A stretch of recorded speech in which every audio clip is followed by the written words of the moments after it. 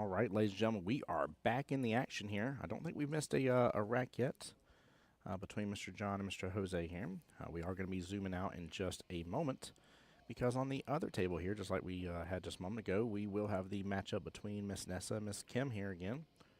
So we're going to be showing both these side by side. Keep in mind the matchup between Nessa and Kim is for 4th place. Loser is 4th place. The winner moves on to play Miss Nate. So we will get all that up to date here, guys, here in just a moment. Appreciate y'all tuning into the stream and bearing with me through all this. Thank you, guys. Check, check, check, check, check. Let's open that up a little bit. There we go. Guys, let me know if too much music's coming through in the background as well, please.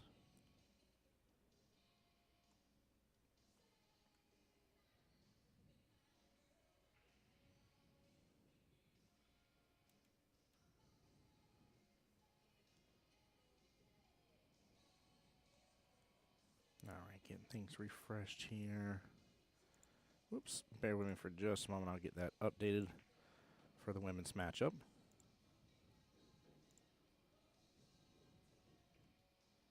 Miss Angie just had a good showing on the live stream a moment ago.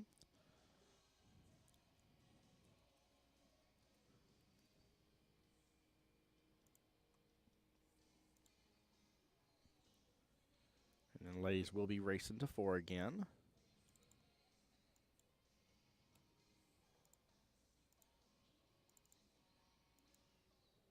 There we go.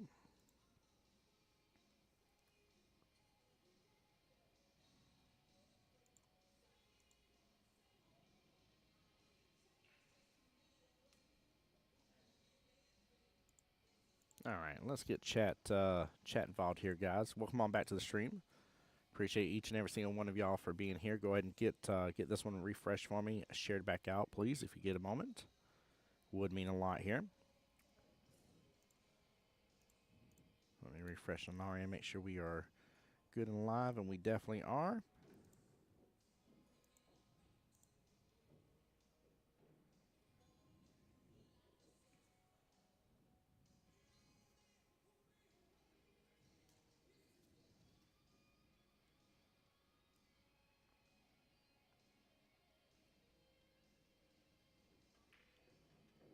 And hopping on my Voice Jacksonville pool account here to get this shared out right now.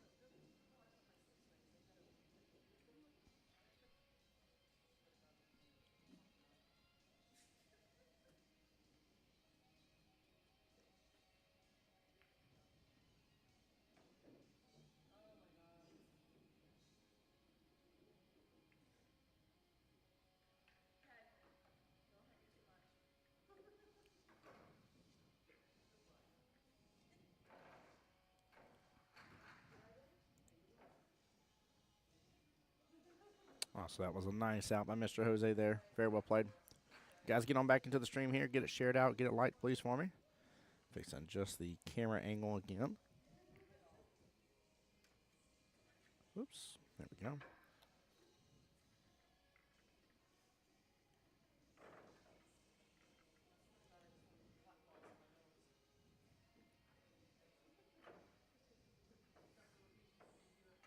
There we go. All right, bear with me for just a moment, guys.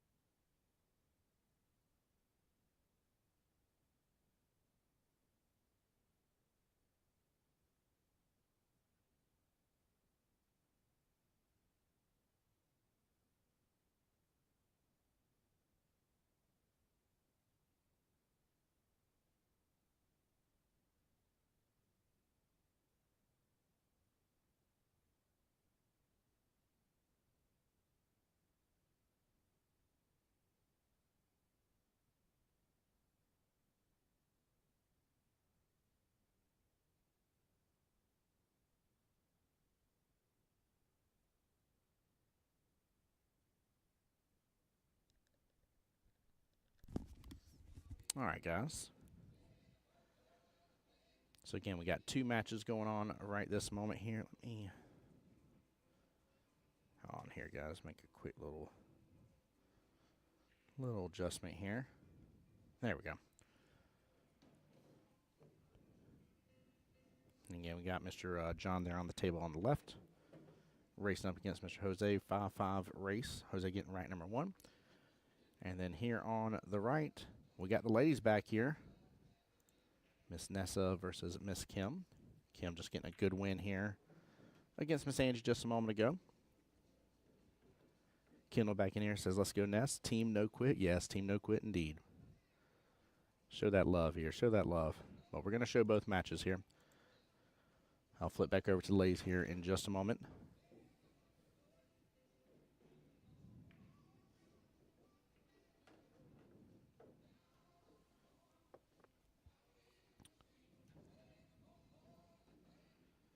After that that brutal hill situation a moment ago, Kim seems revitalized. Oops, let me turn that chat back off. Because if not, that's going to start to fill up here. And actually, here, no, I'll leave it on for a second.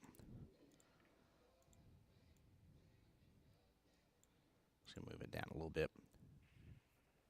Carl, how you doing here? Carl for Team Nessa as well.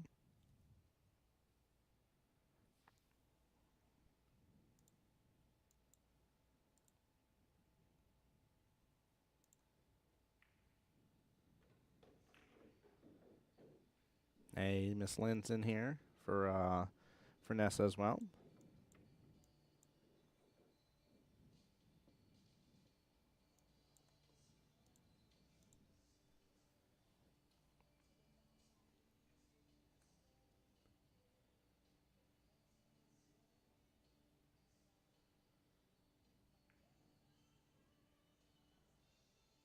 Ooh, Mr. John playing a little defensive battle there on the left-hand table against Mr. Jose. I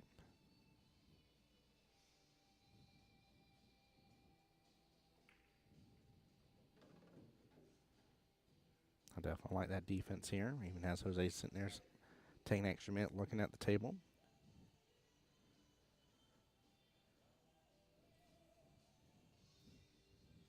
Let's switch over real fast just to take a quick gander here. See how this table's laying for Miss Kim.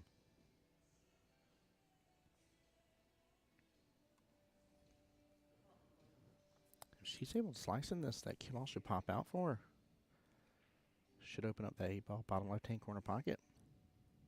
She was not far off from being on the right spot on that. Hit up a little bit to the left. That was definitely a good try.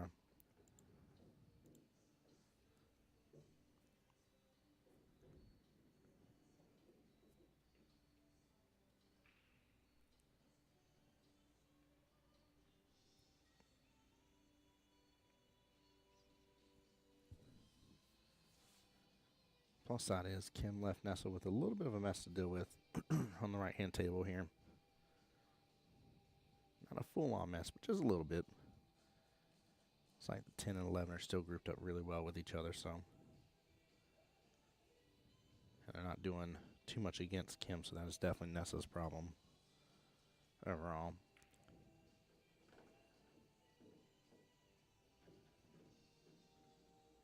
Chat, can y'all let me know on your end as well here? Is there a lot of music coming through my mic right now, by the way, from this room?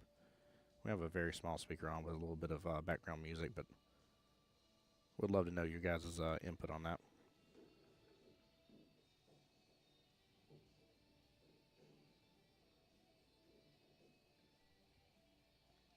That may not have been a bad bump here that John got there on the left-hand table.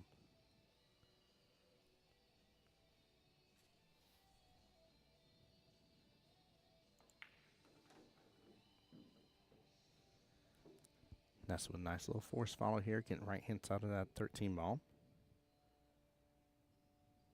Kendall says he can hear it a little bit, but it's not loud. Carl says, no, you're good. Okay. Again, trying to have a little something in here for the room, but obviously trying to make sure Facebook doesn't get all mad about it.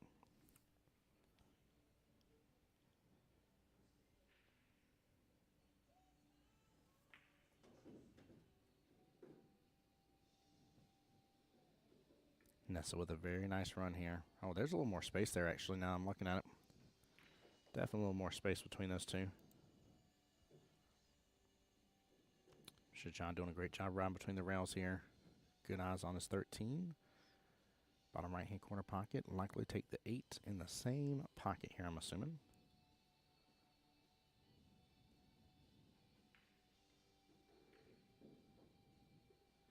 There we go. Ooh, don't get behind the 5. Wow. I thought worst case scenario here, he would either be a little bit short or bump into the 5 just a little bit, not grouped up directly behind it. Oh, that's tough pickings. You see him not happy about that. He knows it too. Oh, that's very unfortunate.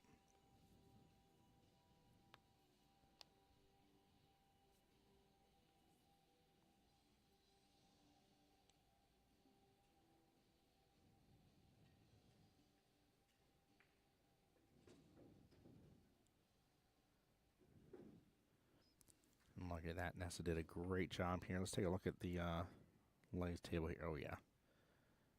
Set up really good.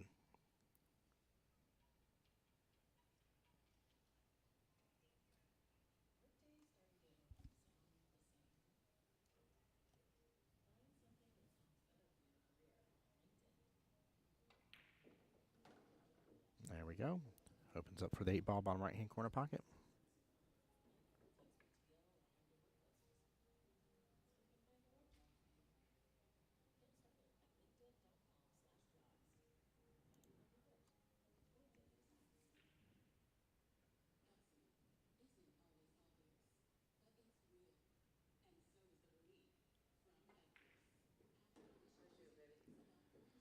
All right, very nice out from Miss Nessa there for rack number 1. Both lays coming out firing really good. I love this.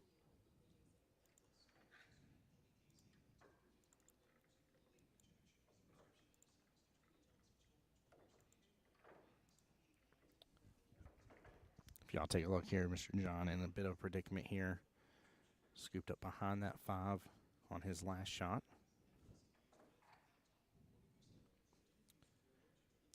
And now he's called for a 1-rail kick.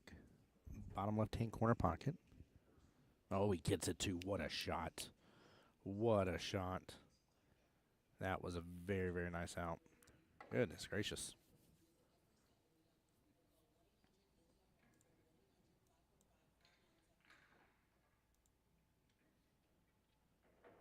Yeah, look at this.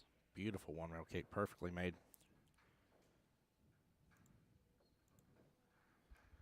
All right. Back over here, Miss Nessa versus Kim. Nessa on the break, getting rack number 1 just a second ago.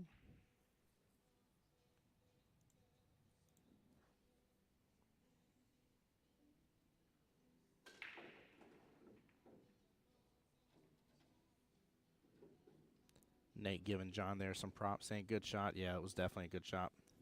Definitely was. Cue-ball got away from Miss Nessa on that one. And let's see here. 1 stripe was dropped. Now she'll be behind the head string on that. Come back over here. Let's take a look at John's break on the left-hand table.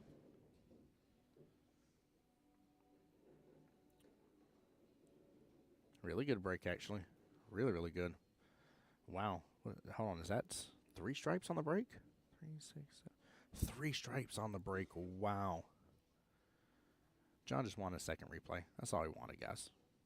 He just wanted to be on back-to-back replays. My Atlanta. Man, that's gorgeous.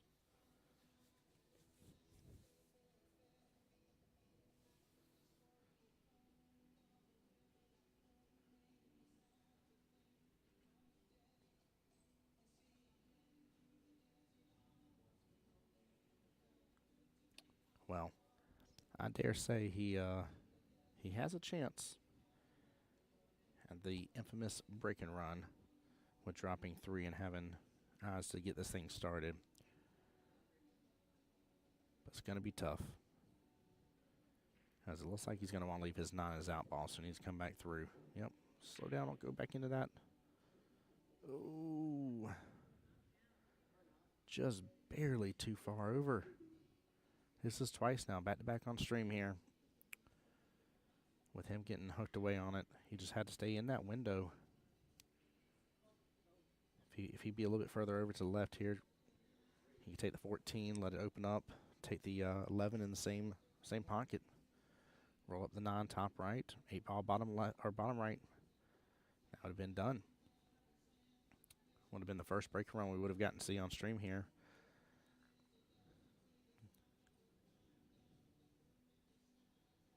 Looks like he's calling, I think, the 11 ball into the corner pocket still. Going to kick at it. Oh, it's a little too far. Very good try. Jose with an important ball in hand here after that. And count his star as he should on that one, because I had a feeling John was about to finish that rack out.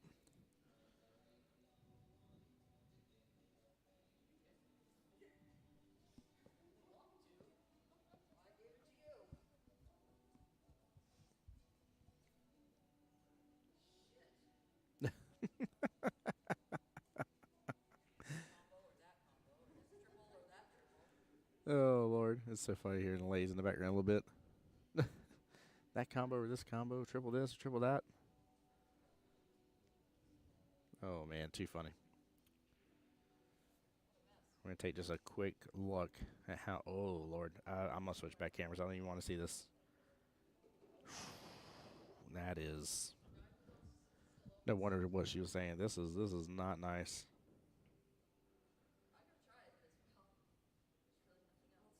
Oh, man. That is a mess indeed.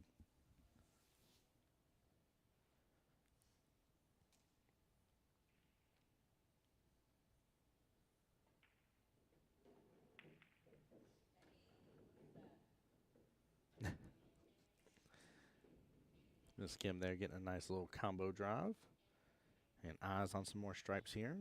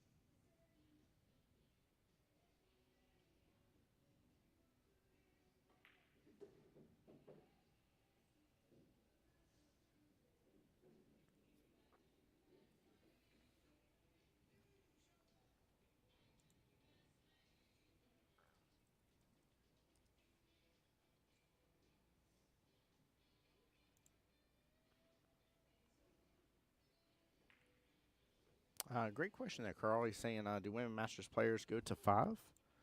I do not know the answer to that right off. I'll see if I can find out that answer for you. Ooh. And somebody asked earlier when the 9-ball brackets were going to be released. Looks like they just were.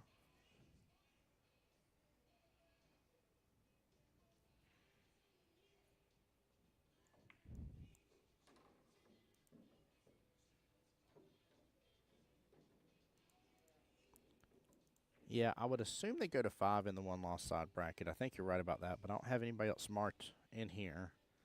Let me check the other part of the women's bracket. See if I can find an answer for you on that.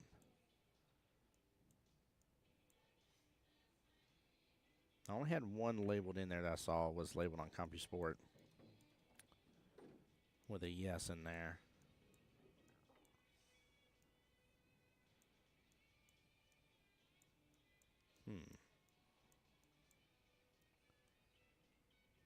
And yes, you are right about that. Yep. Yep, women's masters in the one-loss side bracket would have went to 5. Sorry, it took me just a moment. I just didn't want to tell you wrong on that, just in case.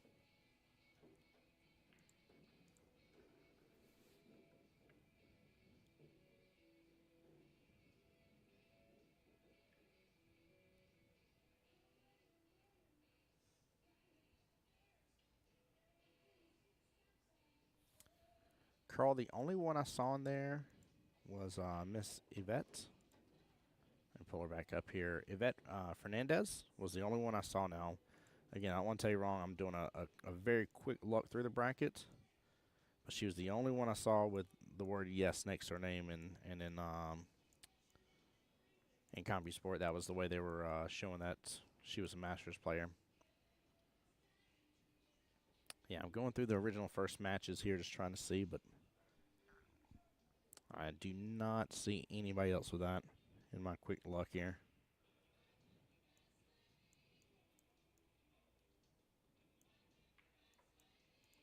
Yeah, looks like there was only one. Hey, Robert, welcome to the stream here. Saying go, John, go. Yeah, John's having to deal with a couple of overhits here. He almost had this rack with a nice breaking run.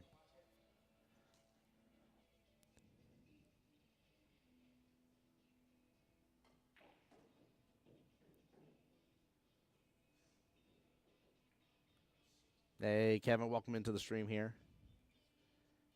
Kevin for Team Nessa. Love it, love it, love it. Let's take a look, see what's going on over here. Trying to watch the shot. She's trying to one rail kick into that last stripe. Close to it. Hits the pocket point first. Very good try here. Ball in hand over to Miss Nessa on that one.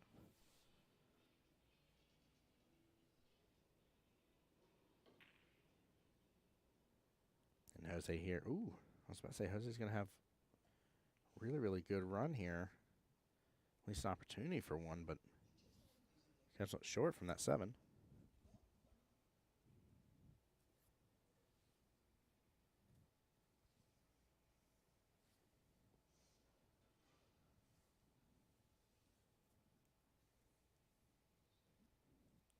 Hey, there you go, Terry. Appreciate you being here.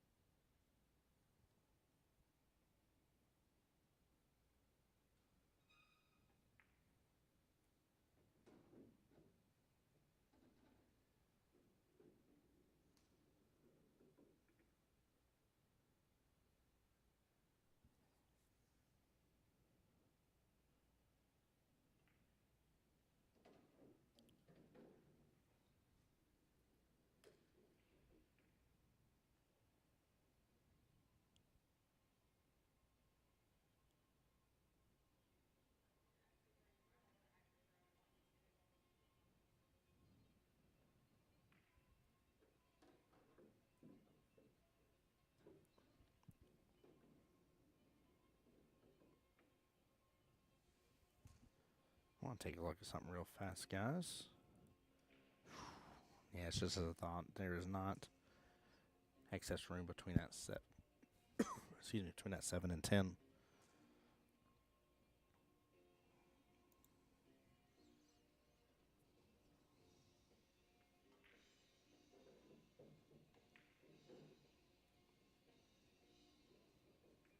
There we go. Nessa playing a really smart defense here, guys. Very well played. Nicely done. Jose making it a little bit more difficult here. He is on the rail. 8's at least a little bit off, but this is tough. Very, very tough with this shot.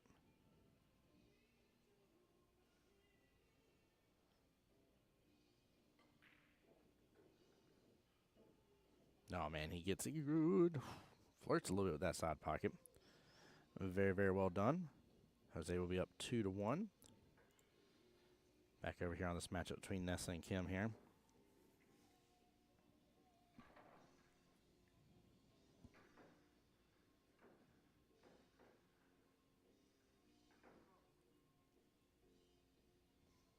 She's going to go for the kick again.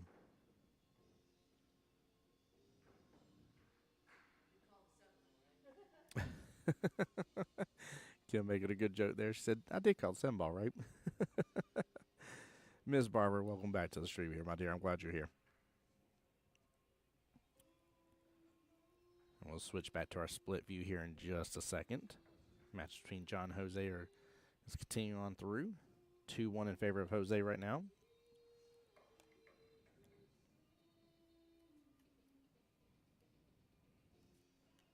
And then keep in mind, we do kick off 9-ball tomorrow, guys. It's going to be a great day of play. There we go.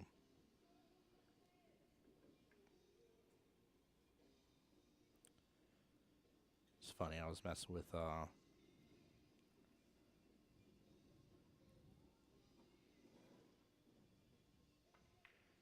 we go. I was waiting for her to take that shot. I was messing with Nessa earlier when I walked by and saw her eating some lunch. I was like, I was like, getting ready for that next match, aren't you?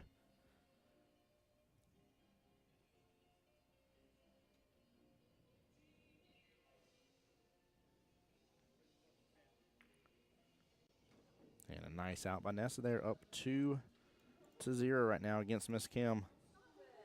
Speeding along on this matchup here. Back to the main view. Jose at the table right now, up 2-1. A race to 5 for these gentlemen.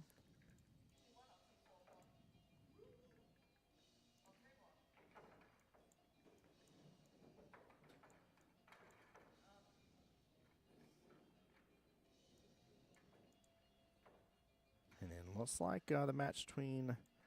Wow, I may have to zoom out further here, see if I can make this work. Looks like the match between Sean King and Mr. Kari here is up next. This is to get into the hot seat as the men's 8-ball A side is what that is.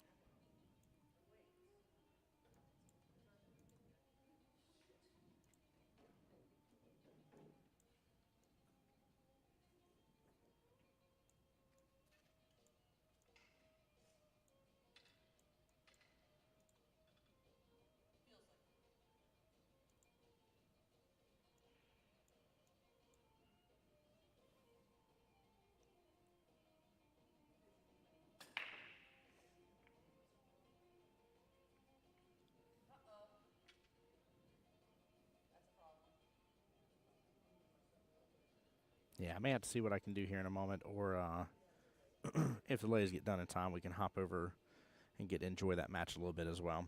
This one I definitely don't want you guys missing out on, if at all possible.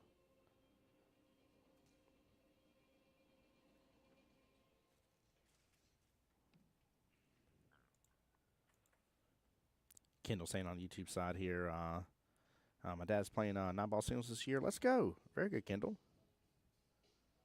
Very, very good. Oh, no rail, no rail, no rail. No rail. Ball in hand for Mr. Jose to Mr. John. Nice sportsmanship there. Laughing it off and handing that on over. I love it. And Kendall's talking about earlier, that was nice out by Ness. Yeah, that was well played. Smart defensive shots. And she's in gear, man. She's in gear. Kim's going to have to figure out something to derail her, that's for sure.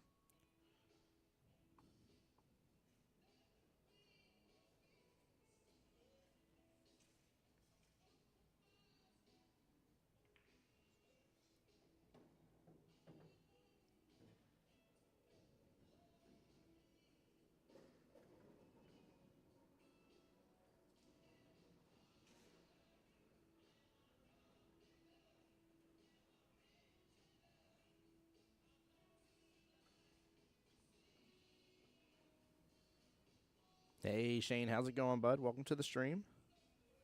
Can you guys, if y'all do me a favor here, we did a huge refresh earlier, and hit those likes and shares again. Every stream, every new stream, it's important to go through that for us. It means a lot.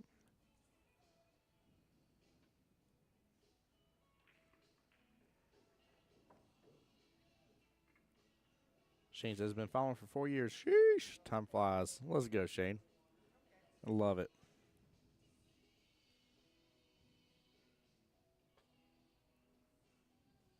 Carl says he really hopes Nessa makes the league Friday night.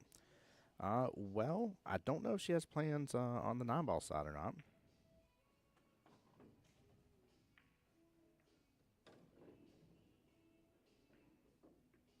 But right now, 8-ball is supposed to end tonight, so I don't think that's a bad thing here.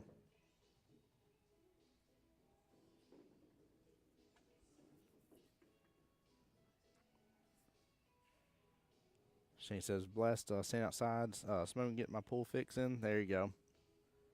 There you go. Now, Shane, are you here actually at the DoubleTree, or are you talking about your pool back home?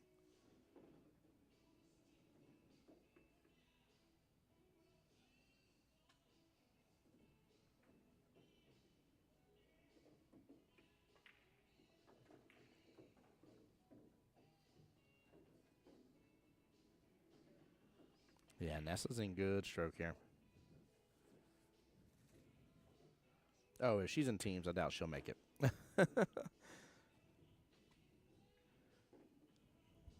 Miss She there is absolutely right here. If she's in teams, I doubt she's going to be there.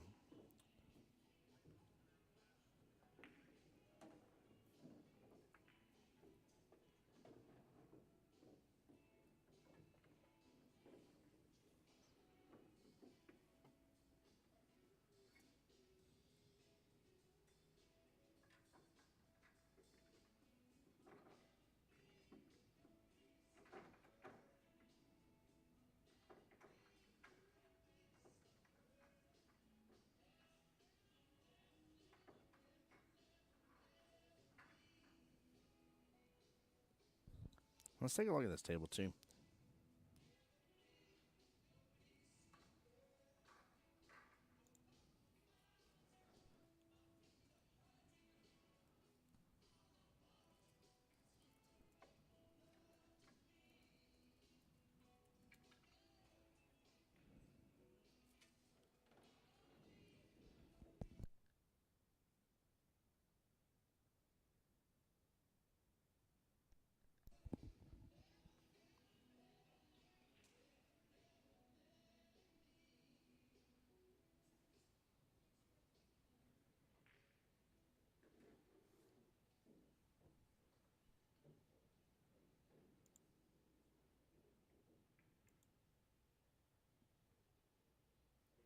Oh, is she here, or is she just in the stream?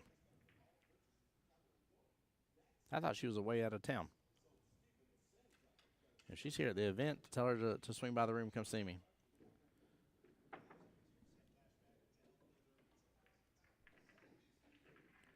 And guys, I got some people asking me to show the men's A-side table that I called out just a moment ago. Guys, I do promise you I will do my best for you. We'll see if one of these two finishes up first, to where we can focus on the two tables here and do a little bounce back and forth, but I'll definitely be doing my best for you. Oh, she not only didn't hit the 8, but then she gets locked up behind the 5. Oh, very unfortunate.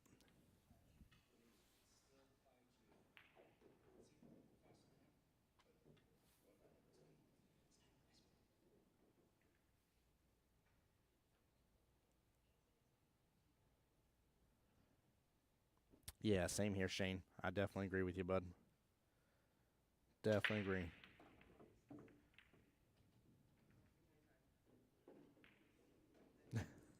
Gee, I love it. Oh.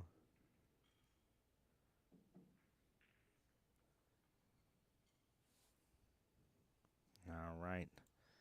Mr. Jose getting his third rack against Mr. John, up 3-1 right now.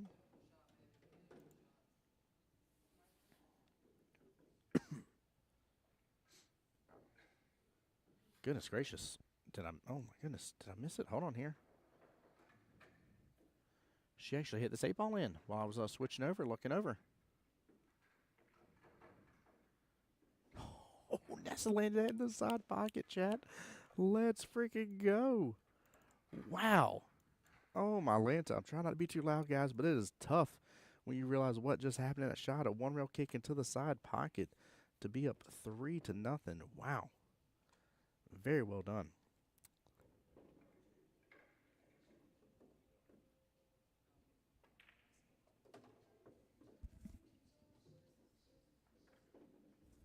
Jean says I taught her that. There you go.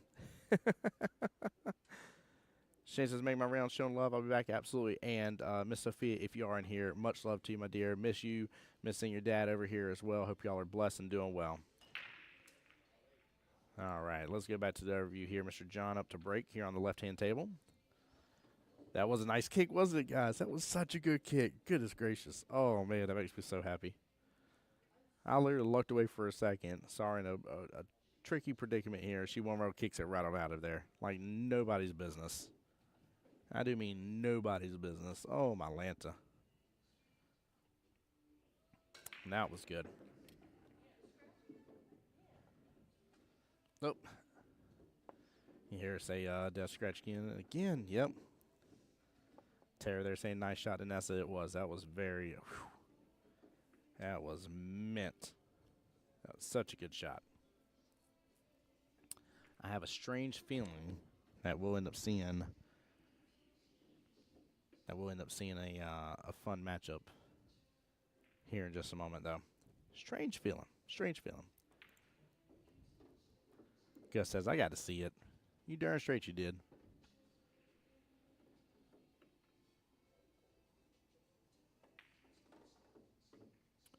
And Michael Johnson on the YouTube side here, my friend. Haven't forgotten about you yet, brother. They have not started on table 52 here, which is the men's A side matchup here to get into the hot seat. Gonna have a little bit of weight once you get there, though. Gonna have to make sure you keep yourself nice and warm. Not freeze yourself out, because there is still, let's see, if match is not called yet. There's 1, 2, 3, 4, 5 matches that have not been called yet that will play the winner of the hot seat. Plus the hot seat match itself having to be played some.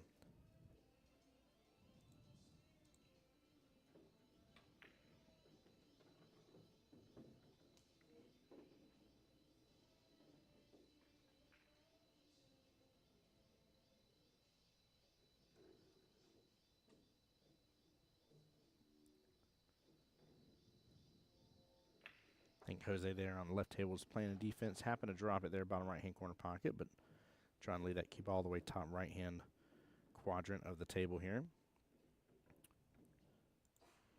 We're going to check in on this, though. A little bit of work to do here. You got the 14-1 grouped up with each other.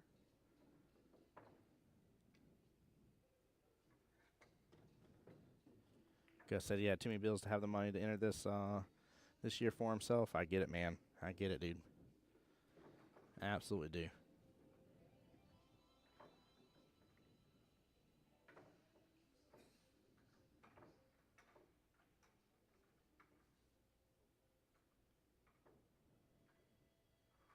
Trying to think what Nessa's going to do about this one ball here.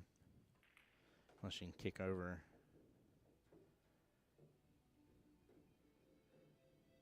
Actually, no. There's more enough room to go bottom left here, so I was wondering if she's going to try to get back beneath it for any reason, but no, there's not a need to. She's just off kilter on her aim here for the 4.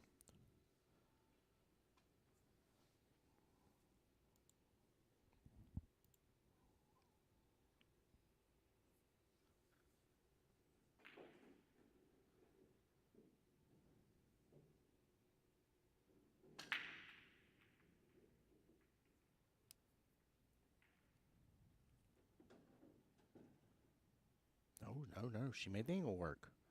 She made the angle work indeed, or I missaw what it was on the stream.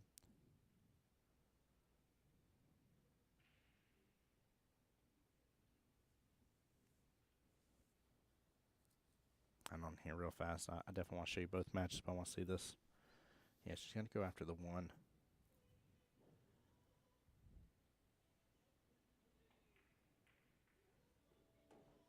Such a smooth stroke. Such a smooth stroke. Gus saying hopefully next year. Hopefully so as well, man. Hopefully I get to see you. If you see me here again next year and get a chance to stop by the booth, say hi. Always love it when people come in and say hi, come and see me. It means a lot.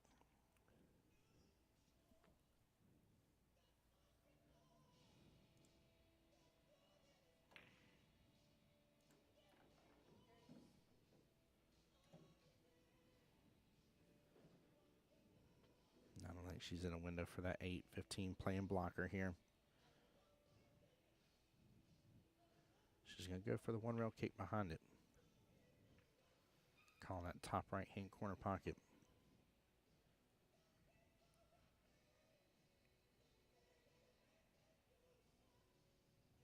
Oh, no, she's going to go for the crossbank. Forgive me, I thought she was trying to get behind it here, but no, she's lining up for the crossbank on it. This is going to be a tough shot, but this could be a brilliant one for the stream. Goodness gracious.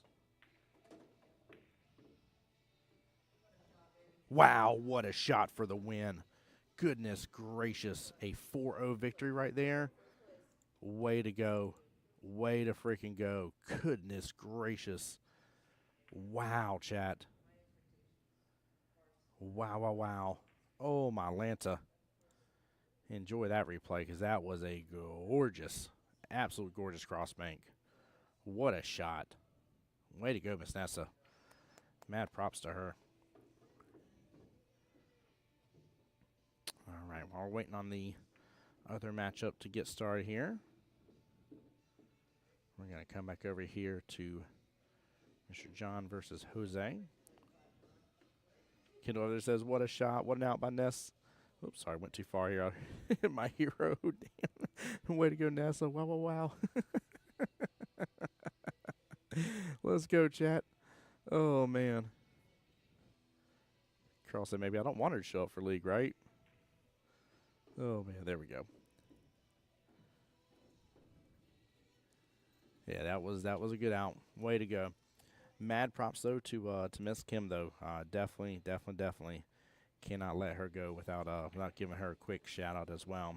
Miss Kimberly Burbank here finishing in 4th place, and that'll be a $295 cash prize for her on that. So Miss Nessa versus Nate here will be up on table 54 here in a moment. So that matchup will be called shortly thereafter. Yeah, Vanessa versus Nate. And the winner of that's going on to play Miss Kimberly, who's sitting in the hot seat. Goodness gracious. That was awesome to see. What a way to finish the match. Great job. Yeah, that was a great job indeed.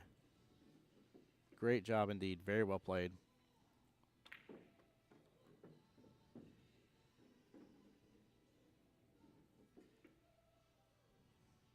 Yeah, that was awesome. It was a very impressive showing. Talk about awesome here. Jose up 3-1 against John and playing a very smart defense here.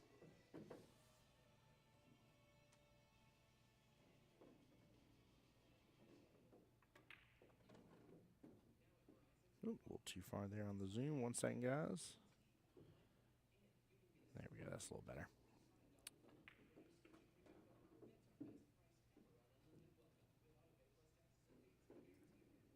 A little too far. Sorry, guys. I'm trying to get back.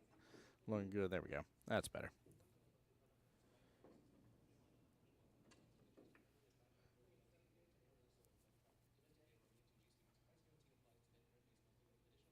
Oh, yeah. Kendall, I had you, bud. I had you. Not a problem. John responding back with a good defense himself.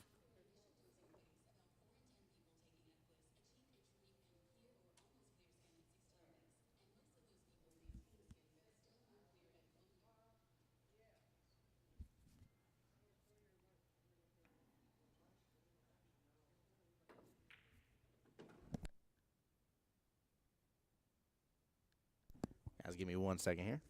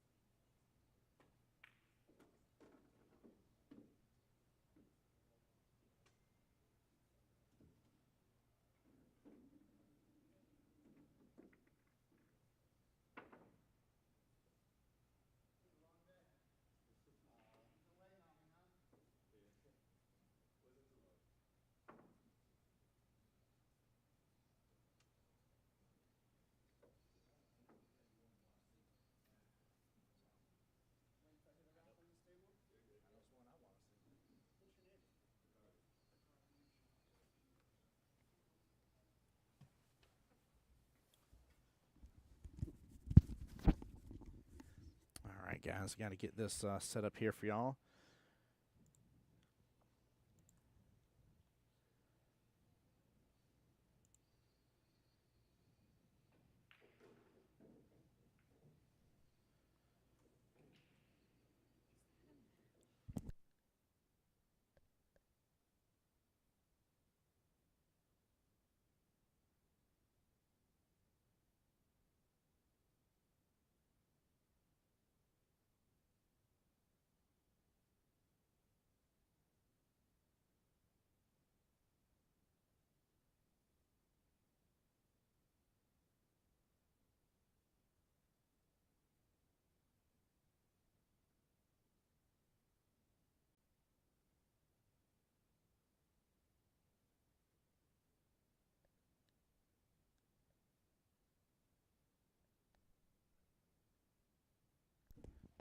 All right, guys, I'm getting the other one ready as well.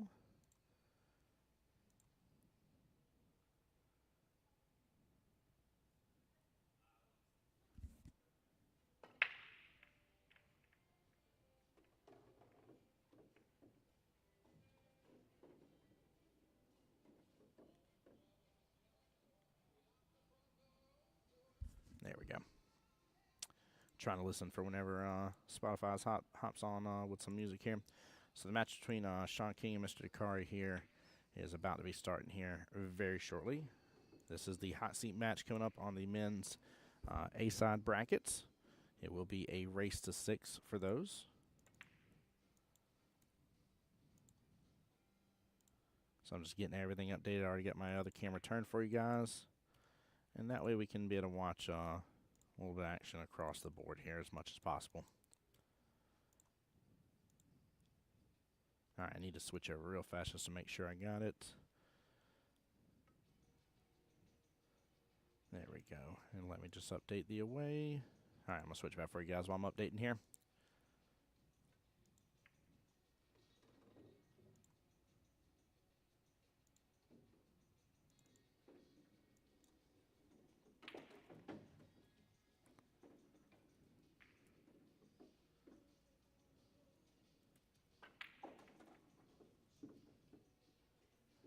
We were blessed to get to see Mr. Dakari on stream earlier.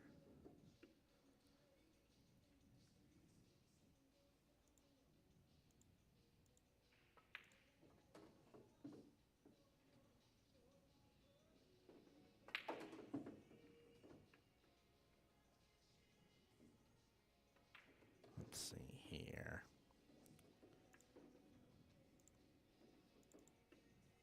I don't think this is going to cause stuff to freeze up. We're going to try something here for you guys.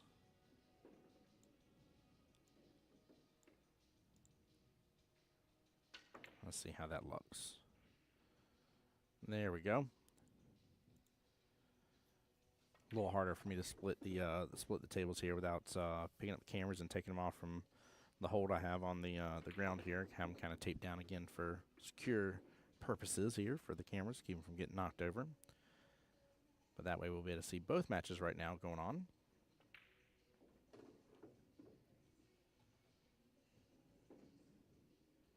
And again, you guys aren't missing anything. That's Mr. Sean King on the stream right this second.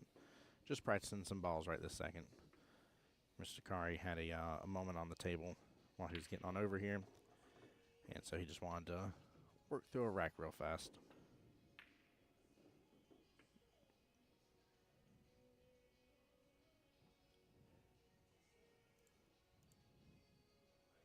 Michael Johnson, are you still on the YouTube side, sir? If you are, I hope you are, man. I hope you get to enjoy this a little bit.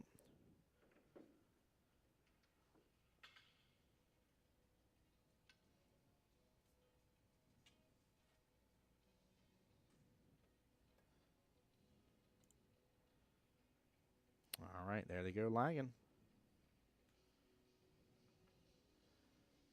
And Mr. Dakari in this race of 6 will win the lag and get the first break.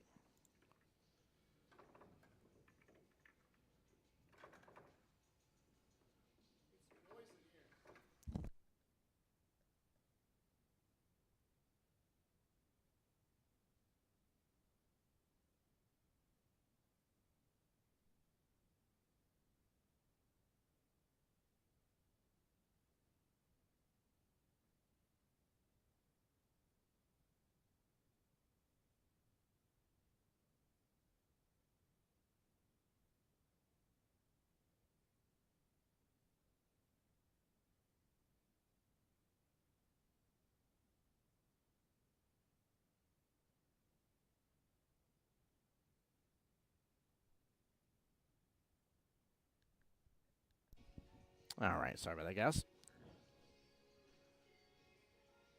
Mr. Dakari there, top left of your screen.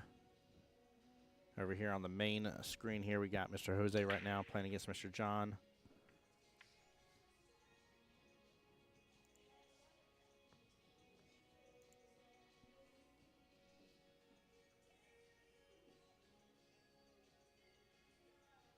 Double checking on one thing here on my end, guys. Give me just a second. There we go. Ah, good try by John. Or by Jose, I mean. Don't know if that's going to be a bad leave or not. Depends on how much that side pocket he has action with. Because if he's able to get a hold of that 6, nudge it down just a little bit, pot that 2, he'll be cooking with Crisco now.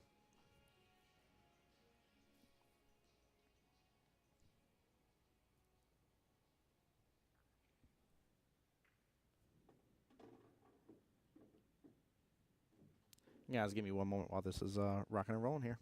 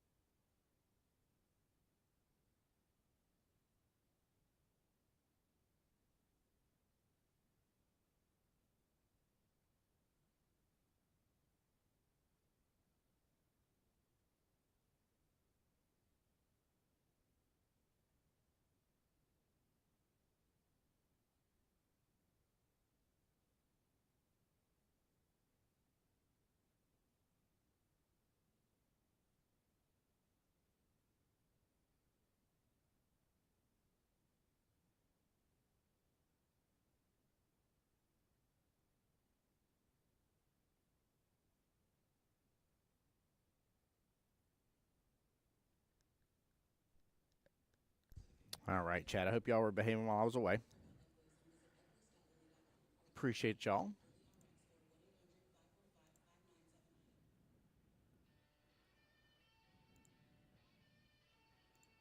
Let me update this real quick.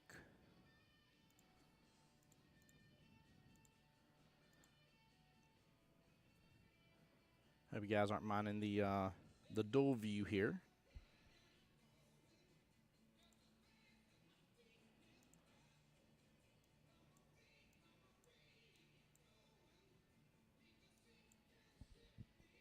So we're having a little bit of a defensive battle here between Mr. John and Mr. Jose. Now keep in mind this is to get into the hot seat match. Mr. George there is waiting for the winner of this to play. The hot seat match is what's going on with that.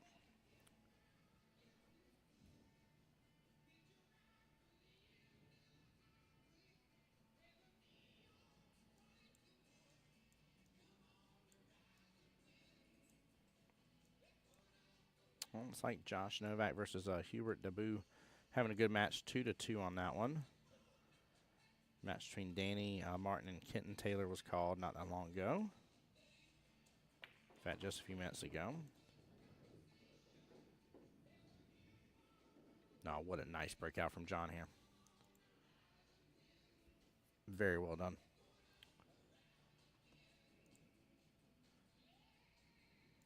I see we got some more likes on the stream here. John earlier. Starin Shack, if I'm saying that right here. Sean Craver, thank you for the like. Miss Michelle Monk. Michelle there, appreciate it. Gus, thank you for the like earlier as well. Didn't call yet, I'm sorry. Ram, John Wayne Coop, appreciate y'all. Thank you guys for all liking the stream. Appreciate each and every single one of y'all.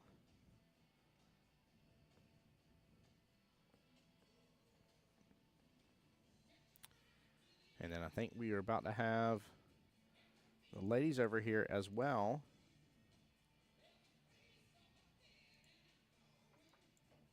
Miss Vanessa versus Miss Nate. 4-4 race. We just got done seeing Nessa on the live stream a minute ago here against Miss Kimberly, win 4-0, which was extremely impressive.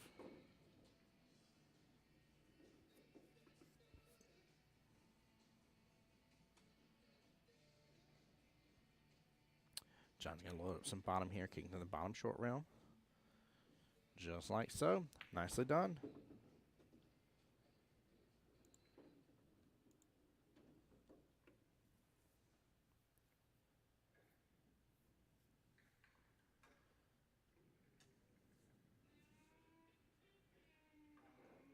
Really, really good run right here. Mr. Dominant back in stream here with us as well. Let's get Kari. What's up, Mr. Dominant? Hope you're still doing well, brother. Yeah, this is a big match right here for these two gentlemen. Really big match here. And this is one that determines if you got more work to do in this or if you get to take a moment of break and reprieve here and be sitting in the hot seat and waiting for the rest of it to finish up.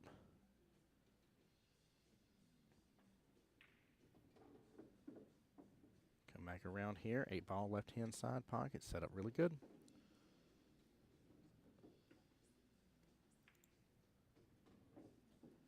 And he gets it nice out. 1-1 in this matchup. Very well played. Race to 6 for these gentlemen.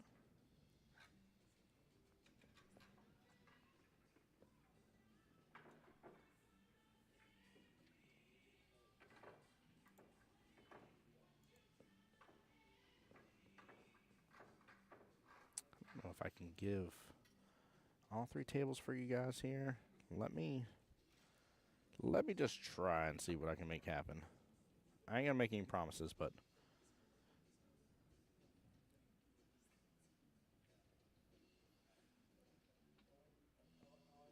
all right, let's do this. This ain't gonna look weird in the least bit. How y'all like that? I don't know if I like it as much, but now you can see all 3 matches. This ain't gonna get confusing the least bit here. I'm gonna make this a little larger. Goodness gracious. Tommy says he's still doing good. You're doing a great job. Thank you so much, sir. I appreciate you. Right now, we don't need that point of view. We'll stick with this one for just a moment. Michael Johnson there here cheering on Mr. Carr here as well. Welcome. Welcome back, Mr. Johnson. Appreciate you. I love it. I don't know if I like that view as much, chat, but you guys give me your feedback here. If it's something you're like, man, like that looks like the most wonkiest thing in streaming history, you feel free to let me know. But if I can show you all three at once, I'll do my best for you guys.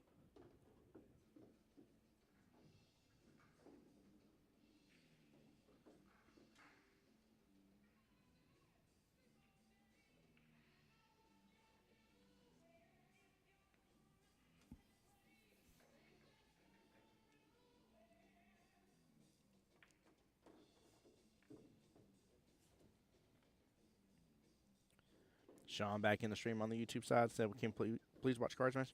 So we're about to have three matches going on. I don't know if did you see me pull that up a second ago, Sean?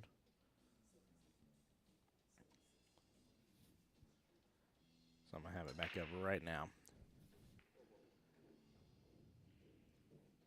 Ooh, impressive break by John here. Well played.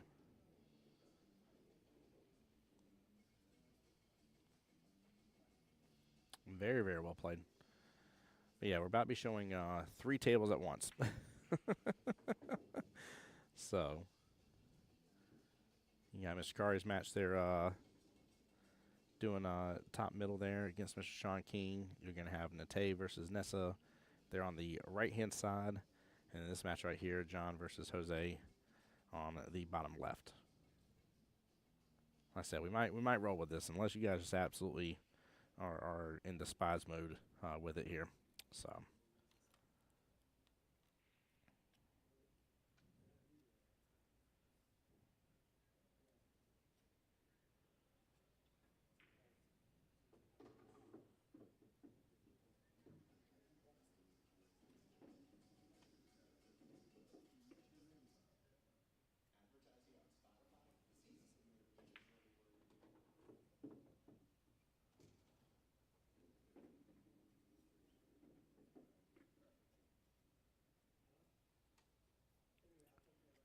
Speaking of, there's Miss Tay coming back into the room.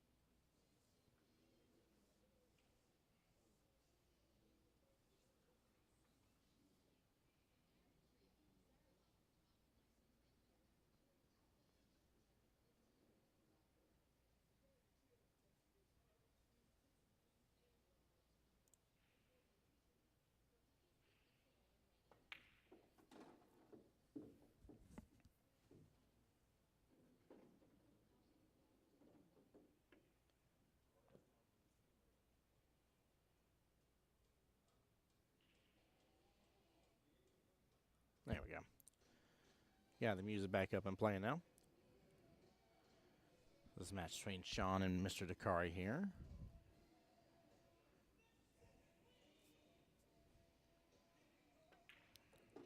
Great cut right there. Ooh.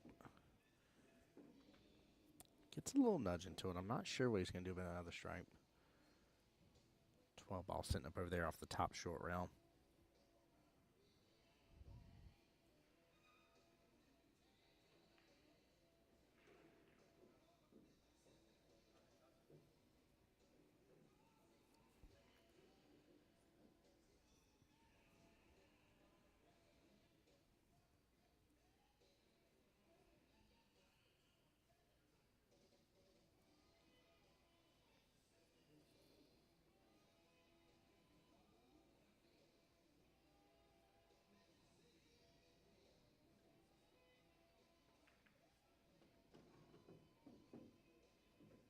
Oh, what a defense. What a defense. Wow. Oh, man, that was awesome to see.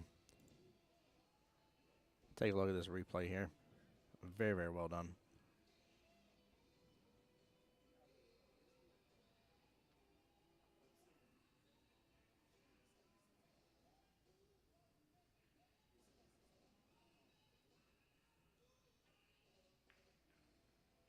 Man, was impressive.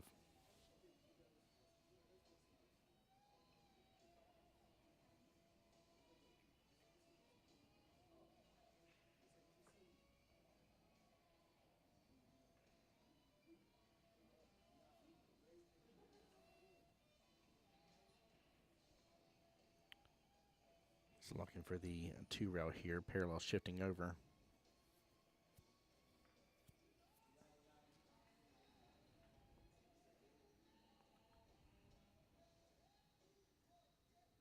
That's a tough shot. Whew. Barely drives by short on it. Very, very good attempt by Kari. Ball in hand back to Mr. King.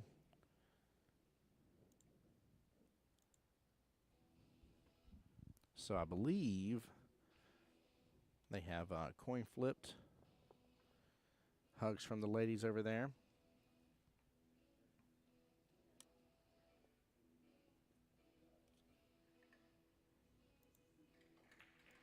Do I move this back top left a little bit?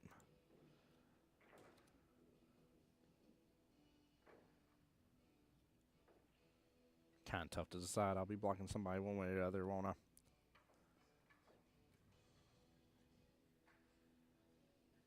Keep in mind the matchup between Nessa and Nate. That is a 4-4 race matchup over there. And that is to go up against Miss Kim there, who is sitting in the hot seat. So this match, plus potentially 2 more, and the women's 8-ball will be done.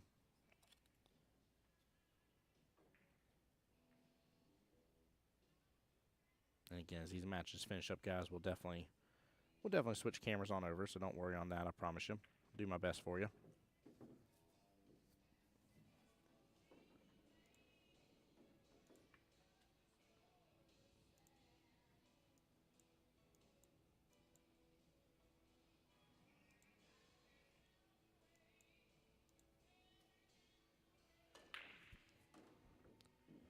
All right, on the right-hand table, Miss Nate up for the break.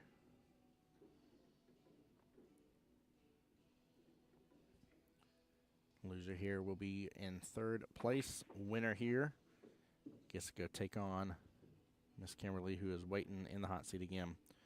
This matchup here for John versus Jose that we're watching on the left-hand table right now. This one's to go into the hot seat match, so it's not that one yet. It's one before it against George over there.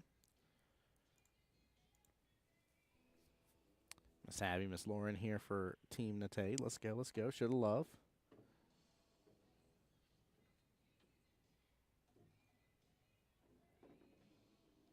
Miss Game On herself.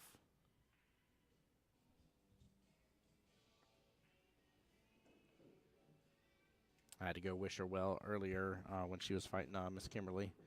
I was like, I don't ever want to interrupt anybody, but I got to wish you good luck.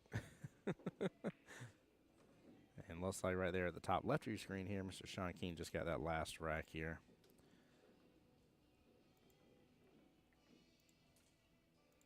So that's going to put Mr. King up 2-1 right now against Mr. Dakari. Both gentlemen racing to 6 on that one. Laura says, thanks for hey, my pleasure. My honor, my pleasure. Thank you for being here, Laura. Appreciate you. Again, I know it's a little wonky.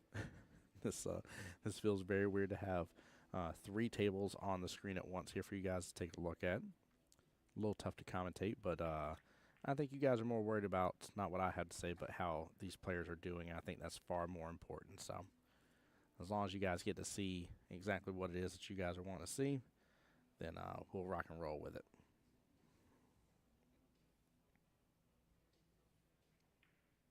Miss Kelly, what's going on? How you doing, my dear? Welcome to the stream. Feel like it's been a moment since we talked. Hope you're doing well and blessed.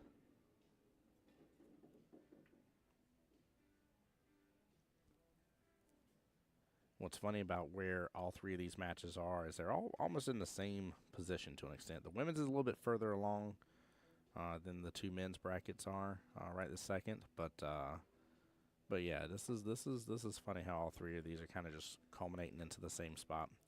Miss Kelly, miss you as well. Like I said, I hope you're blessed. Hope y'all are doing good. Hope life is treating you well. I told people earlier, blessed to be back here at the West Coast Challenge. Love this tournament.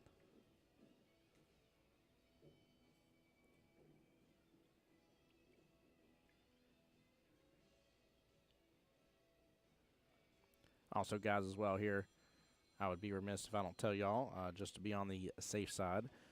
Somehow or another, Facebook's been getting a little finicky about things with us here lately. I don't know the why behind it. Been trying to solve it, trying to keep music from coming through as much and stuff.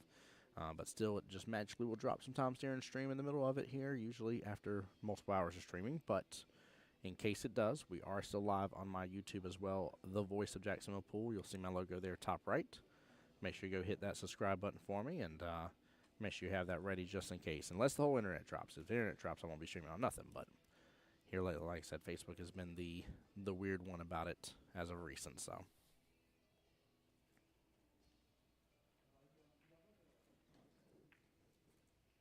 On that bottom left-hand table here, Jose's been shooting good against John. However, John did come close earlier, almost having a break and run on stream. He was, I would dare say, probably one problem ball away from it. So, it was really good. Sean says Facebook's having have a lot of restrictions, so I've been having the same issues. You're only using YouTube, yeah.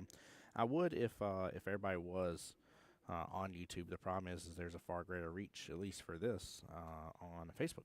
A lot of us use Facebook on our phones to watch live streams and stuff, whereas if we're on the big screen on home, usually people use YouTube for that. But I definitely agree with you. The restrictions are, it's out of hand. So,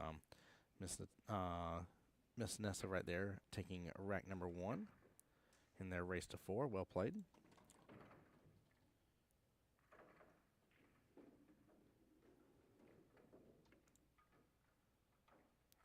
Thing I love most here is that everybody's keeping score on their phone and updating, so that way CompuSport is updating in the moment for you guys. If y'all are not on CompuSport looking up the West Coast Challenge, make sure you do so.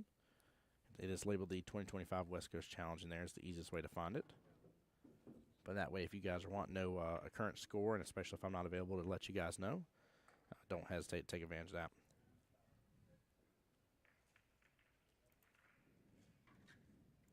Mr. Kari keeping things very interesting over here, making it 2-2 with his match.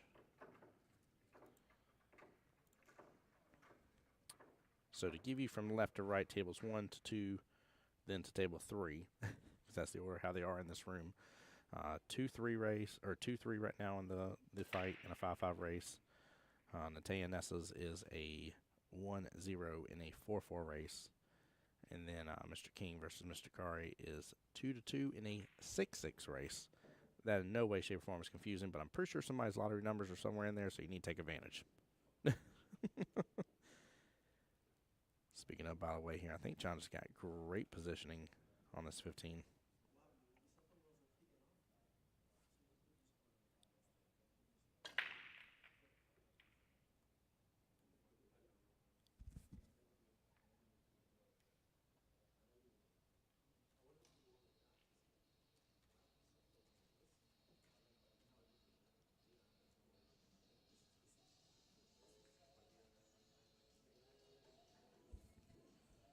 There we go. Great shot by Jose. Good shape there on the 8 here. We're talking about the bottom left-hand table here, guys. And a good out. Jose will be up 4-2 right now. Jose on the hill here.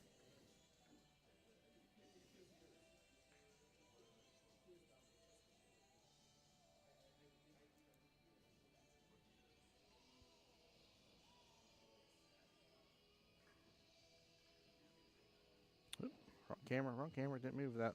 I mean, move that one. Goodness gracious. Oh, man. Even I'm getting confused over here, guys. Sorry.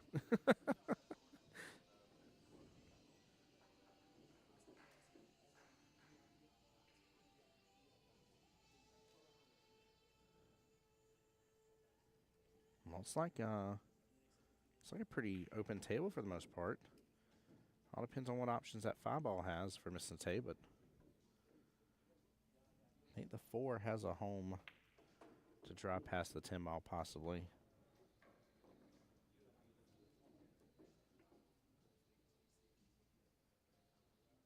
If it doesn't, she definitely has more work on this, but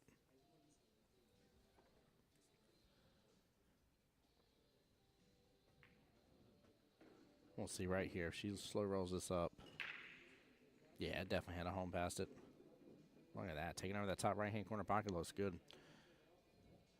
Mr. John here on the break, bottom left-hand table here.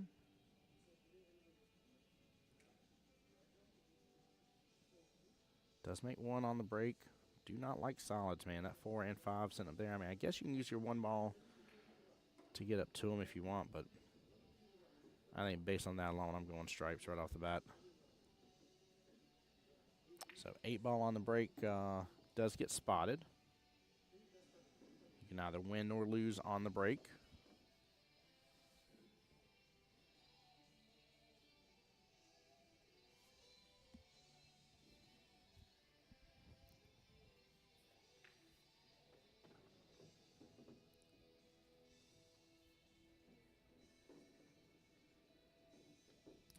Yeah, and Tay with a fantastic run right here.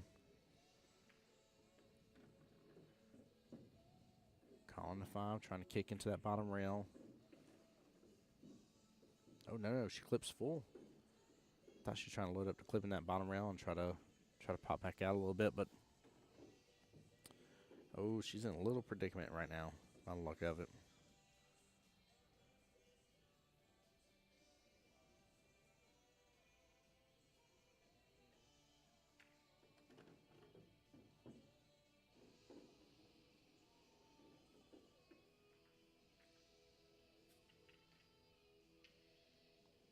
Goodness gracious, I look away for another moment here.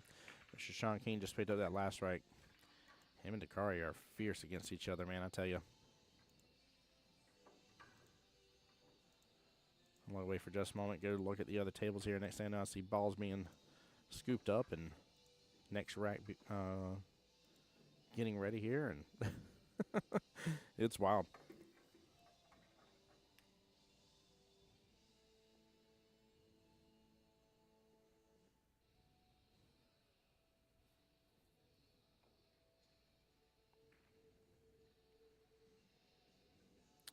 Tay with a good try with the one rail kick there on that right-hand table. Ball in hand over to Nessa.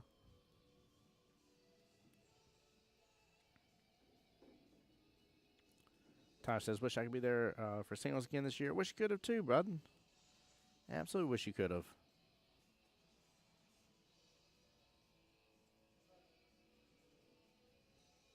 Yeah, singles has been great, man.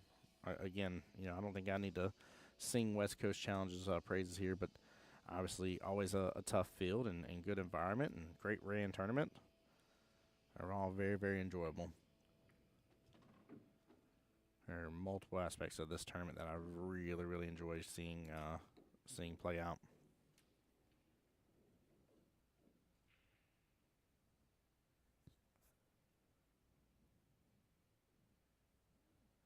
It's always good, though, every year.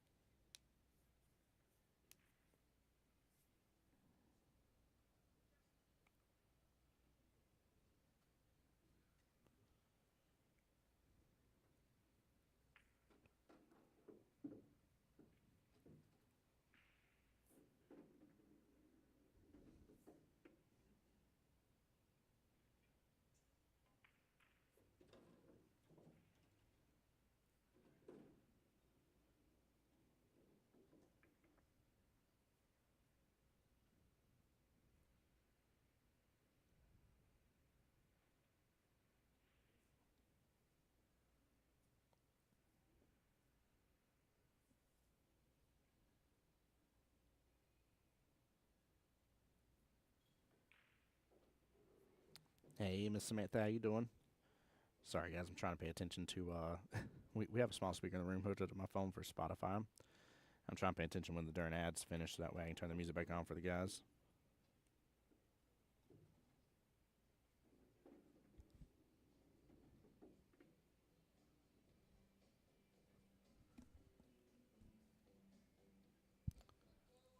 Try not to distract them too much here. But I think everybody wants a little something in the room here. Samantha says, "Oh hey Samantha, good to see you. Good to see you."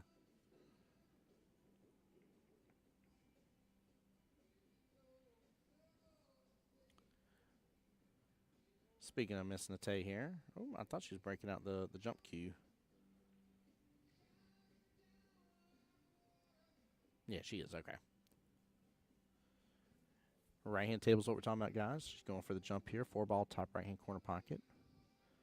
If this cannot get away from her here and just hit kind of full, she'll have good eyes for the 8 all the way down bottom right. Oh no, jumps off the table.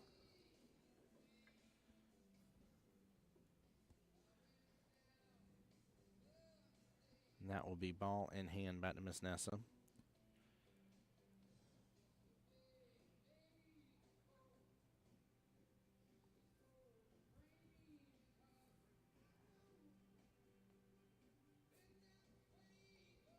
So, guys, there's a couple of y'all coming in here.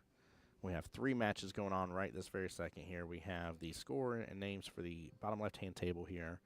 Right-hand table here is Miss Nessa, who you see on the screen, versus Nate. And the top left-hand corner of your screen is going to be Mr. Sean King versus Mr. Dakari there. All 3 of these very big deal matches here. The one bottom left is to get into the hot seat match. Same thing with the one bottom right. That's, again, to get, well, I'm sorry. The one bottom right is to go and take on Miss Kimberly, who's in the hot seat, forgive me. So the finals there. And then the one top left is the hot seat match as well.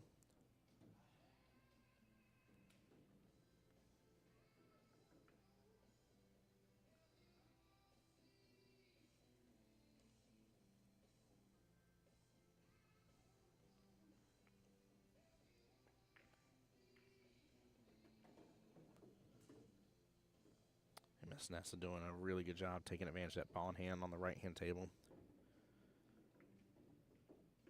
If she's above the 9, she can end up getting below the 8, take 8 top right from here, or you can do a couple different things, actually.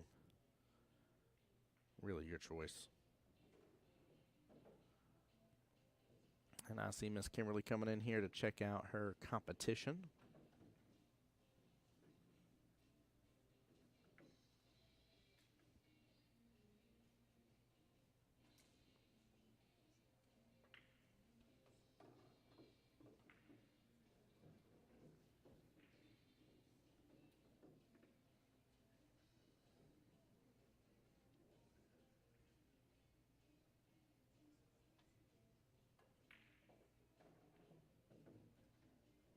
All right, Miss Nessa scooping up that rack. Very well played.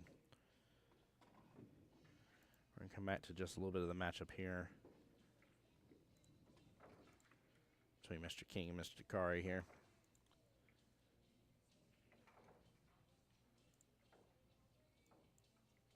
And score on the screen is correct here. Sean King is up 3-2.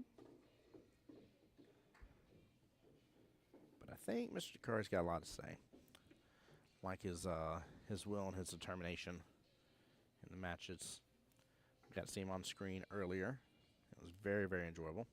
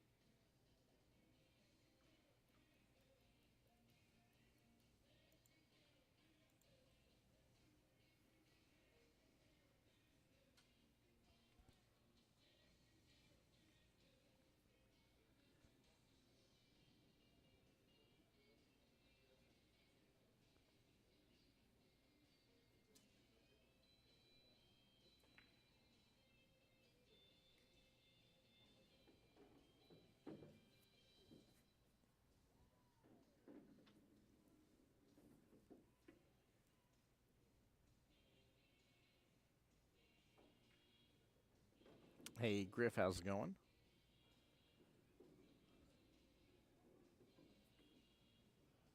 There you go, Roxy. Tell her. Let her know what's up.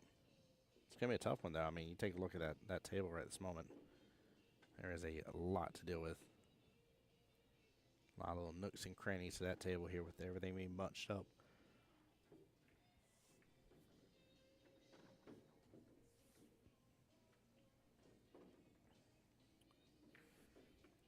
As I flip away from it for just a second here, Mr. Kari getting that last rack.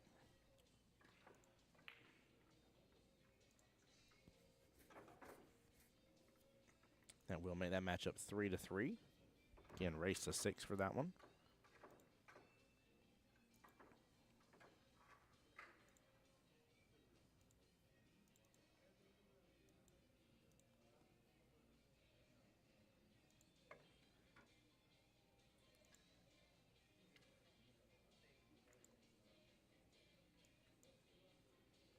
And again, the matchup between Miss Nessa versus Nate is up. Nessa's up 2-0 right now. Hope y'all just coming in stream here. Just want to make sure you guys are aware where that one's sitting at.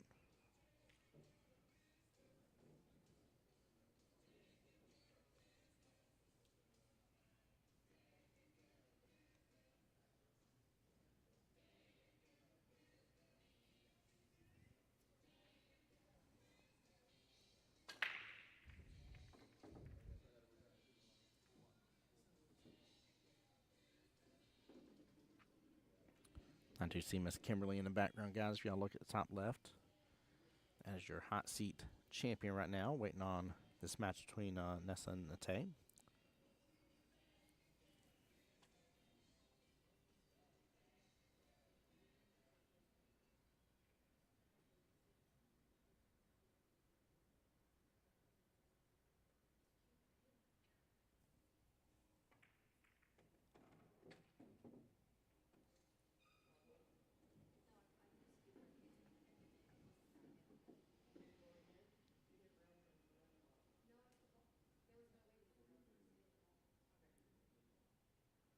A little discussion whether it was rail first or ball first.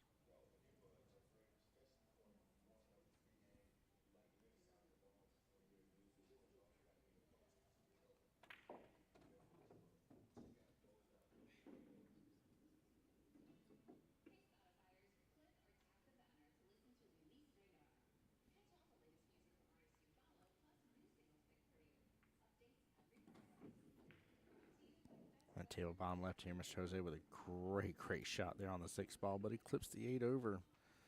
Oh, man.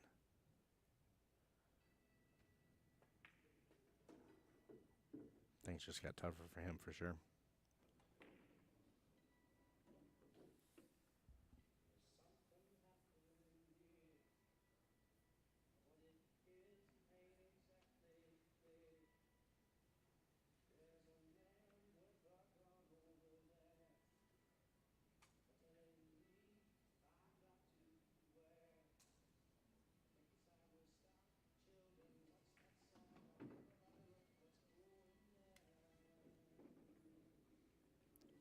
Love to. You can see some of it on your top part of your screen, by the way. Definitely got a pretty good little crowd here coming on over into the streamer room here.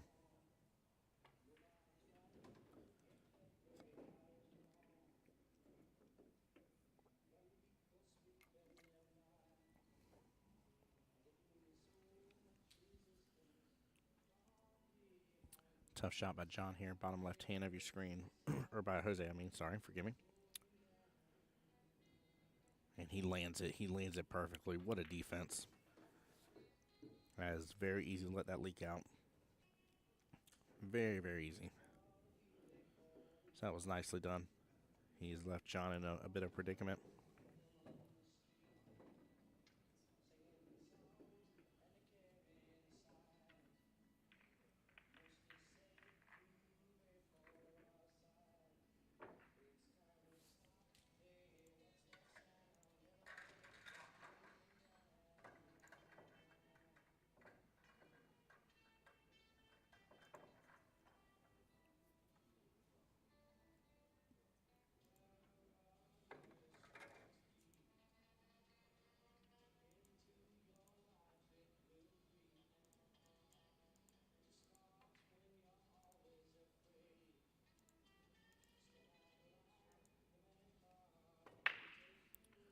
By the way, for the men's 8-ball A side, Mr. Curry there got that last rack, so he is up 4-6 or 4-3 right now. I'm sorry, in the race to 6.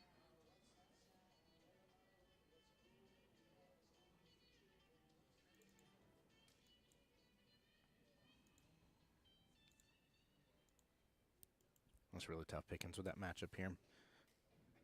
John going for a 1-rail kick here, bottom left of your screen, guys. Gets a good hit into a stripe. Cue ball comes out just a little bit here.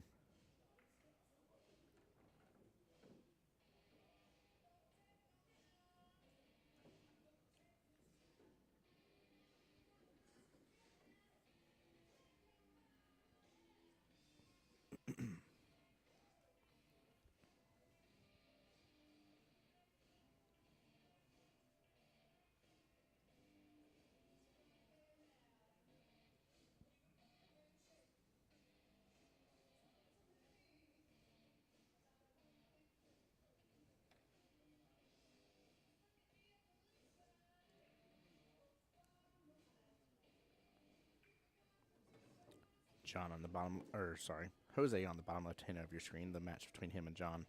He is on that 2-ball. It's a tough cut there. Diving away. He's not dead on straight on it, but he's just barely over to the right, just a little bit of it. Gets it good. Avoids one side pocket, but it drops it to the other. No. Oh, no. Poor Jose. Mr. John's going to have an amazing chance here to be able to scoop up the rest of this rack. Just cannot take it for granted. Well, he's working on that here. I want to see a little bit more this match between Mr. King and Mr. Kari here.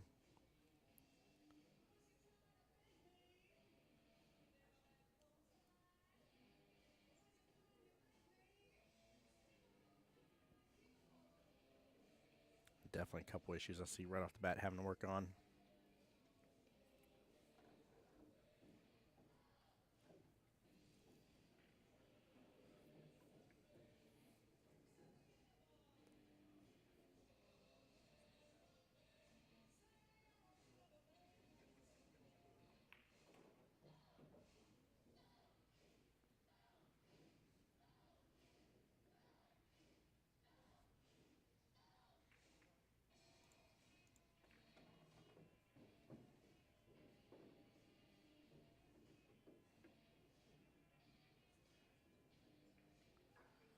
Like Mr. King did, went ahead and potted that one stripe, opened up his 1-ball here.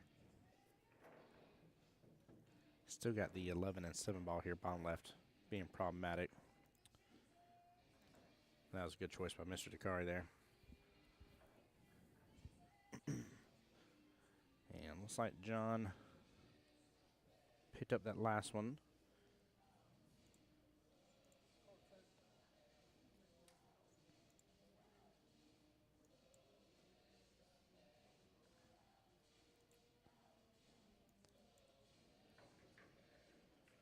So it is a 2-1 race on the table here, bottom left for you. Mr. Tay battling through here on that right-hand table, trying to get her first rack.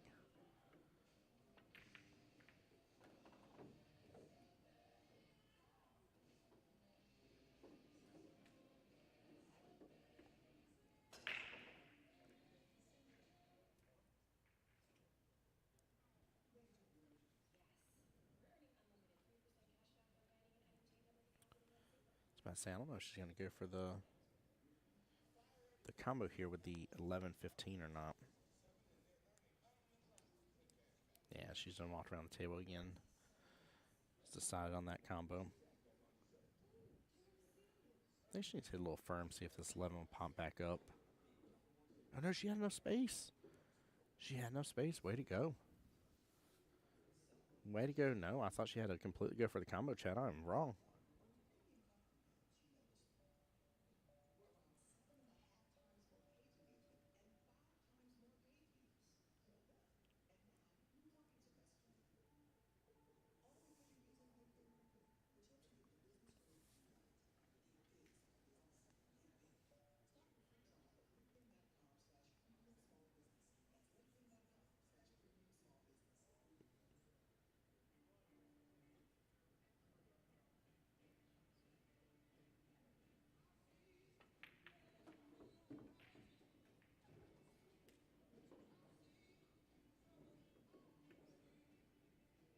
There's got to be like 20-plus people in this ring watching these matches right now.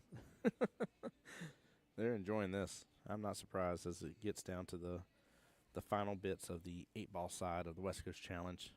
Keep in mind, guys, as well, tomorrow we do start 9-ball. It's going to be a really, really good time.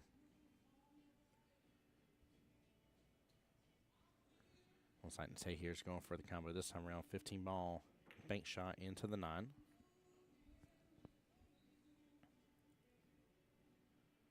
No go on it. She left Nessa with eyes on the 2-ball. Just worry about her getting locked up with anything up there, but she might be able to drive this on down.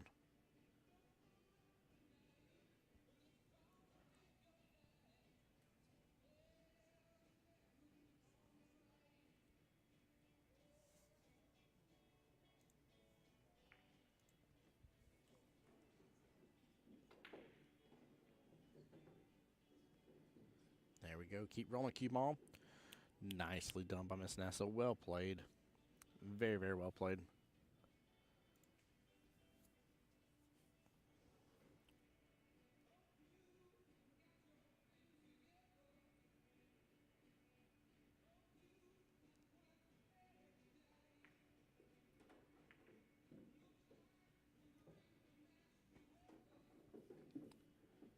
All right, with that, Nessa has set herself up perfectly for the 8-ball in the corner pocket with the opportunity to be up 3-0.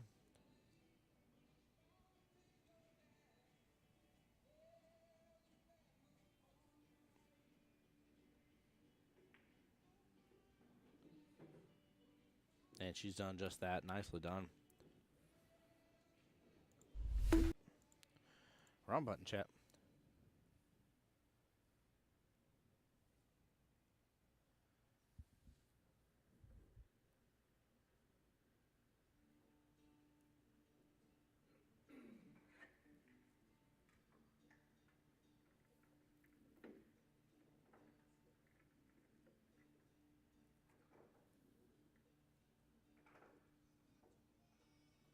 So, chat, for those who have been to the West Coast Challenge before, what is your favorite aspect of the West Coast Challenge? Is it a particular part of the competition between 8-ball, 9-ball teams? Is it the mini manias? Is it having the vendors on site as well? What's your favorite part here? And for those that maybe have not participated in the West Coast Challenge but want to, what's something that you may have heard that you're like, man, like, I can't wait to be able to see XYZ, or I really want to, even though I haven't yet, I really want to compete in the 8-ball bracket or something like that. Let me know. Love to hear from you guys on that. And I am missing some of my likes here. George, thank you for the like on the stream as well. Ron, appreciate you. Karen as well, along with Nancy Grant. Thank y'all so much for liking the stream. Appreciate y'all.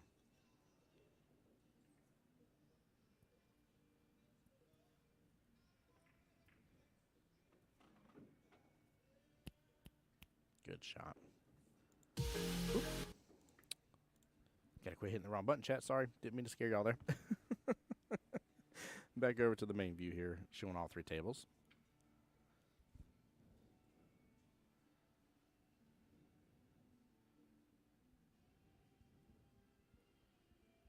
Miss Nate and Nessa taking a quick break here.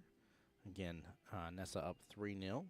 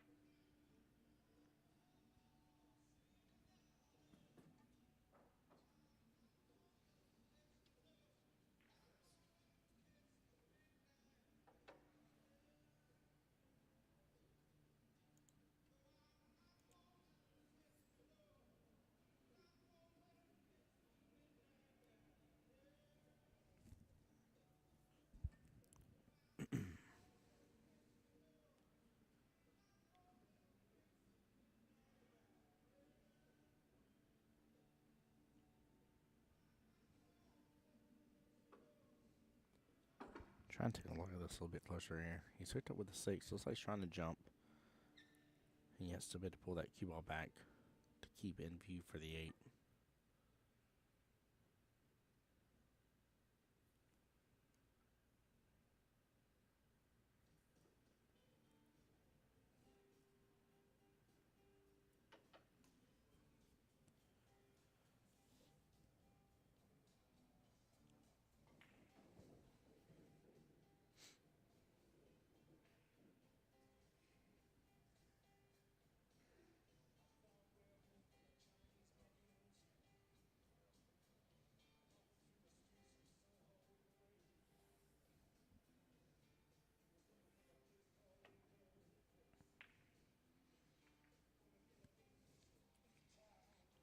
what a good one-rail kick.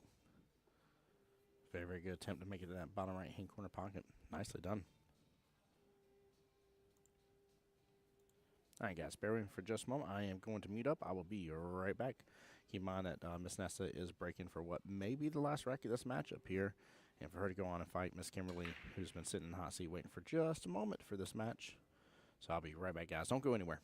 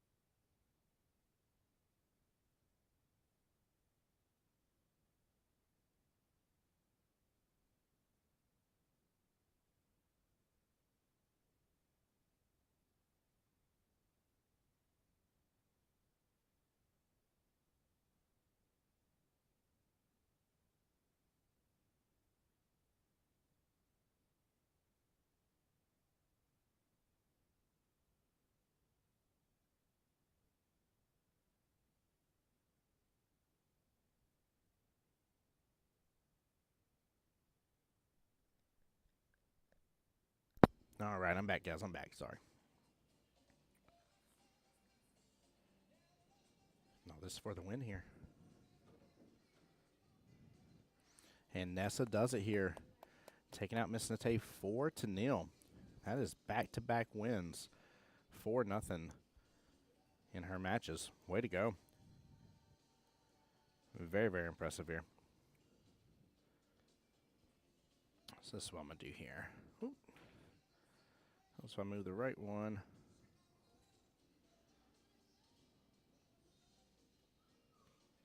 There we go. We're going to move that one, and we will do this right this second here.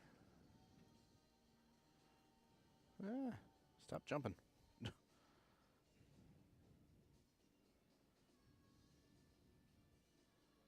There we go.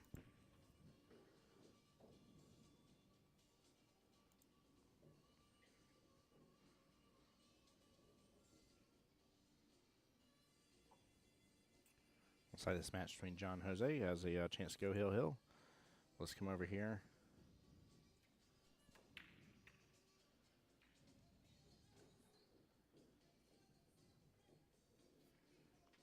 I don't think he left, don't think Mr. Takari left Sean very well. It looks like there's just a slight amount of room here to draw past.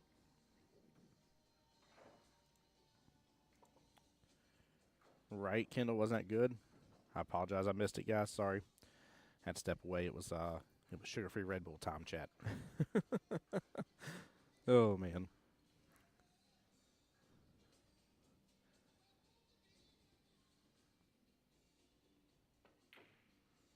Going for the bank. Oh, he gets it. Ooh, ooh, ooh. Ooh.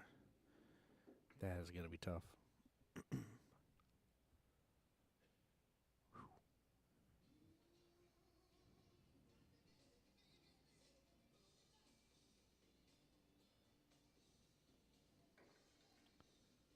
it's going to be really tough here.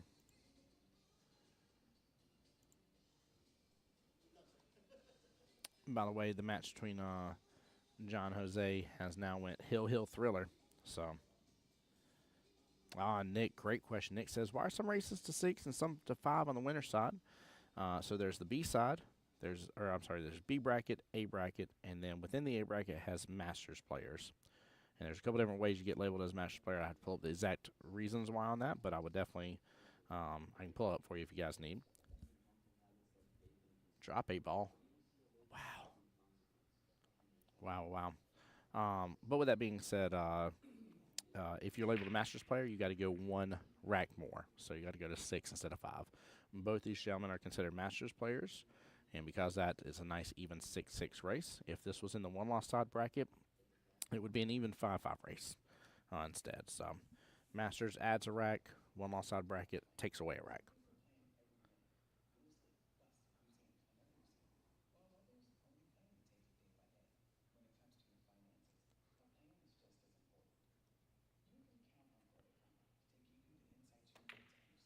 Going for the bank.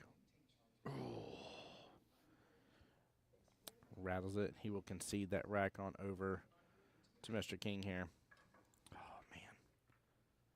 What a good try. 4-4 right now in that matchup. Really good matchup here. But nice and even. Both gentlemen needing 2. Miss Nikki, how you doing, my dear? Welcome to the stream.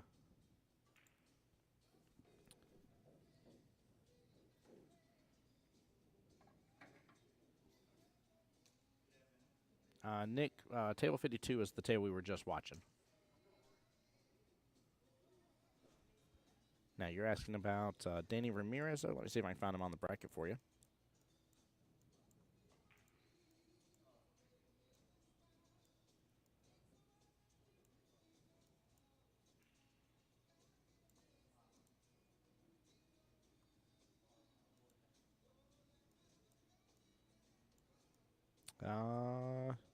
That match was actually just called. So Danny beat Marty 4-3. Marty had to go to 5. Danny went to 4. Danny's now up against Chris Gentile, and it shows it's a 4-5 race as well. So Danny has to go to 4. Chris goes to 5. And that's why you said table 52, because they were called on it. So they'll be up next here in just a moment.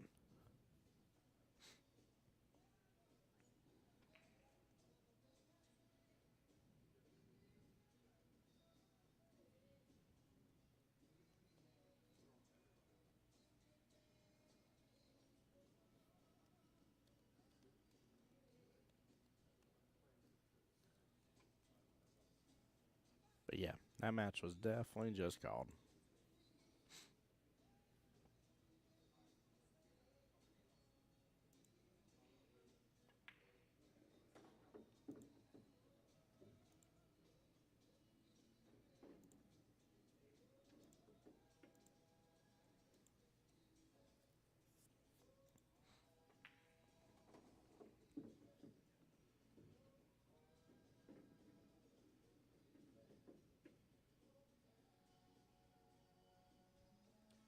Miss Nikki, how have you been, by the way? How's everybody else doing over in Facebook? Hope y'all are well and blessed.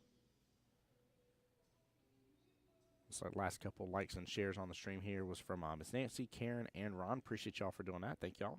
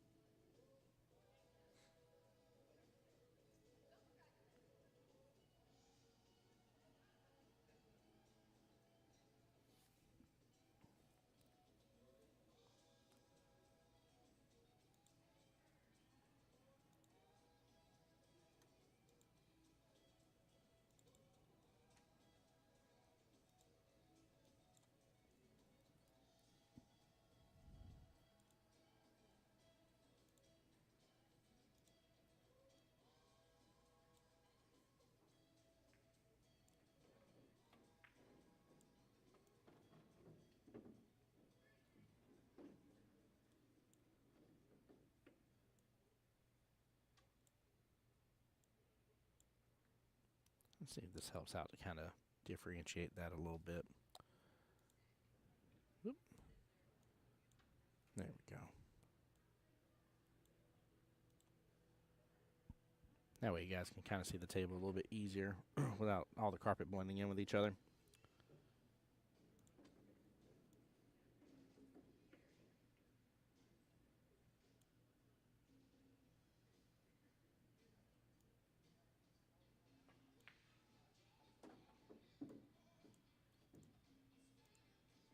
There.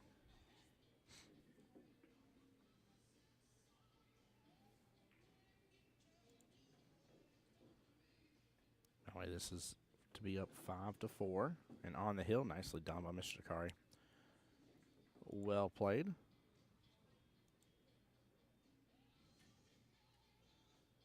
It is a 1-2 race in favor of Mr. Dakari right now.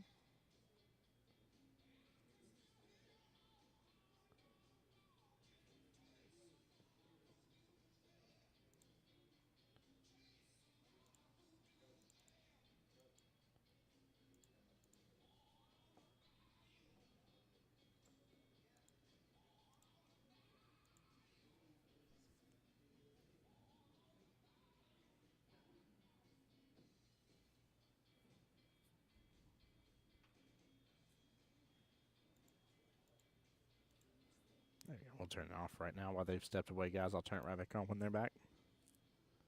That way we focus on this hill match here. It's been a good one, too. Been a good one, if I remember correctly. Jose broke away a little bit early on there. John almost had a break and run on stream. Shooting really well.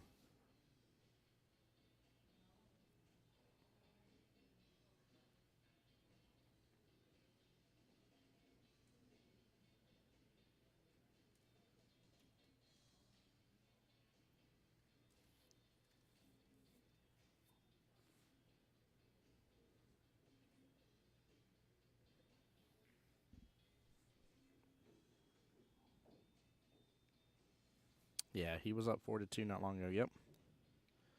Yeah, 3-1, 4-2. Again, it's been a good match, but John's made a little bit of a comeback against him. That's for sure.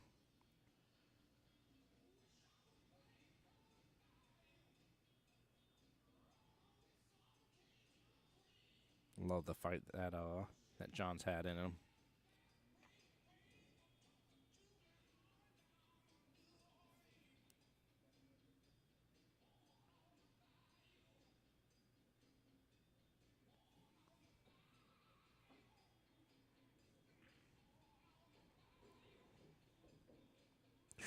What a clean cut, right up the table here, top right hand corner pocket.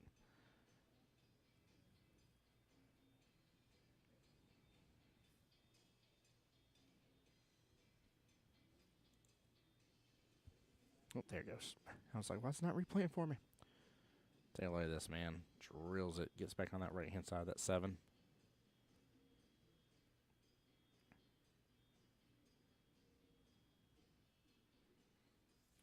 Yeah, looks like he's in pretty good shape here.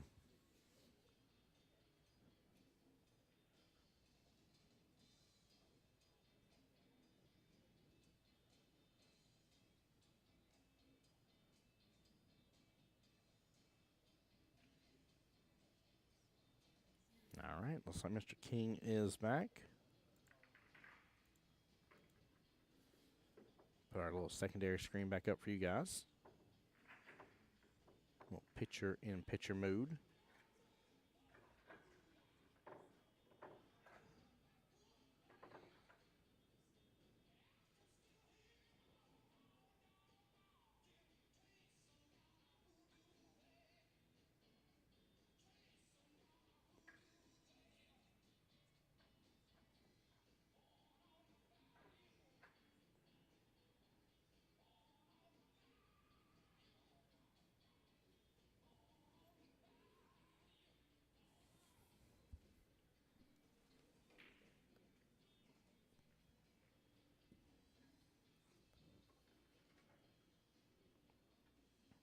Good try by John there.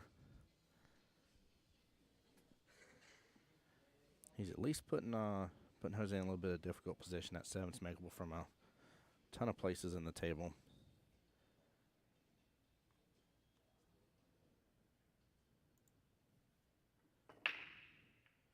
There's king out to break here.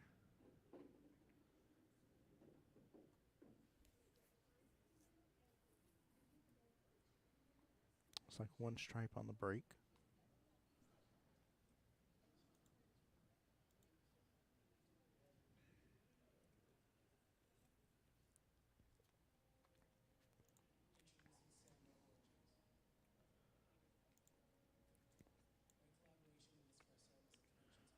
So up next on this table, we're watching right here between John and Jose, Miss Kimberly versus Miss Nessa for the women's finals.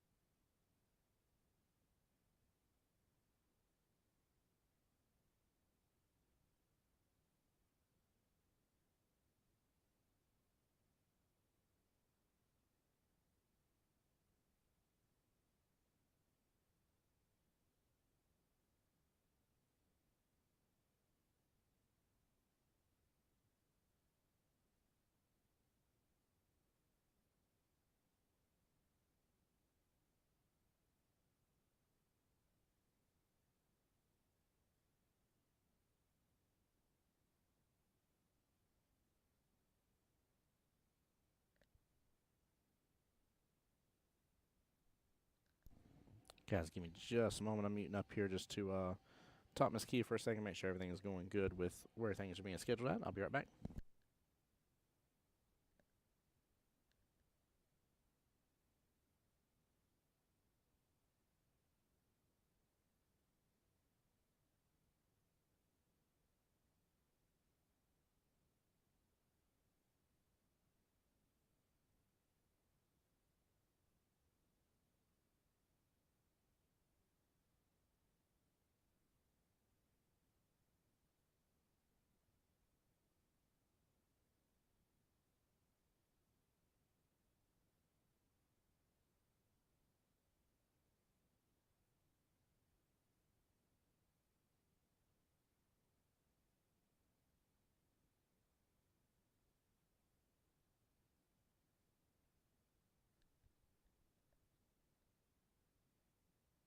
All right, sorry guys, I'm back. Hey, Grace, welcome back to the stream again. Got to talk to you for a moment there yesterday as well. Welcome back. How are you doing? Just how do I get to watch the other camera here? So we only got one actual live stream going here just due to bandwidth restrictions. I don't have multiple streams going up. So what I did is I did a little picture-in-picture mode, and I've been switching over to it. And if everything goes well here on this main table that we have on the bigger screen, we should have the women's finals, I believe, up next on this one. If everything goes according to plan here, so. Ooh. That bottom right-hand corner pocket rattled a little bit.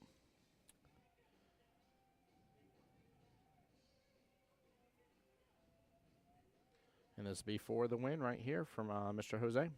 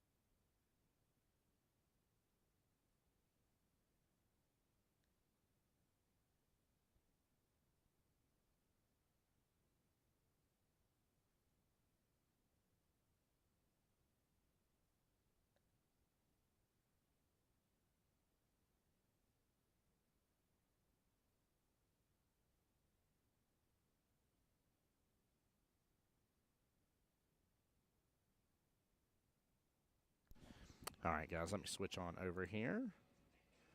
That was definitely a good out. Nicely done by Mr. Jose. Very, very well played.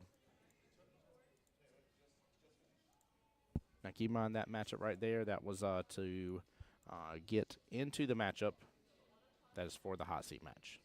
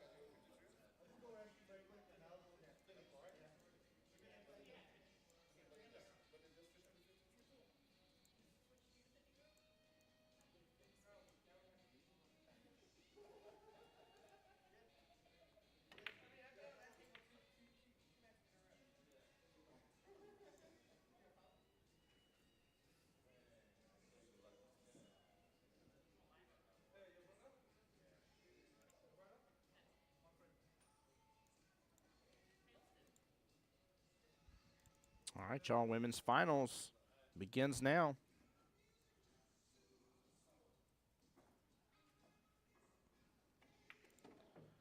Let me get this,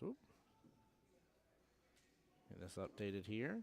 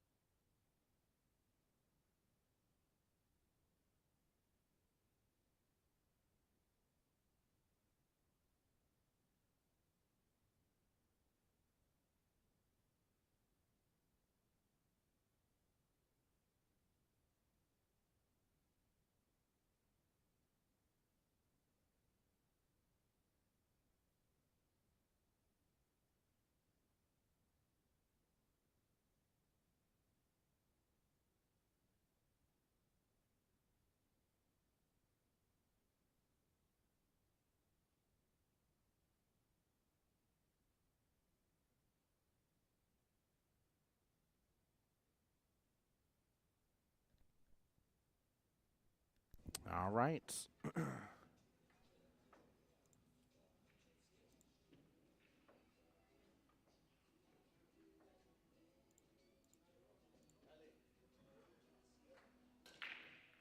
Getting this ready here. Give me 1 second, y'all. Matchup between Miss Kimberly versus Miss Nessa. Keep in mind, Miss Nessa does have to double dip. That's the big deal about this one. This is true doubles here, guys. What is this?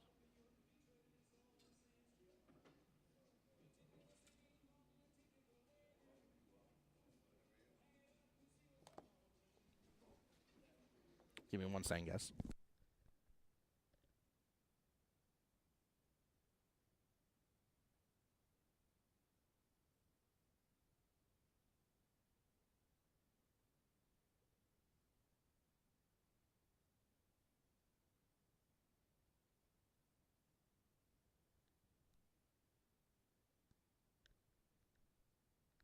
All right, here we go. All right, guys, because this being a finals match here, I am going to focus on this one and not have a secondary table put up for the time being. Women deserve their show in the spotlight, if you will. We've been sharing a little bit with everybody throughout the day. I hope you guys have enjoyed that matchup and that part of it here, but we won't be doing that this time around.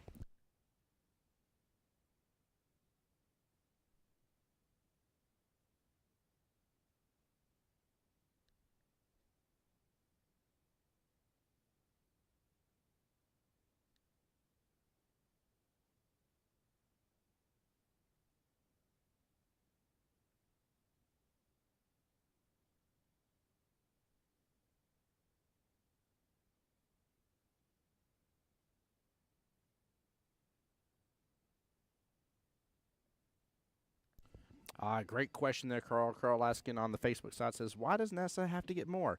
Well, Nessa's awesome, and sometimes when you're awesome, you got to get more. No, I'm just kidding. No, the reason being behind that here is just for the sole fact that Nessa is coming back from the one-loss side, so she has to win 5-4, right, in this matchup here, and then if it goes to the second matchup, it'll be a 4-4 race from there in matchup number 2. But right now, Kimberly won the hot seat. She's undefeated. So because that here, it is a shortened race, if you will, for her, because she's a champion, right? She shouldn't have to go as far. So that's the why behind it. Hope that kind of explains it, clears up a little bit. It's newer for me.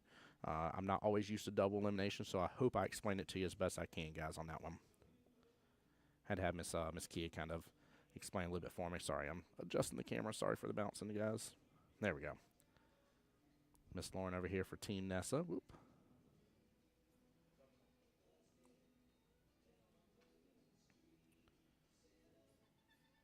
All right, we're going to leave it alone. We're going to leave it right there. I'm happy with that. All right. Also, too, guys, any other matches you see come up between table 52 and 53, we're going to focus on this again. Like I said here, let ladies have their spotlight. Ooh. Playing it dangerously.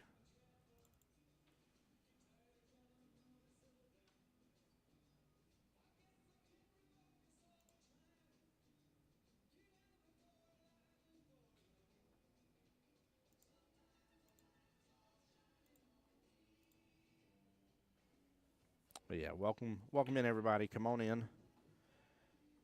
Hey, Miss Lauren, how are you doing today, Miss Keeler?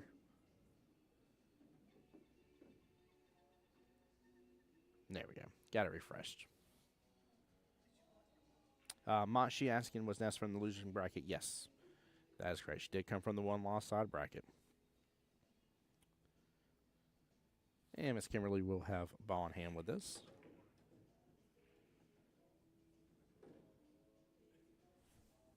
Tell you what I want to do, guys. I want to get a little more image here.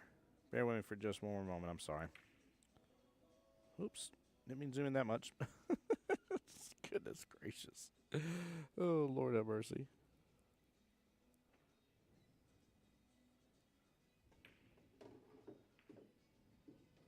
All right, I'm leaving it alone right there. Lauren says it's still early. It is still early. By early, it's 5 o'clock in the afternoon. Oh, man.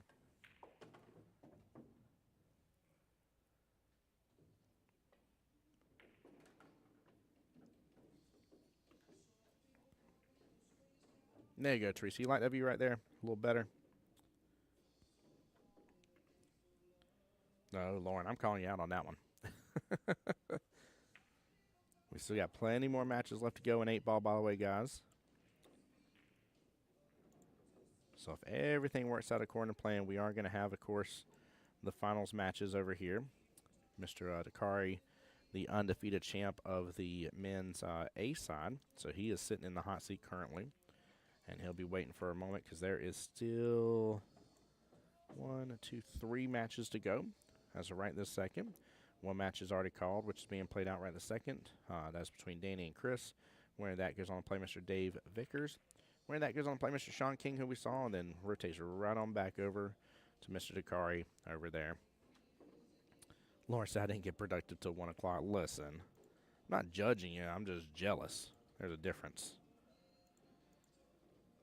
Nope. Come here, CompuSport. Refresh for me. And then right now on the B side bracket, Mr. Jose, who we saw on stream a moment ago, he is in the battle for the hot seat, so the match right before. And he's up against Mr. George John Baptiste. And that is a nice 5-5 race. Right now there is still, let's see, 1, 2, 3 matches that have not been called yet. Looks like Mr. Hubert versus Mr. Norbert should be starting up. Actually, has started, forgive me. As on the table right next to us here. Helps if I look over real fast. Kent Taylor versus John Callahan's going on.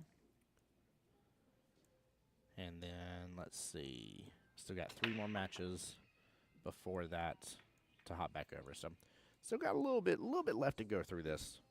Got a few more hours for sure worth of play. Chad, I'd love to know, though, who is Team Miss Nessa here? Who is Team Miss Kimberly? Let me know in the chat and comments here.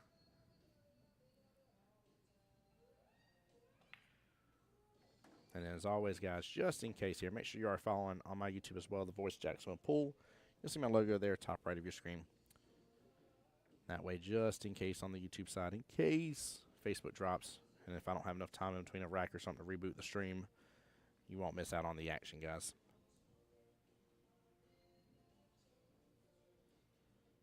That's a tough cut there for Miss Kim. Good leave, though, taking over the bottom right-hand corner pocket. Nay, there's Miss Janelle. Miss Janelle, how you doing? So let's go, Kim. There we go. Terry says go, Ness.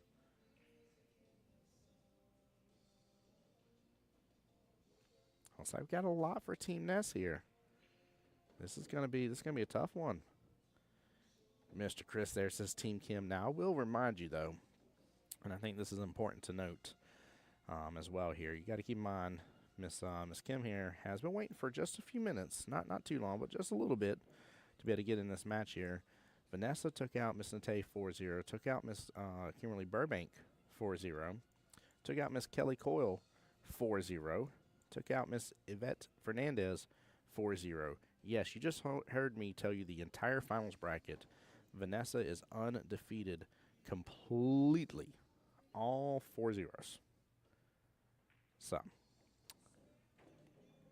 Miss Nessa is muy es fuego. That's what I'll say about that. Kevin over there on the YouTube side said Team Nessa.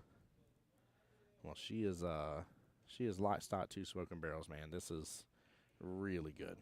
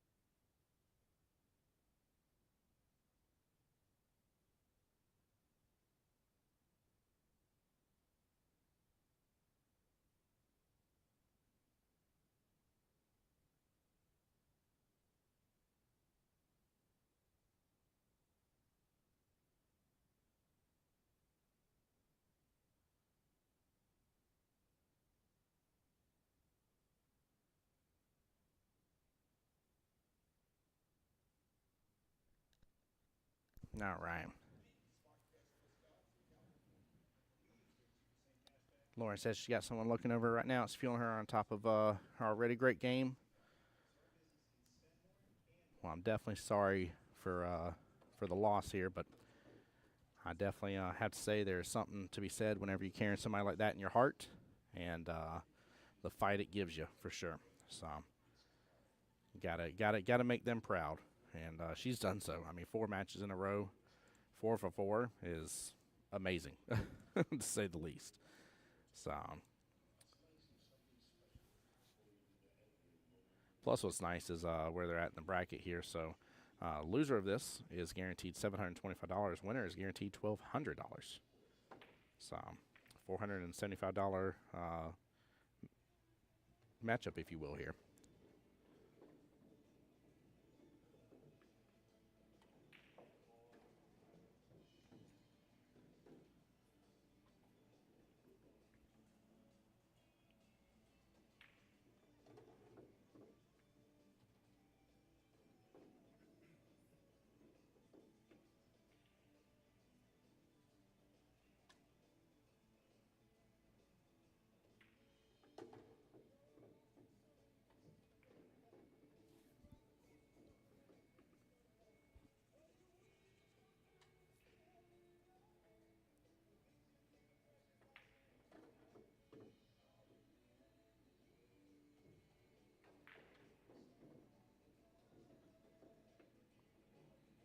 Oh, excellent, excellent lead from Kim. Nicely done. Takes over the pocket. Cue ball gets very close, snookering up with the 8 ball. 6 is not in a favorable position. If she can see it, even if I'm wrong and the 9's not in the way, which is always possible, she can just thin it. Now she could go a little wild here, go behind it, and try for that 6 ball bottom right-hand corner pocket, but I just don't know if you're going to get a leave on the 8. She's going to go for it, though. She's doing a 1-rail kick into this. The other tables might be mad at me here in a moment if she makes this.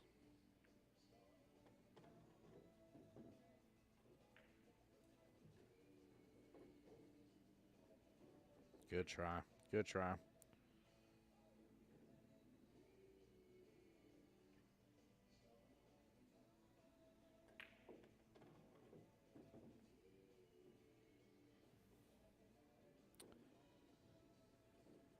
Don't know how much of that Kim can see to work with that 9.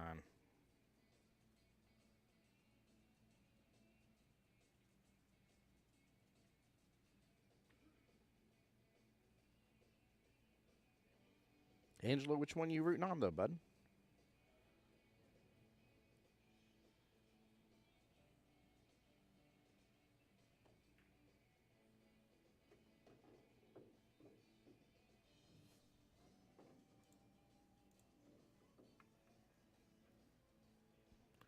By the way, guys, over 100 of y'all here in the live stream. Kevin loves calling it here on the YouTube side. He says, another airmail, full send it. I think Kevin likes seeing jump shots more than I do. I love it.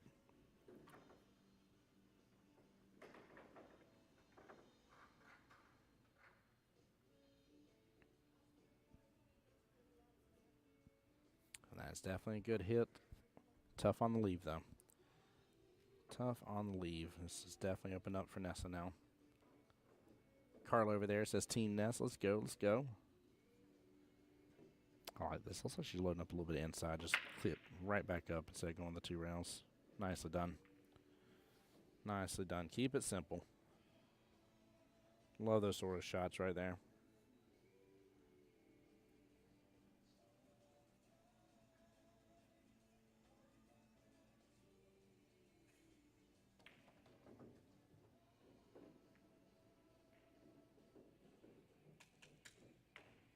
Good out by Nessa. Up 1-0.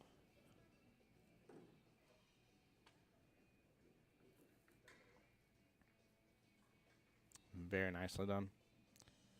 Very, very nicely done. Well played. Good first right between the ladies, too. Nice little testament of their skills here so far and how they've done in the tournament.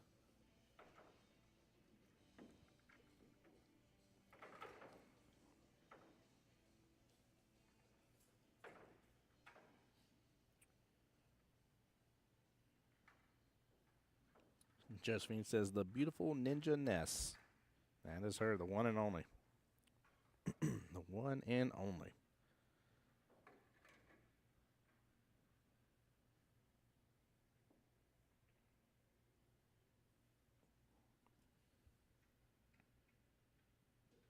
Yeah, good matchup so far between these two. Really going to be interesting how this goes down, how this finishes. Really big deal of a matchup. Again, a couple new names coming in the stream here, guys. Don't want to harp on it too much here. Keep being on repeat, but I do want y'all to understand this is the women's finals. Nessa come through the 1-loss side bracket, so she is racing to 5 because of that.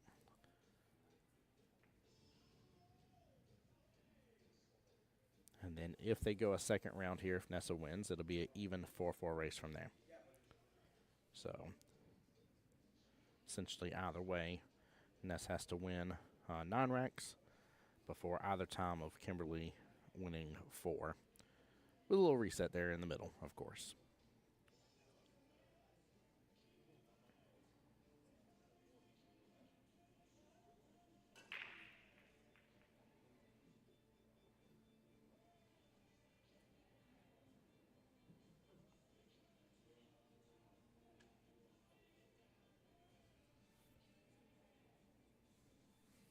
right. Really good spread on the break. Unfortunately, nothing dropped in the process, but looks like, was that the 4 and 11 there, center table? 6 and 14 grouped up with each other. Got a little miniature clutch here towards the right, but some breathing room between the 7, 10, and 3.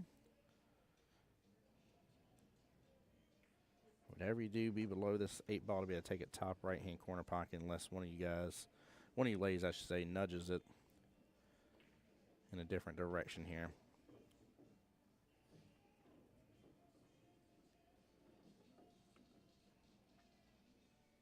Kevin on YouTube, does that make you happy for that jump shot, by the way, sir?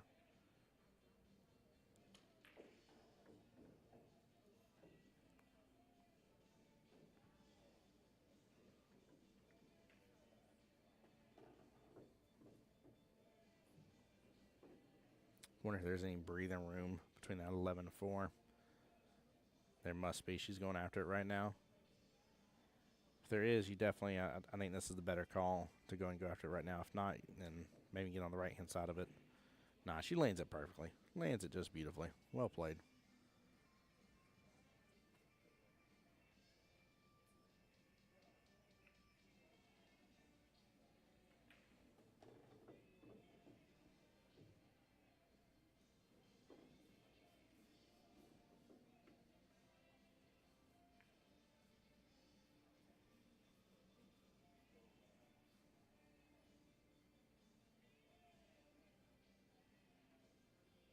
Yeah, no reason for not to go and take this corner pocket. I should kind of like slow rolling this here. Take that 9 all the way downtown, bottom left. I'm a little worried about her 15.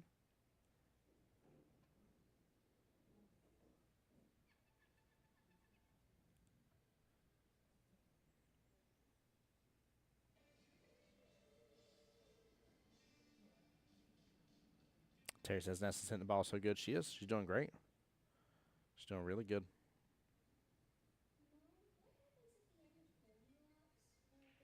Really, really taking advantage of all this, to say the least. Ooh, she hit that pretty straight. Didn't have enough in the pocket there to dip on over.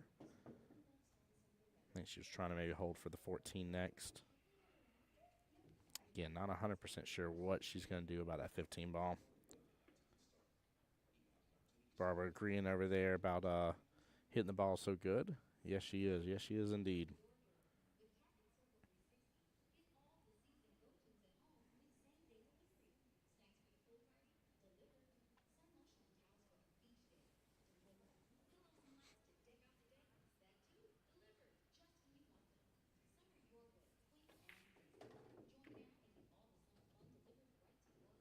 Hey, Miss Heather rooting on Miss Nessa as well. Love it, man. You guys are coming out strong.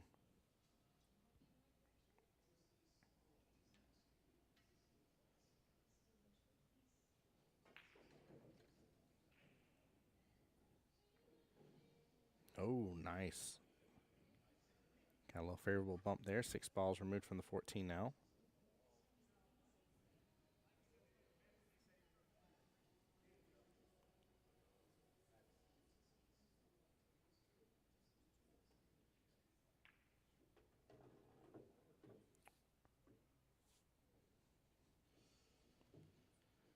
Don't really like where the 7 ball is right now.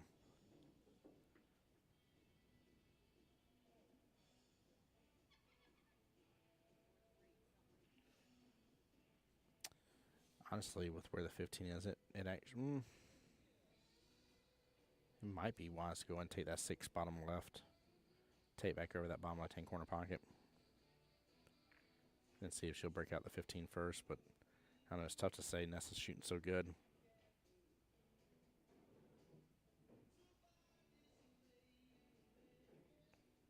Miss Rachel over here rooting on Miss Kim. Let's go indeed.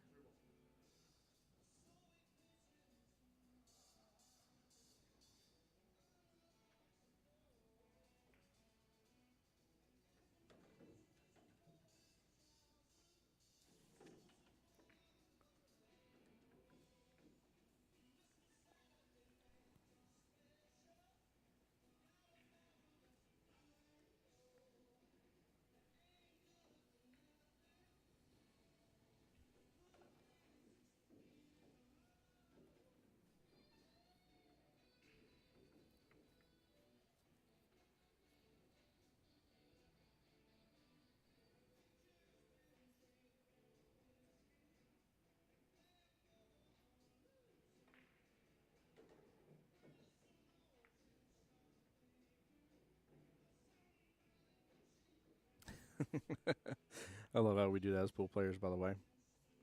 A little extra bounce, extra jump, extra like try to force it to not go in a pocket or something like that. It's funny how our body movement reacts to that. Always cracks me up. Kim Pierce here on the Facebook side says, "Get after it, woohoo! Get it, Vanessa." I like that. I like that, Mandy. That's a good one. That is a good one indeed. So looks like she can use this 3 here to get this kick out on the 7. I definitely like that idea.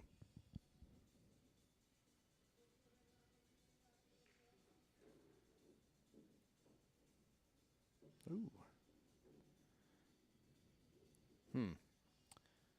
Yeah, she doesn't seem happy about that. I thought she was trying to get the bump into the 7, maybe get it away from there. I guess she's fine with the window, I guess, top left of the 7. There must be a little bit extra room there that maybe she can work with later. I don't know. All right, so let's go, Kim. Be the champ I know you are. Come on, girl. You can do this. And don't forget about the super doubles this year. Oh, my goodness gracious. Playing some super doubles there. I see what you did, Robert.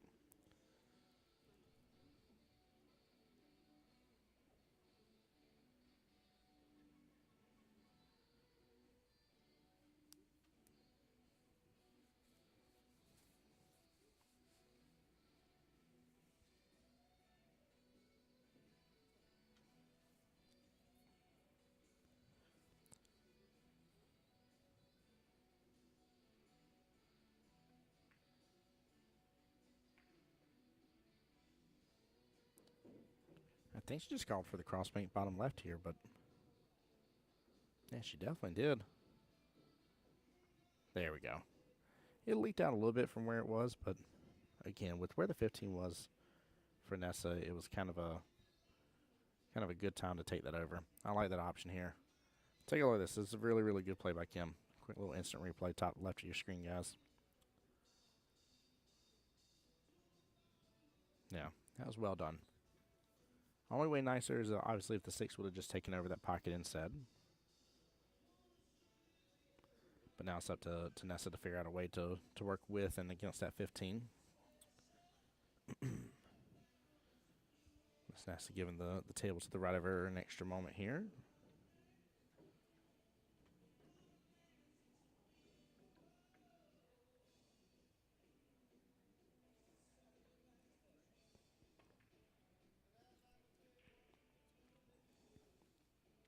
Might be going for the breakout right here.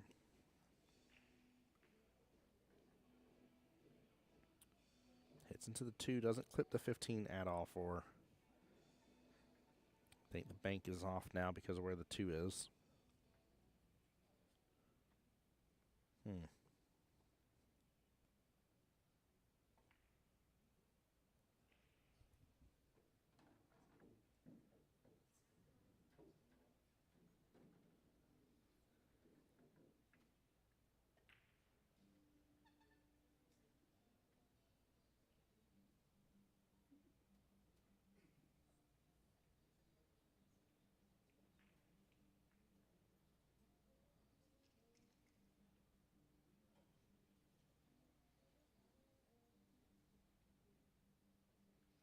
Look at that.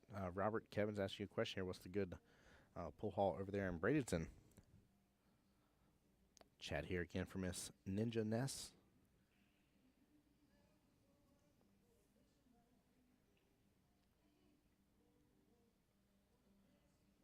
Chat, I want to know if y'all think that Nessie can go flawless victory with these last two matches that she's got to play against Miss Kim. Can she go 5-0 and 4-0 here when she has already went 4-0 4 times in a row in the finals bracket? That's what I want to know.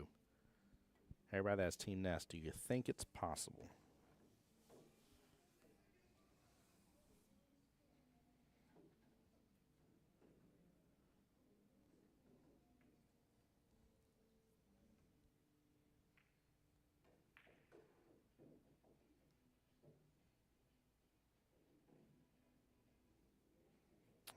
Miss Carla May says, yes, you can. I have faith.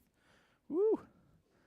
Carla, now, just so you know what you're saying here, you're saying that she can do 9 racks in a row without giving up a singular one to Kimberly here. Keep in mind, she's got a double dip. So this is matchup number 1. If Nessa wins, then it's matchup number 2.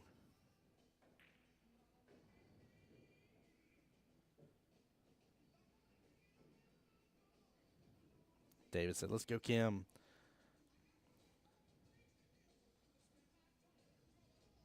Kevin over there on the YouTube side says, possible? It's possible. Kim shoots good, but she doesn't shoot ninja good. Oh, love it, Kevin. Thank you, sir. Appreciate the fun comments, by the way, on the YouTube channel. Appreciate you. Bang Time Pool over there on the YouTube side said, hello from Southwest Florida. Hello there. Welcome in. He says, absolutely. It's a tall order.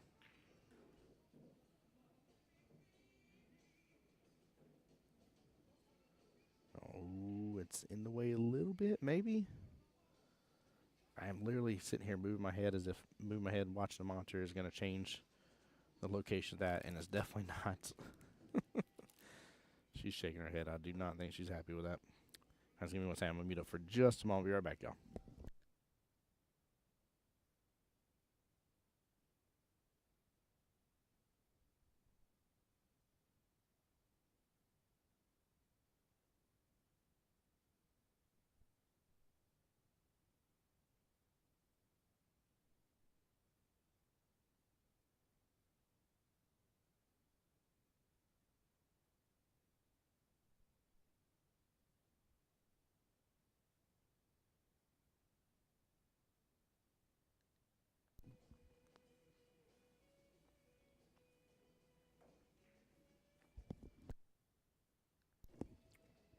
There she goes.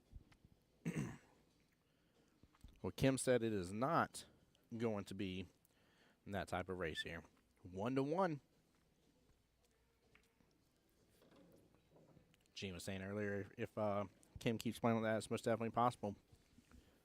Well, that is out of the building now. Now, flip the answer, or flip the situation for those Team Nessa. What do you think the overall end score is going to be? What do you think the end score is going to be here of this matchup? First matchup, number 1. We'll just deal with one matchup at a time now.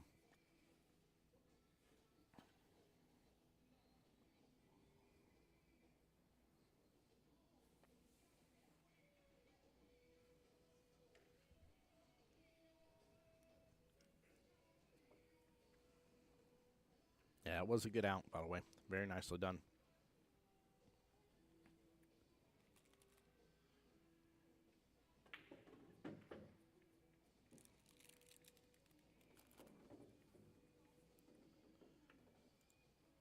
Kevin over there is putting a prediction here between both matches here. He thinks it's going to be, I'm assuming, 5-3 in favor of Nessa and then 4-1 overall.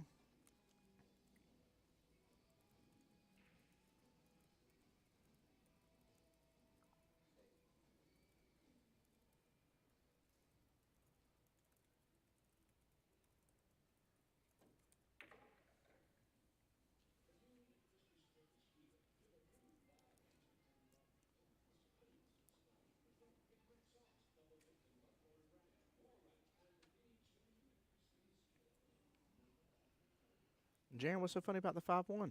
Do you think it's going to go 5-1 in favor of Nessa?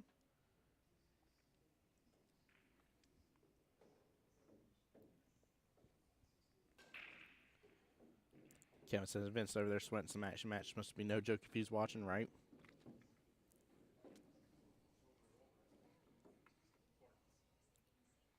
It's definitely an interesting matchup, so it's good. We got several good matchups going on right this moment.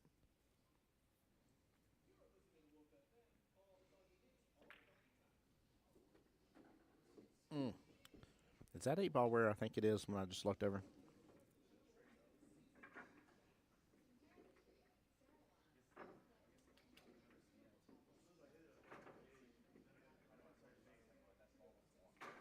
Jaron saying it's going to be 5-1 in favor of Nessa. Okay.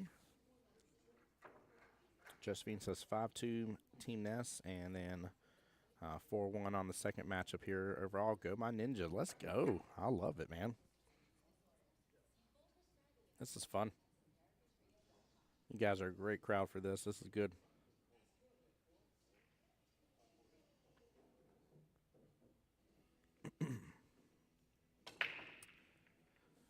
Yeah, I always think of it like this here. The person coming back with everything has the advantage of having, continuous play for the most part.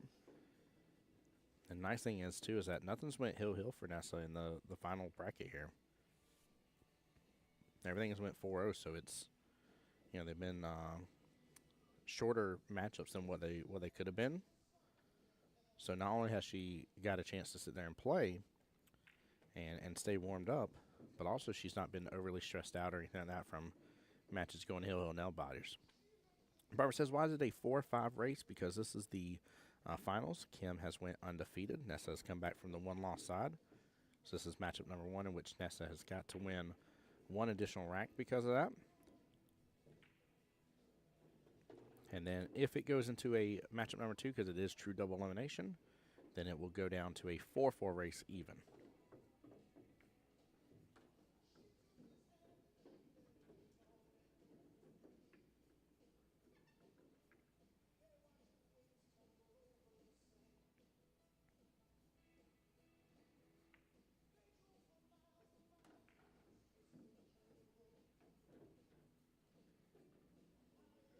The wild thing to think about during this whole situation, I just can't quit thinking about it here myself, is Miss Kimberly has struck the first rack in 5 matchups against Nessa.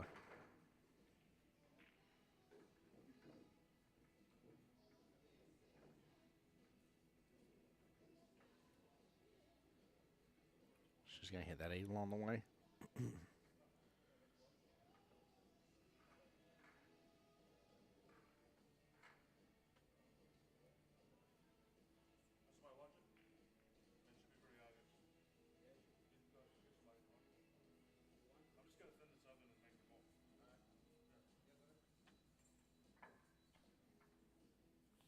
That was close. That was close. She still had eyes on the 8. Tough, but still had eyes.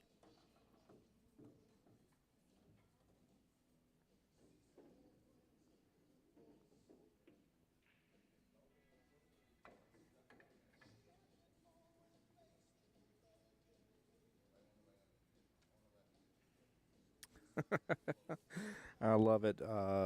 Bass here on the YouTube side said, I'm Kim's league teammate. She's going to lock Nessa monstrosity. I can't even say the word right. That's hilarious, though. I see what you did. Made a Loch Ness monster joke.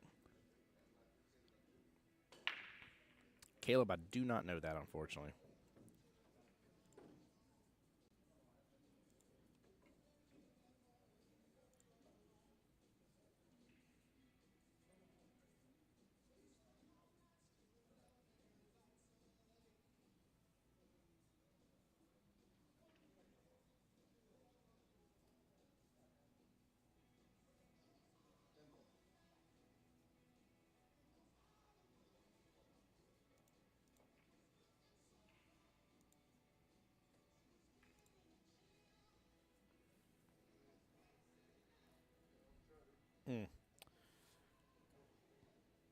See if Nessa can make something from this. And then she can make the 2, basically 2 rail into the 8. It's just a question of what is she going to be left with, how well she can control this situation.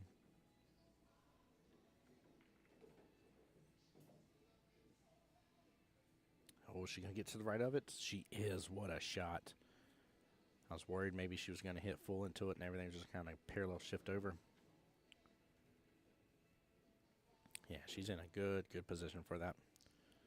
She will, of course, call top left-hand corner pocket.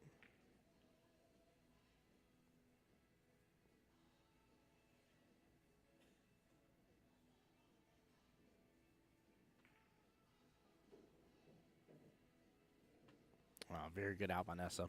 Nicely done. Very nice. Nessa will be up 2-1. Back to being an even 3-3 race now. One second, guys. We'll be right back while they're racking.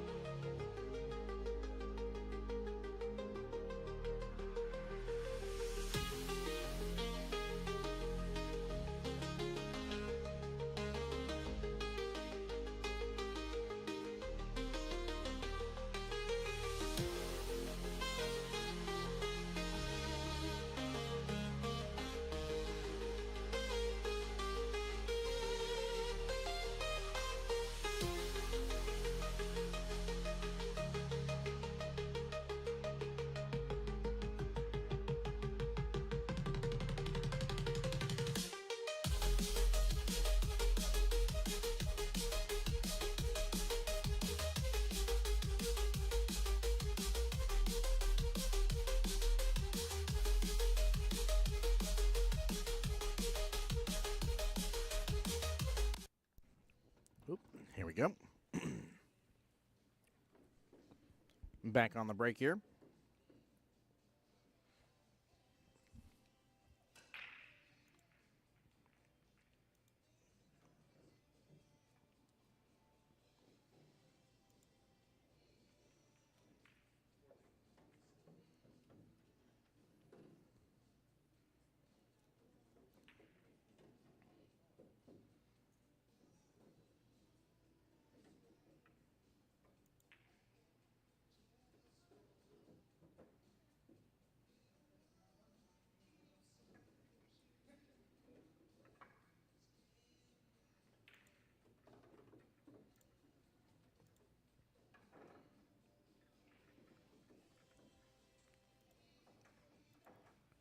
Hey, Cajun, welcome to the live stream here on the Facebook side.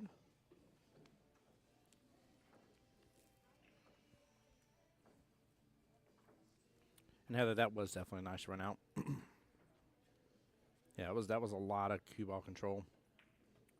Going from that 2 to 8. Like I said, I really thought at first it was going to maybe hit into it, kind of everything kind of parallel shift on over.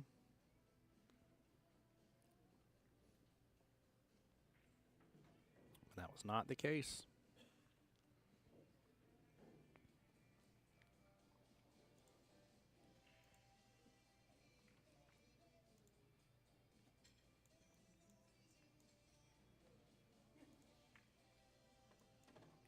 All right, trying to double check here, see if I can give you guys some updates.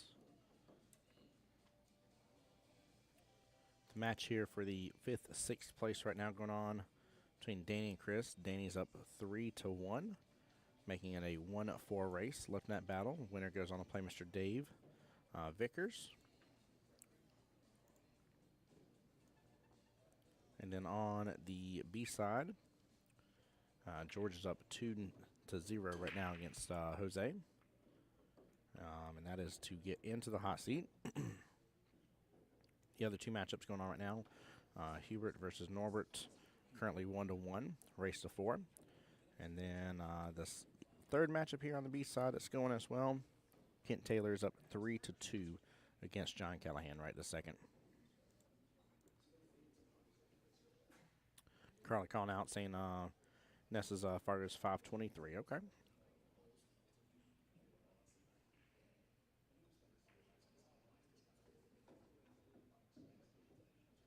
Guys, there's a lot more people here in the stream here. Do me a quick favor. Hit the follow, hit the like button on the West Coast Challenge Facebook page here. As well, if you get a chance to look at my pages, both under the same name, The Voice of Jacksonville Pool, on Facebook and YouTube. Would mean a lot to me.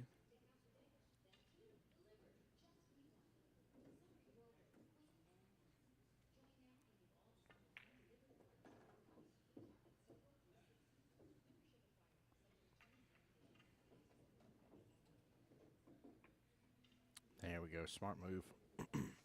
Smart defense here from Nessa.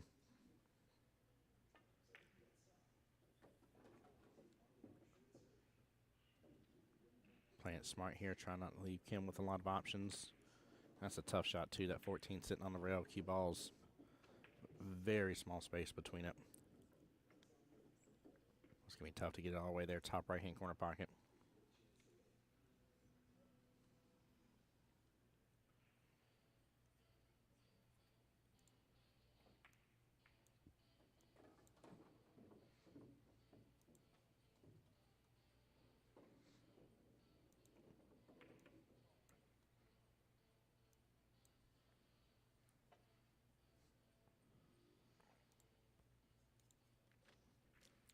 Guys, the amount of nicknames y'all have in in the stream for Miss Nessa here is hilarious, by the way.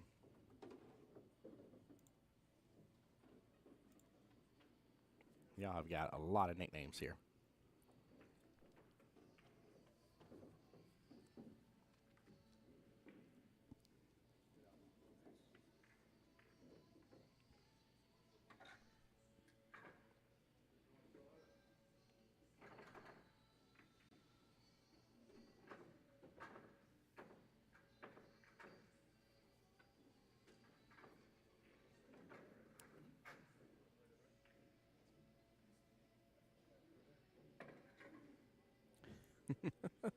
There goes Kim with the little body jump up again.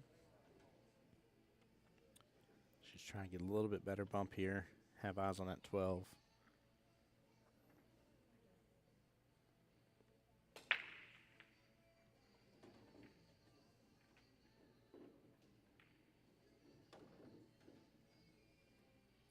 Honestly, the run's still on for her on this, though. I think this might be a little different than what she envisioned. She's going to pull back on this.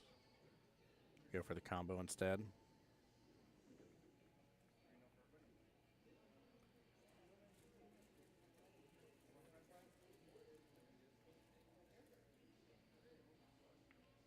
Josephine said, Nessa's son, Jonathan's on the 9-ball team. I nicknamed him Son of Ninja.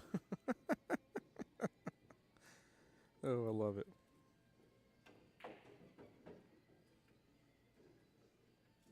There we go. Nice controlled shot.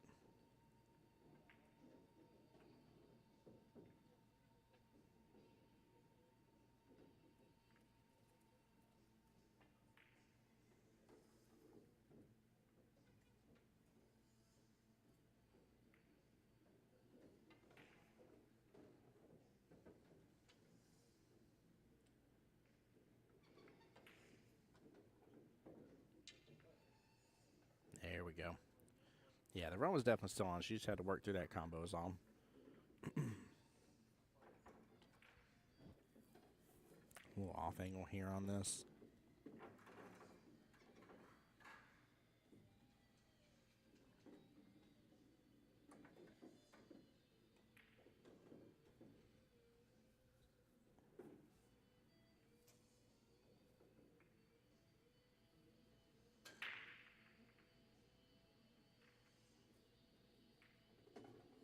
She's going to change this up instead of taking that 15 first. Go and pot the 12.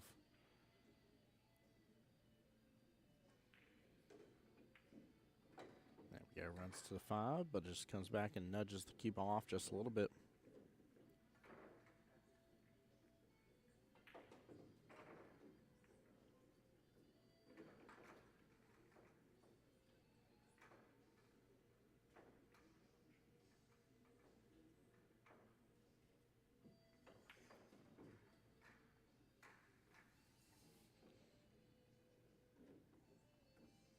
Kim's in good shape to make this rack number 2. Really good shape. There we go. Nice little stop shot. Nothing crazy. 8-ball bomb, left-hand corner pocket.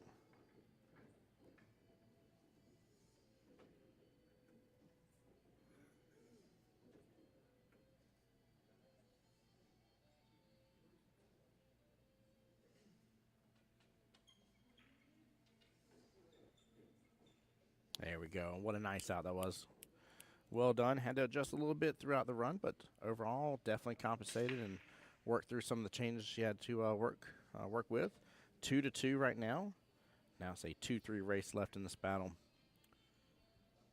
Very, very well played. All right, checking back through. Going to do a quick refresh on the brackets here. Guys, keep in mind we are using CompuSport. You can follow along at home. If you need me to link it, let me know. But right now on the men's A-side bracket, it is 3-2 in favor of Mr. Danny versus Chris. Dan needs 1, Chris needs 3 from there. Winner goes on to play Mr. Dave Vickers. We will probably have that one on the live stream next, so I had to take a guess here. And the matchup to get in the hot seat between Mr. Jose and George. George is up 2-0 right now. Race to 5 for those. Norbert's up 2-1 against Mr. Hubert. And then Kenton and John Callahan here, that matchup is Hill. So everyone's out one. We'll be waiting for a moment because the matchup between Hubert and Norbert, whoever wins that plays Jet Gumba, and then who wins that goes on to play the winner between Kenton and John. So nice out indeed. Flex, guys. Flex. Show them what's up. Put all the emotes.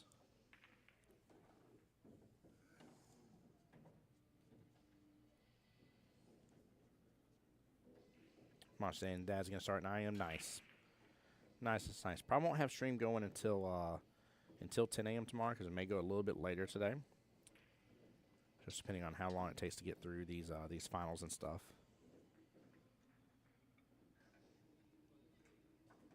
But yeah, may not have stream starting until 10 a.m. tomorrow. We'll see what happens though. Play it by ear a little bit. See what we can do to get you guys more action.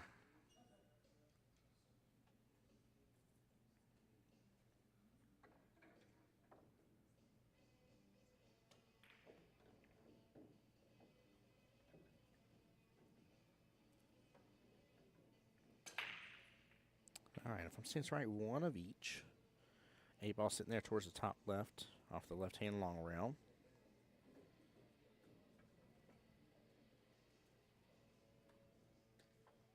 And that's a calling for the back cut here.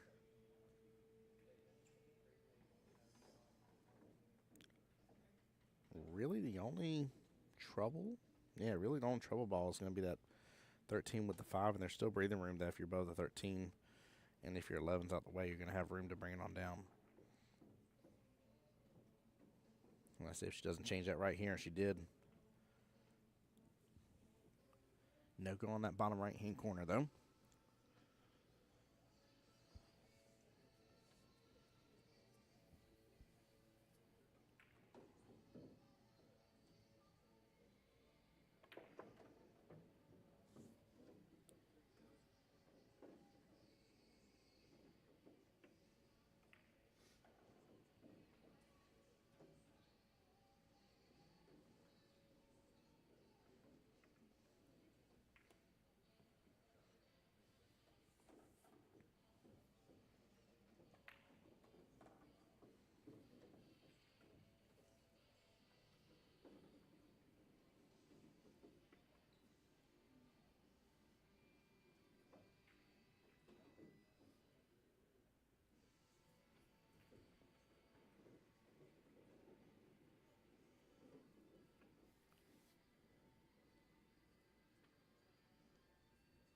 Unfortunate on the leave here. Cue ball, I think she was trying to hold it a little bit better. For maybe going after the 1 or the 4.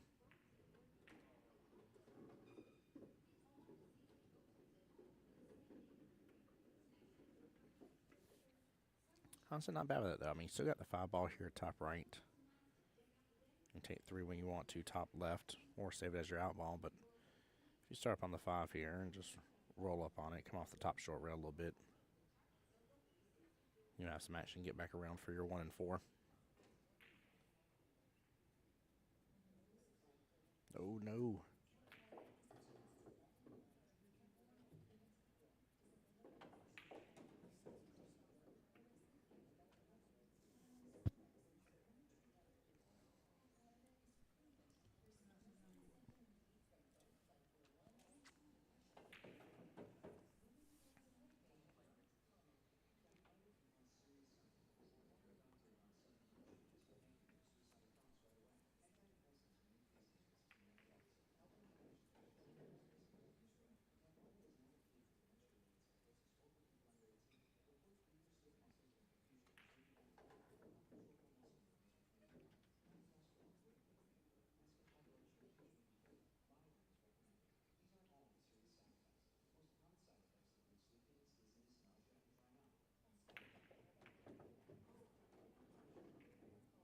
Oh, nicely done.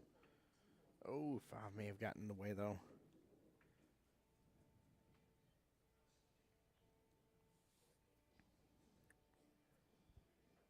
I'm not sure if she can get some action on this 11 ball. She can pull back down, get a little bit better window. For a stripe here that's off the bottom short rail.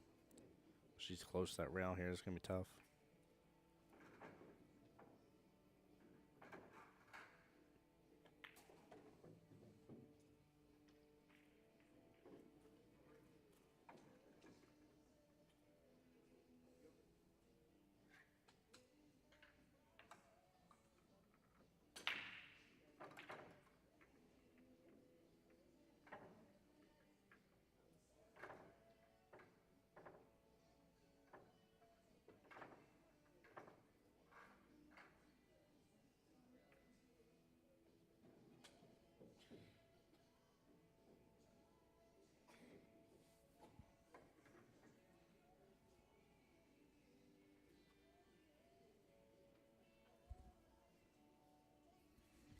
Came here trying to see what she can get a hold of on this one.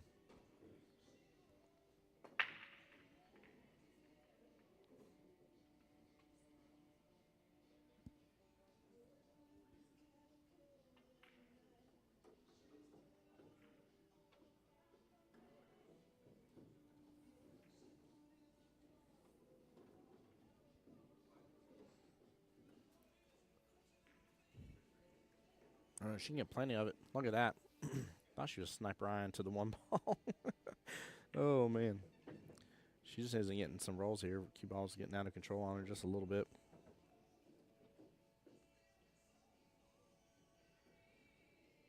I wonder how much of a window. Yeah, she's going to check that window for the 5.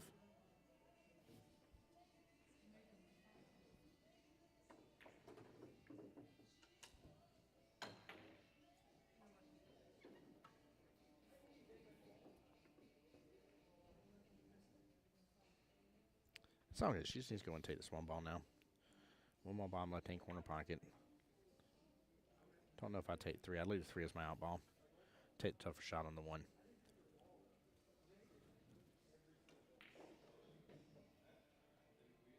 I like 3 for that reason right there. She would have good eyes on the 8.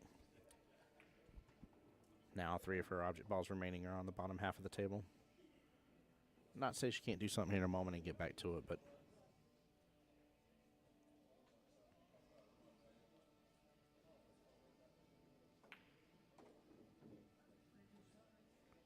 she's able to pull back on this just a little bit to where she has straight in eyes on the 1, bottom left, and able to do a stop shot on the 1. She have quite a bit of an angle on the 5. Take the 5 bottom left as well. Come back up table here on the left-hand side of that 8 ball and be in a similar shape position that she is now.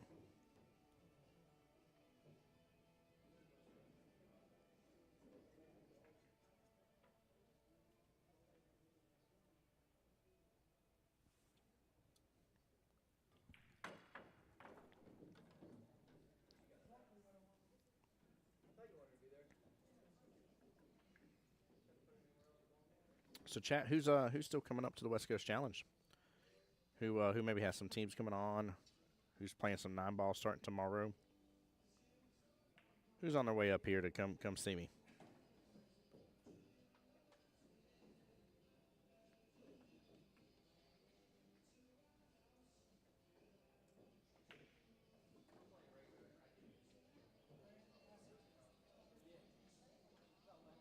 Hey, Iggy on YouTube says, why is the West Coast Challenge in Florida? What is this tournament? Hey, welcome on in. First and foremost, this is the 21st anniversary of it.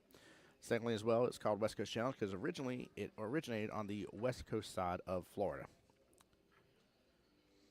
And this is a nice little tournament for league players.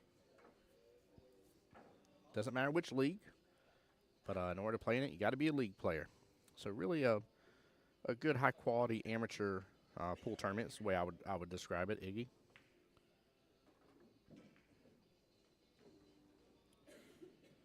There we go. There we go. Roll up a little more. Hey, Heather on YouTube said, we'll be there tomorrow for teams this weekend. Let's go. I'm so stoked about the teams event. The teams event was a absolute blast last time. It was one of the most interesting formats I've ever seen. I'm not even going to try to describe it to you guys because I'm not going to do it justice for those that do not know. What I'm going to tell you is it's a great reason why you'll want to tune into the stream.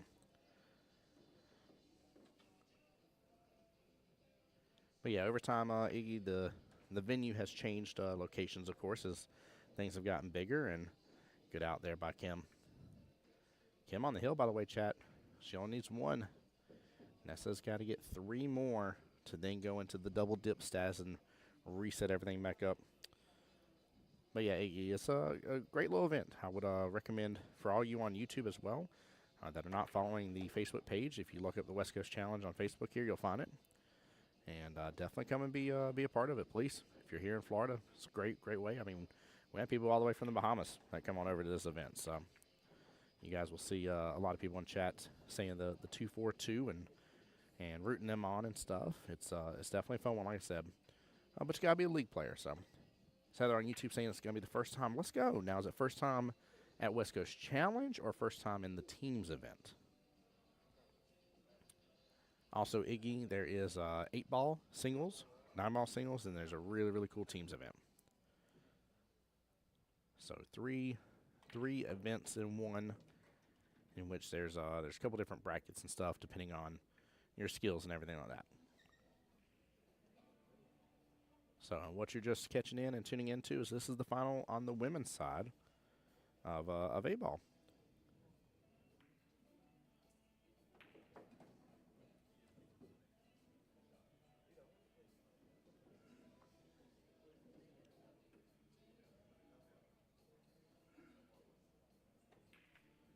All right, Kim to break here, which may be the last break she has to get here in the West Coast Challenge for 21st anniversary.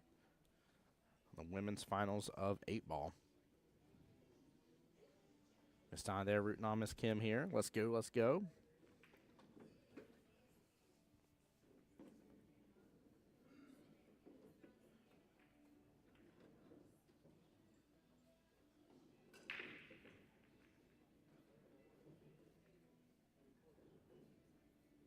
It's a good pop into it. I saw the 5-ball drop right-hand side pocket. Nothing else on the break here. Yeah, nothing else on the break, and honestly, I think she should go solids anyways here. I don't know, 7-ball is kind of the problem there, but you got the 9 and 10 booked up close to each other.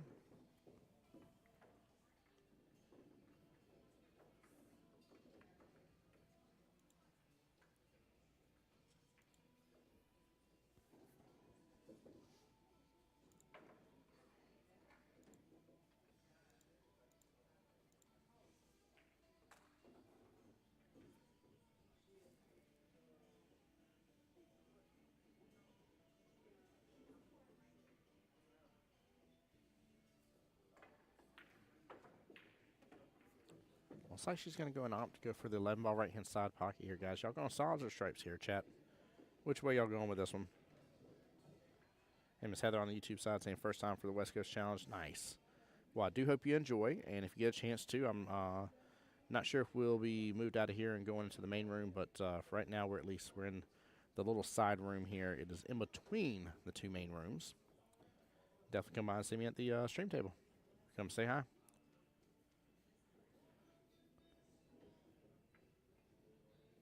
NASA, NASA, that's what I feel like. I feel like everybody at home is chanting right now.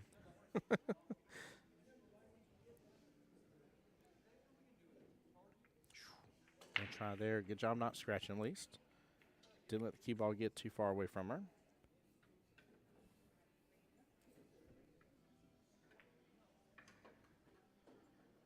Kim still has a little work to do on that 9-10 status.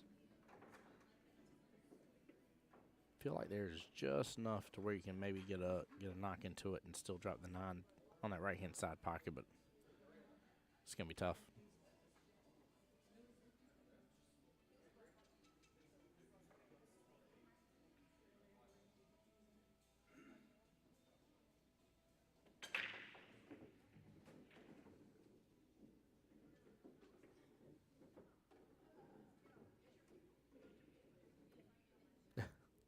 Iggy, what do you mean she's human? I love it. Oh, no, here comes another nickname. Get it, Sessa.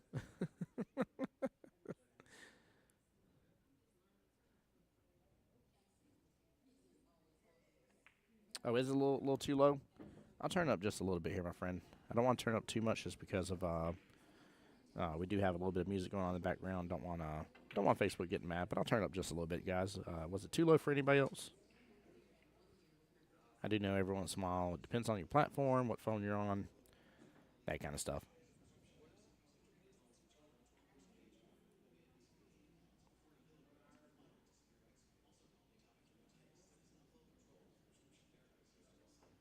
I don't know if she's wanting to get the bump into the 7 right here or not. I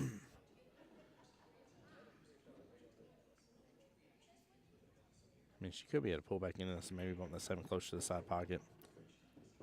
No, she's going to keep it simple on it. 6-ball bottom right-hand corner pocket. Drift on over for the 4 bottom right as well. And back up for the 7 last, I'm assuming here. All right, says volume's good here. Okay, thank you, sir. Let me know if just too much of the music. Like, if y'all can identify what song is playing in the background when it starts playing again, let me know that, please. I know it seems kind of annoying on y'all's part, but please do let me know. I just don't want Facebook to drop you. We got 82 viewers right now on YouTube, 56 of y'all, 56 viewers on Facebook. I just don't want it to kick the stream out. And Facebook definitely will do that.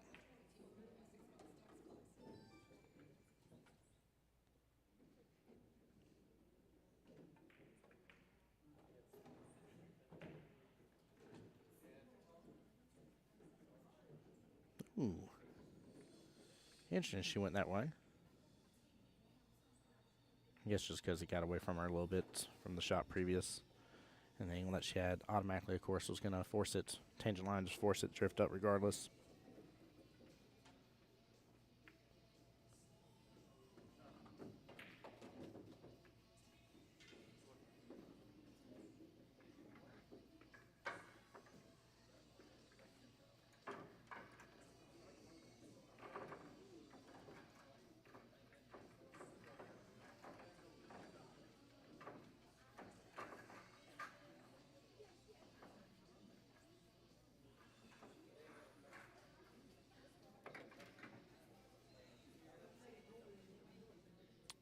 Went for the bank shot.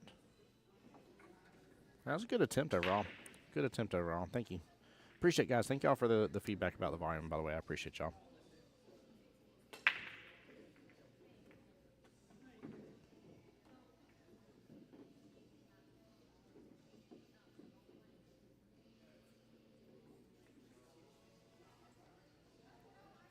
Nice thing is for Miss Kim here is as long as she doesn't leave an opening on that 7, she's making things really tough for Nessa on this one. I dare say I might even just go for the defense and get some separation between the 9 and 10 here. Maybe not even go swinging. Yeah. My only issue with her going with this combo is if somehow or another it doesn't land, she may open up a window directly to that 7 for Nessa, and she just doesn't want to give her a run. She hits it good, though. What a shot. Way to fire that.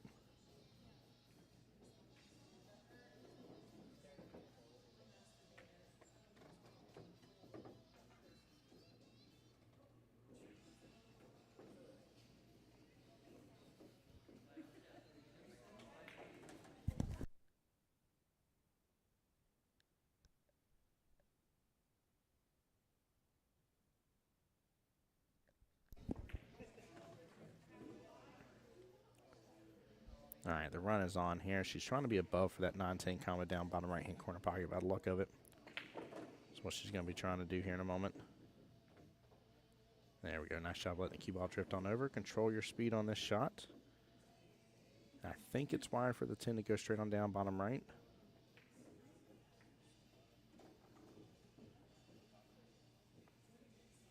And not say, if for some reason it isn't. Not saying Nessa can't make something from that 7, but it'll be a pretty long distance cut shot to the top left-hand corner pocket if you end up leaving her grouped up close to that 9 ball.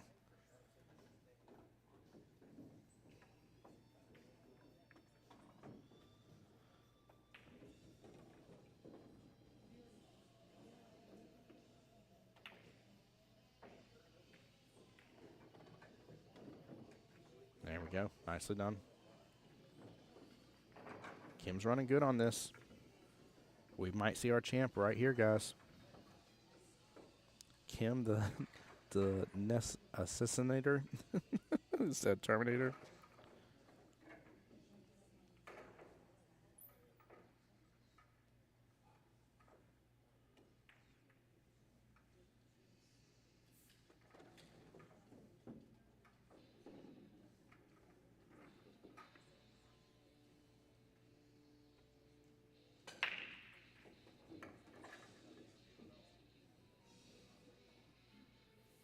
Yeah, the run's definitely on with this.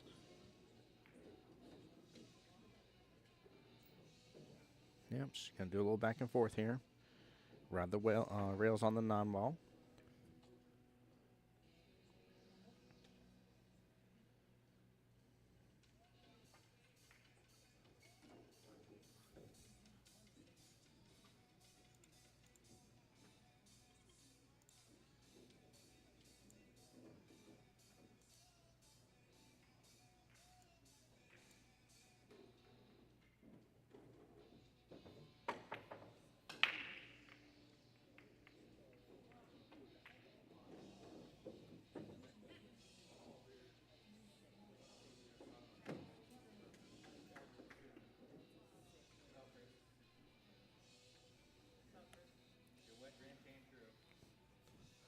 bottom here. Cue ball's going to kick out to the right, guys. 8 ball, bottom right-hand corner pocket.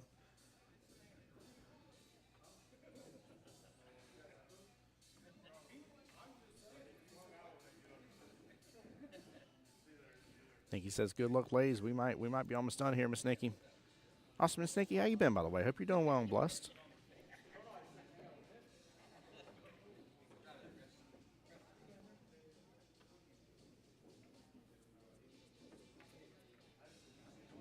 This is it for the win, chat.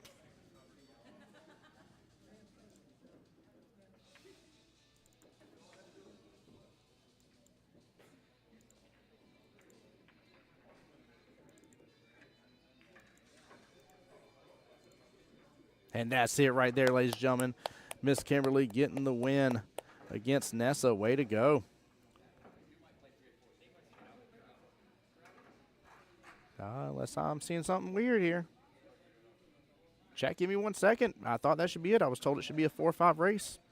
I must have something incorrect here, guys. I apologize if I do, but give me 1 second. Let me find out.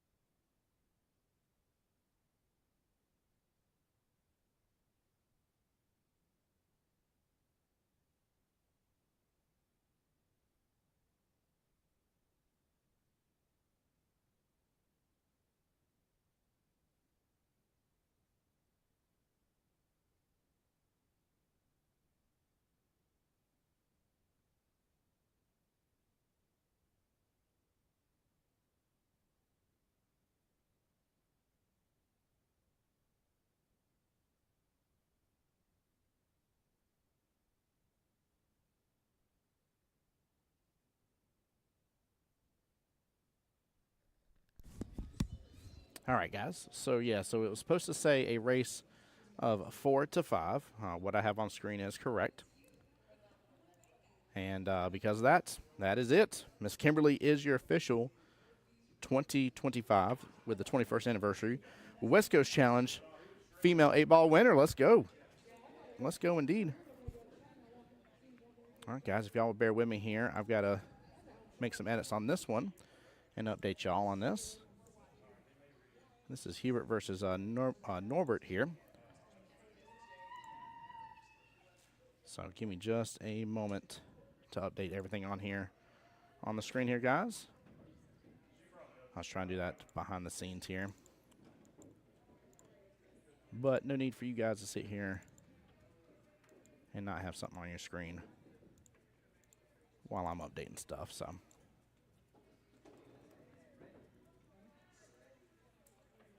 Kim is the West Coast Challenge winner. You got it.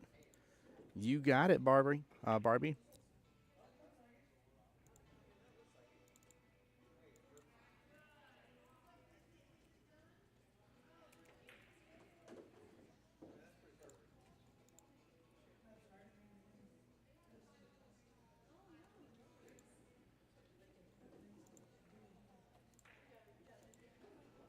All right.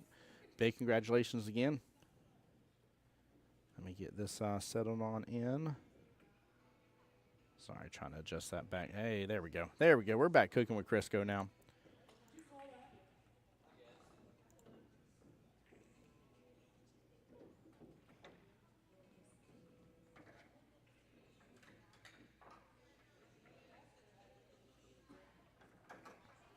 All right, give me just a second here, guys. I will be right back here. Make sure I got this up to date.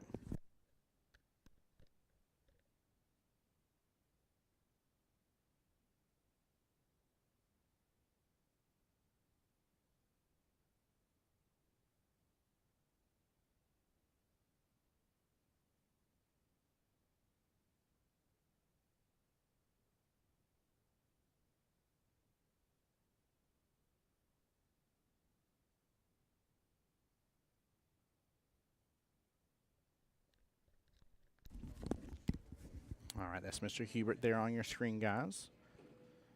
And he is up 3-2 here. I was just validating, make sure we got the score correct based on CompuSport. Winner moves on to play Mr. Jet, who has been waiting for them.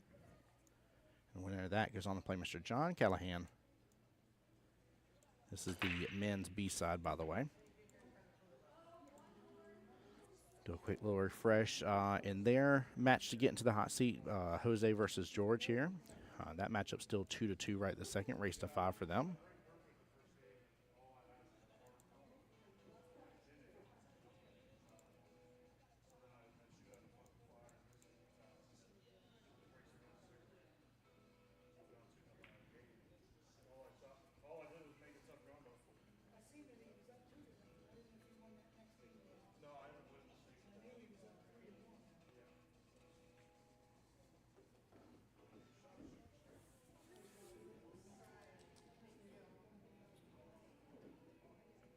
He was standing so still for a second, Chad. I was double checking, making sure my camera wasn't frozen. Little force follow here, kick on back over. Oh, don't roll too far, cue ball. There we go. Nine's playing blocker here.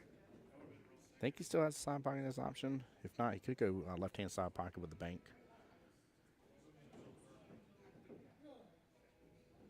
Yeah, he must have just enough room to still scoot in that side. That's tough, though, if it is. That's really tough. That's tough pickings.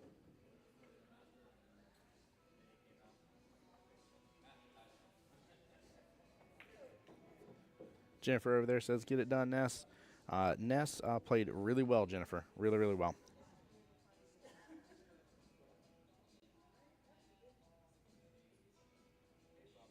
Groot, yes. CompuSport does show it. If you're referring to the matchup between Ness versus Miss Kim here, unfortunately, it just wasn't in there correctly. It should have been adjusted for that.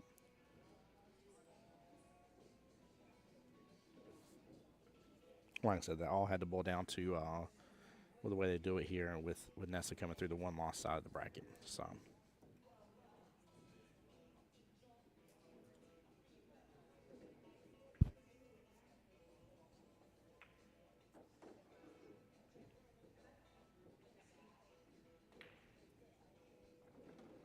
There we go. One out by Hubert. Well done. Nicely done. Wow. Hubert just got that win 4-2 against Mr. Norbert. And knocked him out. Yeah, it's Groot. I didn't know right off the bat. Groot, by the way, on the YouTube side chat. I didn't know right off the bat here about how it would work. But to an extent, it makes sense to me, right? Nessa had to give an extra game because of the fact that Miss Kimberly there was in the winner's side. So if it went, I mean, if not, then what were they going to do? Race 5-5? There, heads up. I mean, they could, and then double dip back down to 4-4. But I think this way kind of gives the benefit for the person that was truly, undefeated this entire time. So I think that's what that does. All right, let me see here who we're going to have next up on the live stream. Let me do a quick little refresh, see what we got going on here.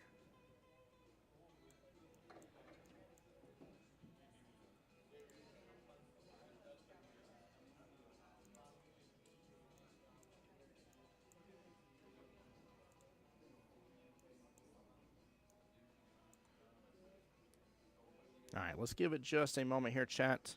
I'm going to put us on the BRB screen here while I'm waiting to see which matchup they're going to put over here on the tables, the live stream tables for us next. So don't go anywhere. Stay tuned. Still plenty more action left to go, guys. Again, unless Facebook drops down and kicks off here, we're going to keep on going with the live stream because we're at, was it 3.5 hour mark? Yeah, we're nowhere near the 8 hour mark yet before Facebook kicks us off. So Tim Jones here, the voice of Jacksonville Pool, bringing you as much action as we can here at the 21st anniversary of the West Coast Challenge here at the Doubletree Hilton in Orlando, Florida. So thank you guys for staying tuned and appreciate y'all. Be right back.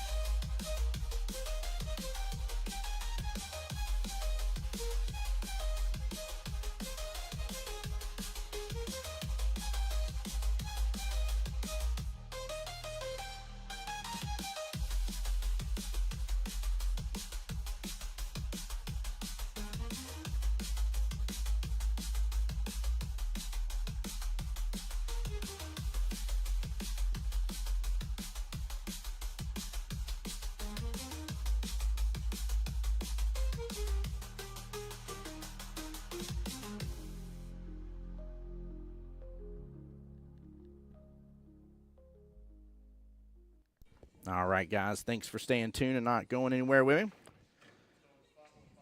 Welcome on back here. Let me get this updated. It helps if I pull it up. Come on, bracket.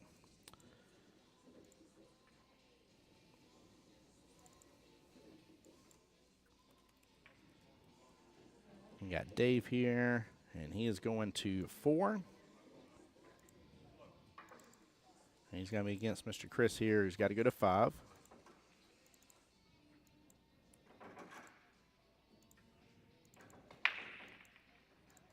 Just getting it all up to date here. One moment.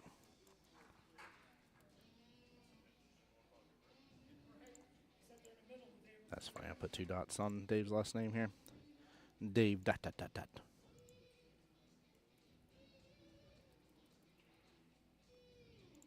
Hey, Troy, thanks for liking on the stream here. Same thing for you, Chris. Appreciate you. Thank you both. Wambra, welcome into the stream here, my friend. Thank you on the YouTube side as well. Appreciate you. All right, so this is the men's A side bracket. So the winner here goes to play Mr. Sean King, who we saw on stream briefly.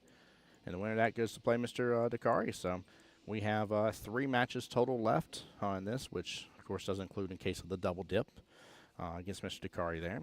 But only 4 men remain. So this is for 4th place, $500. If you move yourself on up to the next round, that would be 3rd place for $750.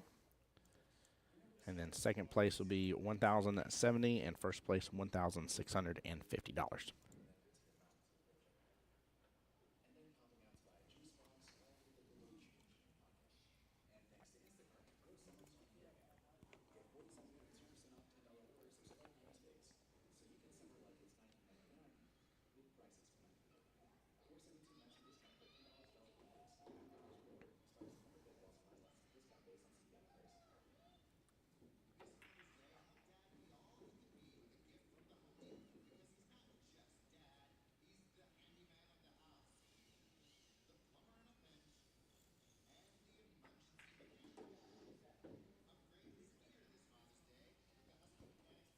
Chat, let me know who you're rooting on.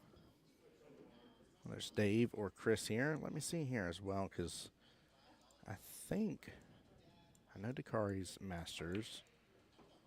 Yeah, so Dave is the last non-Masters in the A bracket, by the way.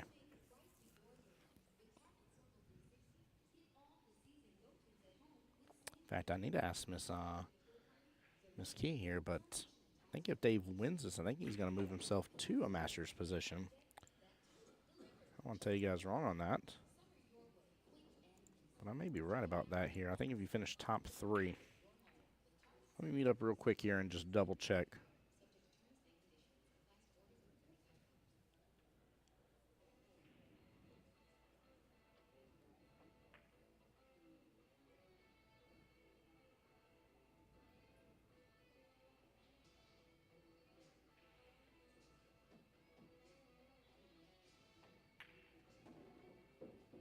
Hey, Colin there in the stream here says, I'll take Chris from here. All right. Now, Colin, I'm going to ask you the other question here. With you rooting on Mr. Chris, what do you think the score is going to be overall with this race?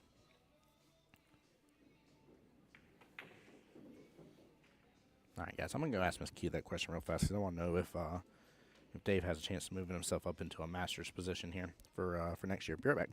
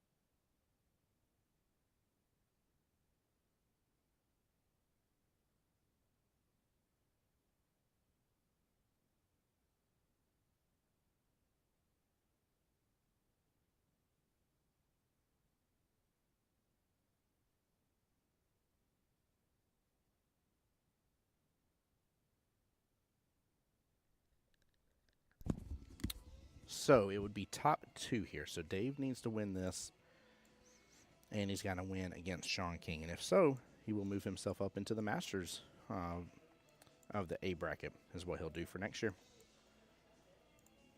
Which, by the way, Miss Kim and Nessa finishing the way they have. Both will be labeled Masters here as well. Love that. That's actually really cool.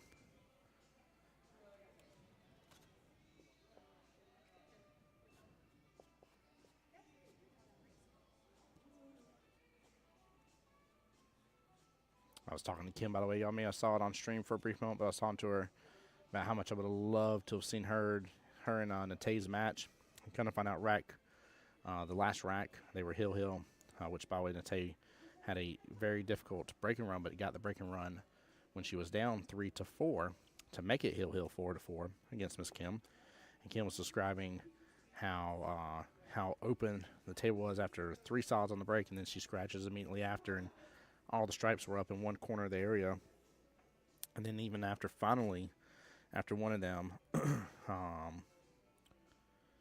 after one of them finally pots another ball, they still went on a crazy defensive battle from there.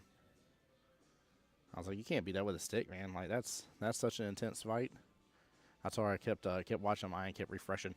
I was paying so close attention to their score. It was fun though. It was a lot of fun.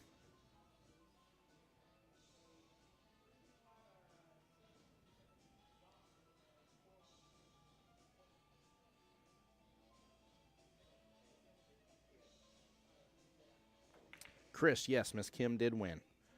She was the only one to take Nessa out in the finals bracket. It was impressive too. I even told Nessa, I was like, you've got to be crazy proud, because Nessa had 5 battles in the finals bracket. 4 of those 5 battles, she 4-0'd victory against her opponent. Think about that for just a moment. She played 16 racks in a row against 4 other different women and did not let them get a singular rack. Not one. Nope. Not until she fought Kim. Like, that was the wild part of that whole situation. Like, she had a chance to go 5-0.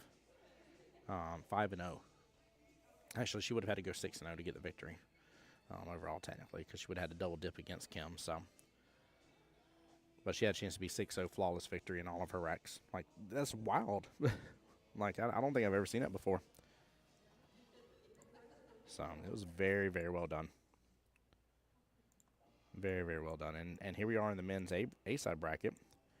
And we're down to the final 4 as well. Mr. Jakari, again, is sitting in the hot seat right now. This matchup between Dave and Chris goes on to play Mr. Sean King. Winner of that goes to play Dakari. Love it. Chris is absolutely right. Says 2 deserving finalists. Love it when it comes down to that. Same here. Absolutely same here. Like, I don't blame people for having their favorite, but at least for me, it was kind of hard to be like, who do I really want to win more? Like, who am I kind of more biased to over the other? Like, I couldn't tell you. Like, that was such a good one.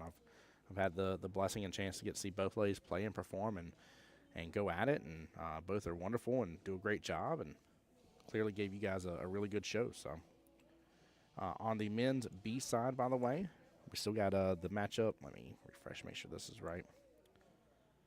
Yeah, the matchup between Jose versus George to get into the hot seat. Right now, Jose is up 3-2 in the race to 5. And then in the one-loss side, we still got Mr. Nope, that needs to move on. We got Mr. Hubert going up against Mr. Jet next. Let's see, that'll give you 2, 3. So there's only 5 men left on the B-side bracket. Chris on stream here says, guess since my name is on this match, I got to go with Chris here. That's funny. I've done that before.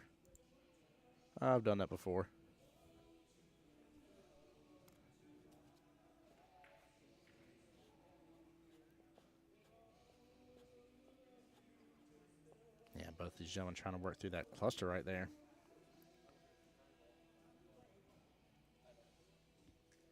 Yeah, the 2 stripes tied up with the 6-2. I mean, at least 11 has a little bit of breathing room with it, but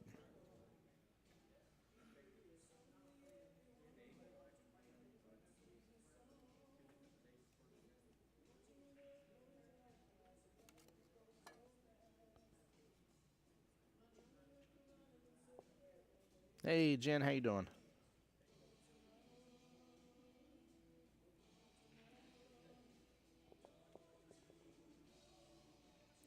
guys, don't worry. Y'all aren't missing anything on one of the other tables. There's not another match in the room right this second. And then unless both finals come to play at the same time here, we'll be trying to focus again on the individual finals just like we did a moment ago. I know a couple of you guys wanted to see some of the other matches that were going on when the ladies finals were going on, but I definitely wanted to give them their due diligence here. Allow them their time to shine on the live stream.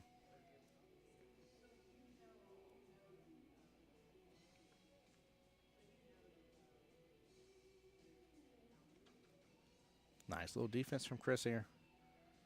Do not think there's there's not a sliver here for him to attack that 6 ball. He could one rail kick off top short rail into the 1.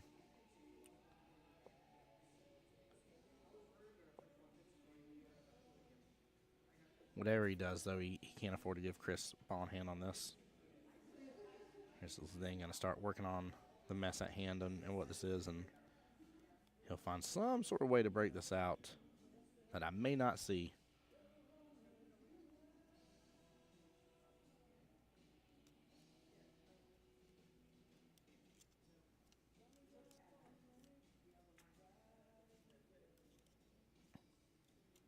And he gets down to the bottom short rail. Nicely done.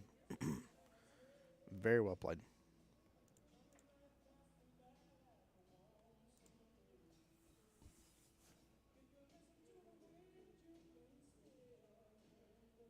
By the way, shout out to Classic Billiard Outfitters, Q-Tech, Last Call, and Precision Billiards as well. Much love to those supporting the West Coast Challenge here and sponsoring the tournament. And then, of course, my personal sponsor here being Threefold. They do trophy engraving and sublimation needs. If anybody needs any of that kind of stuff, don't hesitate to message me on Facebook here, guys, via my accounts, and I'll be more than happy to get you guys connected. But without them, I would not have this wonderful, wonderful streaming equipment that we have to be able to give you guys this stream.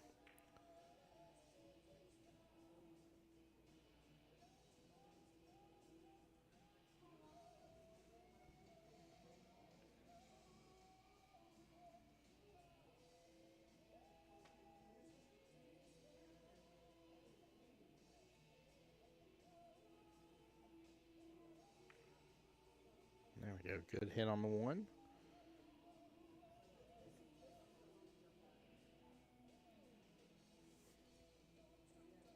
Both gentlemen kind of playing chess on this matchup right now for the first rack. Just thanks for streaming this. Awesome. My pleasure. Thank you for being here. Appreciate you. Absolutely appreciate you. I tell people all the time, man, if it wasn't for the people tuning in and watching the stream here, especially the friends and family that may not always get to see their favorite person play, y'all make the stream completely worth it. Completely worth it.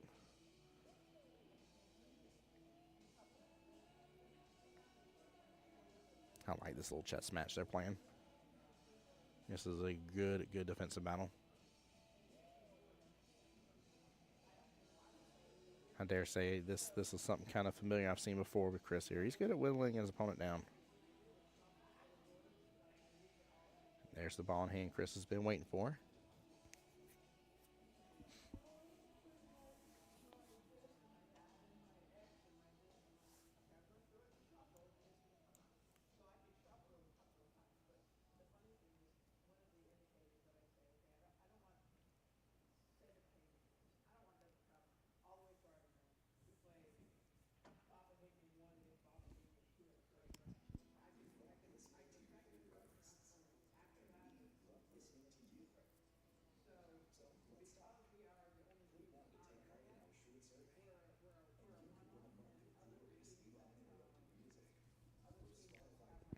Interesting to see how this plays out here.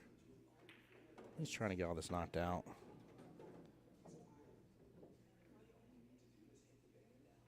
Wasn't sure what the end result was going to be of this here, but he's snuck it up close to that 14. Take a look at this again, guys. I mean, this is still overall great play with ball in hand, but I just don't know if this was the play here. So potting the 6 ball at the same time.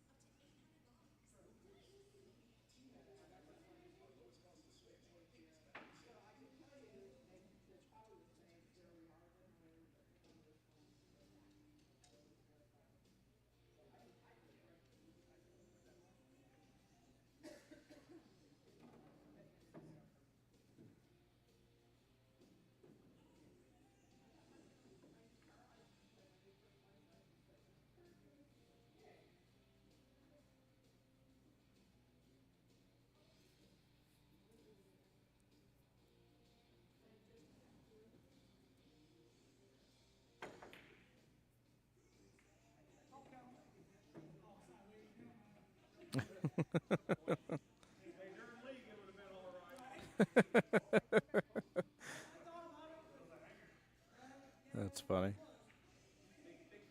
That's funny.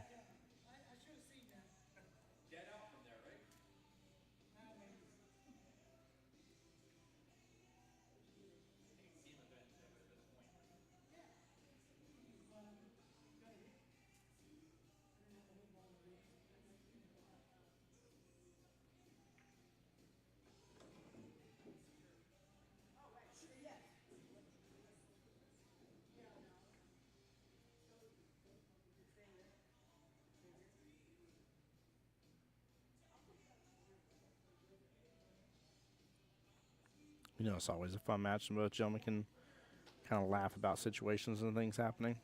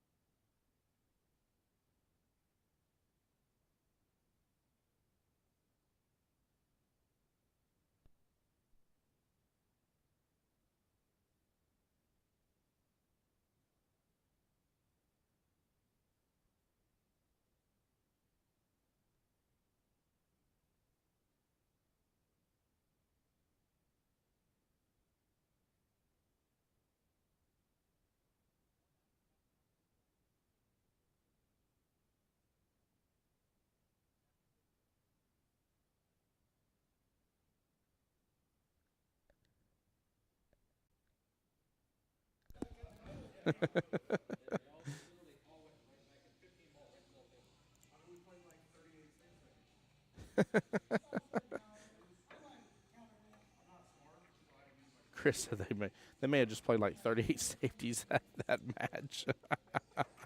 Sorry, I saw Miss Kia real fast here. That was funny. Well, Chris did a great job there going to get in the first rack. Good job working through this.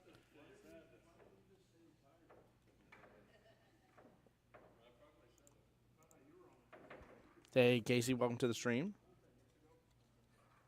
That was pretty good. That was funny.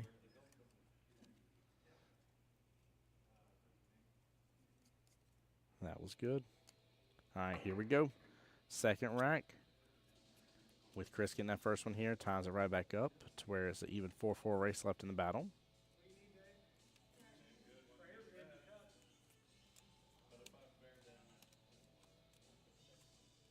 Also, too, this is the first West Coast Challenge, if I understand correctly. Chris was moved up to being a Masters level player, by the way, here. And he's been playing very well, doing good. So bravo to him for taking that challenge on.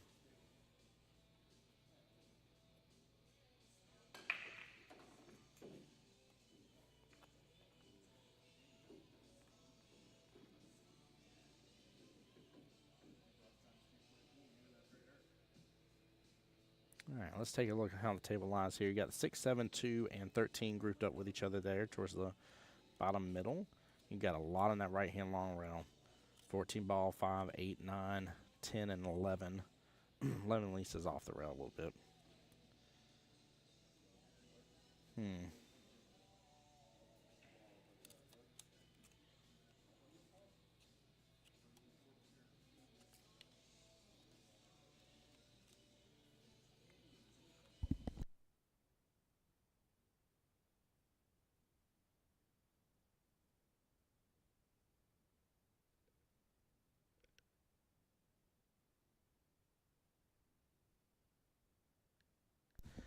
All right, guys, so we're actually going to have 2 matches here going for y'all. Let me get it refreshed here, but we're still going to have the men's side B bracket as well getting started over here.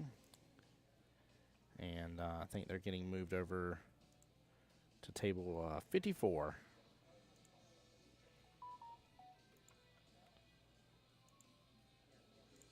So this is what we're going to do here. Let me switch back to this.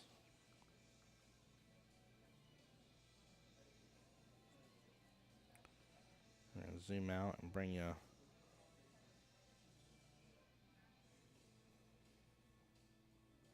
Oops.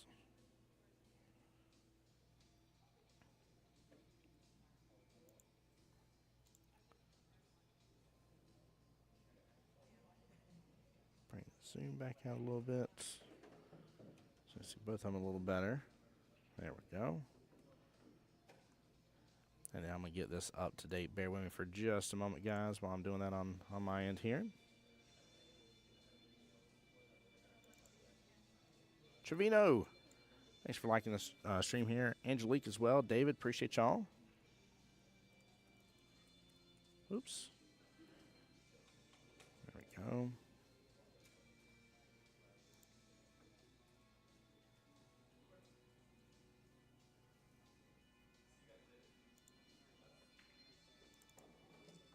All right. We're going to have Jet versus Hubert here. And then they are racing to 4, I believe. Yes, race to 4. There we go. So that will be on the left-hand table, and then we'll, of course, flip back and forth between Dave and Chris. But that way you guys get to see both of the actions going on, because with the exception of the men's B side having the matchup currently going on to get into the hot seat, this is all the matches right this second. Only these 2 main ones, and then the one to get into the hot seat. So technically 3 matches, but you guys get 2 out of it. Wow, that just clip off that 14 and still roll in. Goodness gracious. And Dave very unlucky with that leave.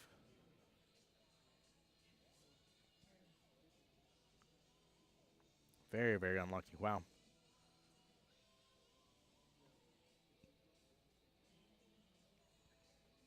When those 2 gentlemen get started, I'll flip it back over.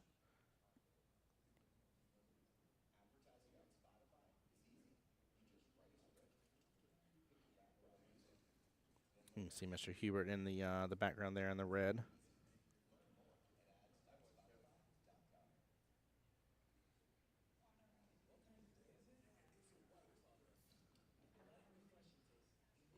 Chris, of course, with ball in hand here, really scoping out the table. Taking a moment here, see what he can do to figure out about this 5-14 situation.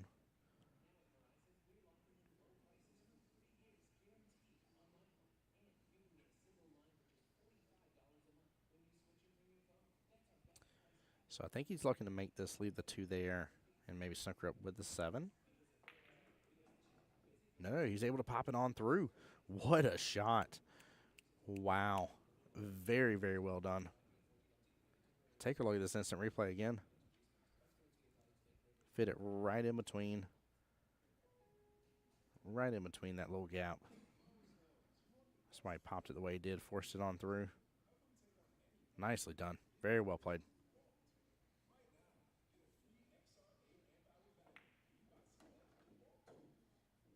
There we go. Back up field now.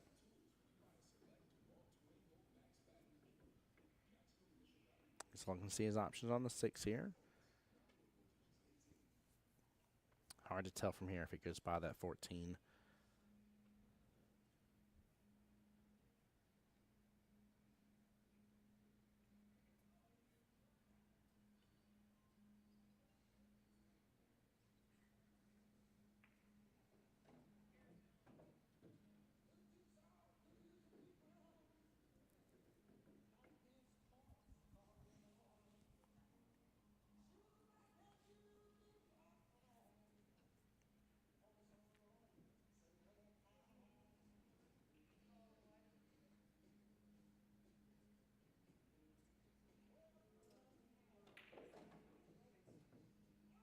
love that force foul. Nicely done.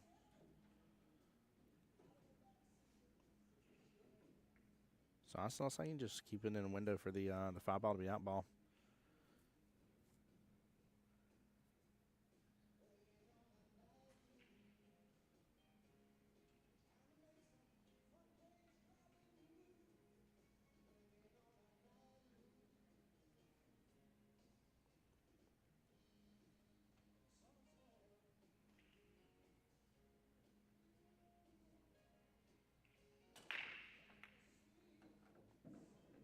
There we go.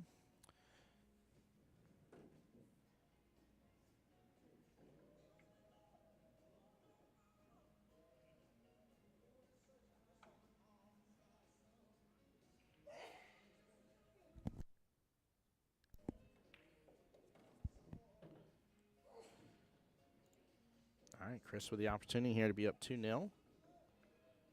And his race to 5 makes the overall race 4-3 if so. And we're going to book on back over here to the multiple table. So you can see both of the matches, sorry. Very, very good out there by Chris. Nicely done. All right, let's switch on back over. Again, that's Mr. Hubert right there in the red. His opponent, Mr. Jet here.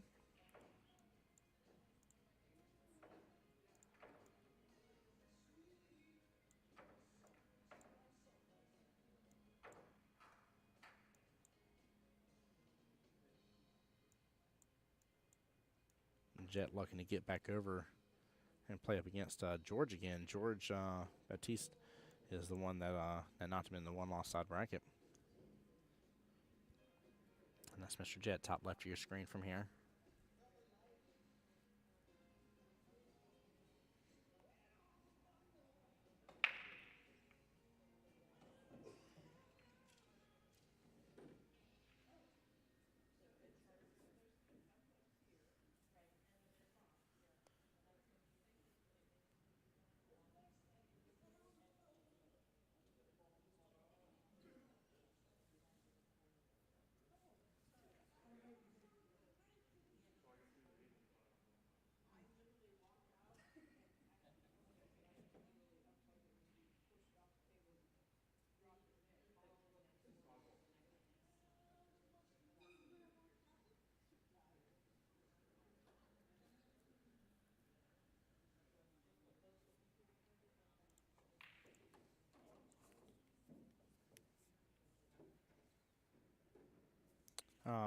Hewa Beats on the YouTube side says, I'm assuming all I want to know is how many days and what's being paid out. So the overall overarching tournament is 5 days. So it started yesterday. So Wednesday, Thursday, Friday, Saturday, and Sunday. And it'll end on Sunday. However, there's 3 main events. There's 8-ball event, 9-ball event, and teams event. Between all 3 combined, if I remember correctly when I saw on Facebook post, over $80,000 something in cash being paid out. But yeah, it just depends. If you hop on CompuSports, or I can send the link for you right here to the bracket, you can already start seeing some of the payouts for the events that are currently going on. You'll want to look, when you are looking in it, you'll want to look in the bracket that's labeled finals. So there's men's 8-ball A singles finals, and there's men 8-ball B singles finals. And if you look at the top there, you'll see the payouts for depending on what placement they had. So top 32 got paid out on the B singles finals, for example, here. And first place for this bracket here will be $3,700. But there's the men's A, men's B, and then there's women's right now for 8-ball. 9-ball starts tomorrow. So we'll have 9-ball singles as well. Yep, I sent you the link to CompuSports so you can see it. And then if you want the link to the West Coast Challenge Facebook page, give me 1 second here. I can send that to you as well. That way you can gather some information about it. But welcome into the stream here. Appreciate you being in.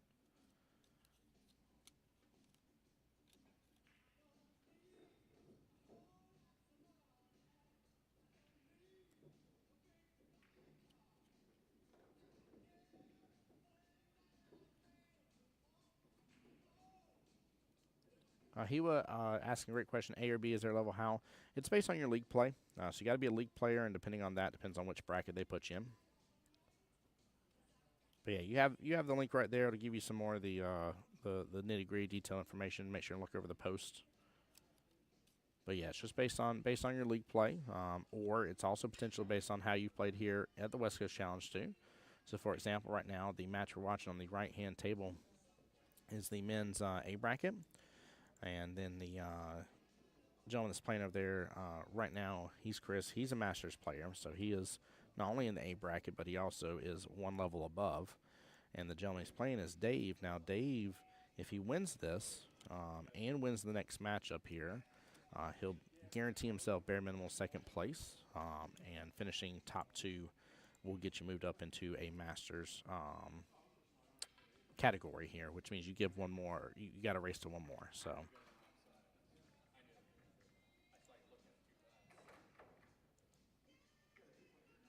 for example here, let me flip back over real fast. So Chris just took that last rank, and as you see here, he's racing to 5, even though it's in the one-loss side bracket. So he's racing 5. Dave's only racing to 4.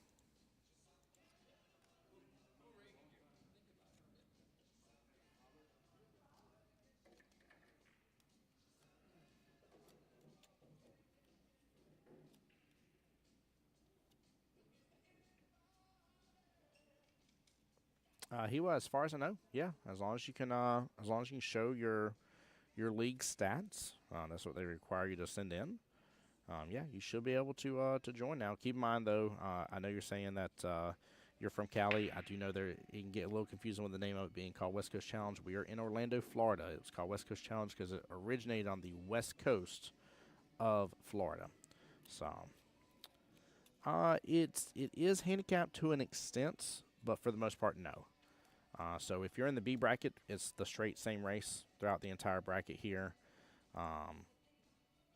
the entire time. So either you are racing to 5 in the winner side, or you're racing to 4 in the one-loss side. The A bracket, which is the higher end bracket, the upper bracket, that's the one that can have potentially a 1 rack difference in it. So if there is only 2 people that are playing each other and they're not masters, then again it's still an even race. But if one of them's a master, then that means they have to go one additional game.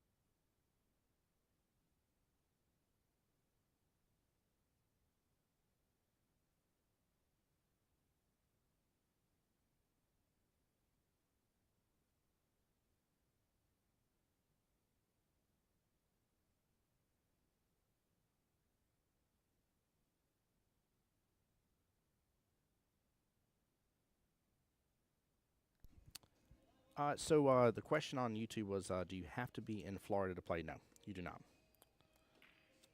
Nope. And you're good to ask the question. It's all good, Iggy. If people want to fly in. Oh yeah. You got to be in Florida to play. Sean Key's got jokes over here. Yes, you don't have to be a resident of Florida. Mr. Sean Key was over here next to me here, trying to share out the stream here because he's going to be up on it next, playing the winner of this matchup that we're watching right here in front of us. But yes, no, you do not have to be a physical resident of Florida. In fact, we have a huge showing up from this, from the Bahamas, in fact, there. So we got, what is it, Bohemians? If I'm saying it right? Bahamians, Bohemians. Bohemian Rhapsody. I'm just kidding. Hey, I love that here. Diema in there says, "Good luck, Papa Jet. Let's go." Glad you're in here to watch the stream. Sorry I didn't bring it back over to the dual view for a moment there. I do apologize. Was not trying to leave y'all hanging to where you couldn't watch this matchup here. So please do forgive me on that one. Luckily, we're still in the first rack.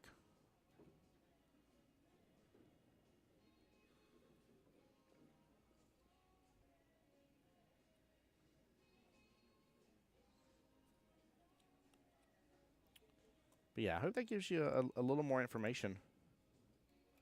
Iggy says, "Oh, even Bahamas?" Yes, yes. You'll see in chat multiple times. You'll be like, "Go 242," and that's the area code for the phone numbers in Bahamas. But yeah, one of the gentlemen that won the APA, I think it was had to be the 8-ball, I believe, side of the APA Pool Players Championship earlier this year. He was from Bahamas, and he's played in this event before as well.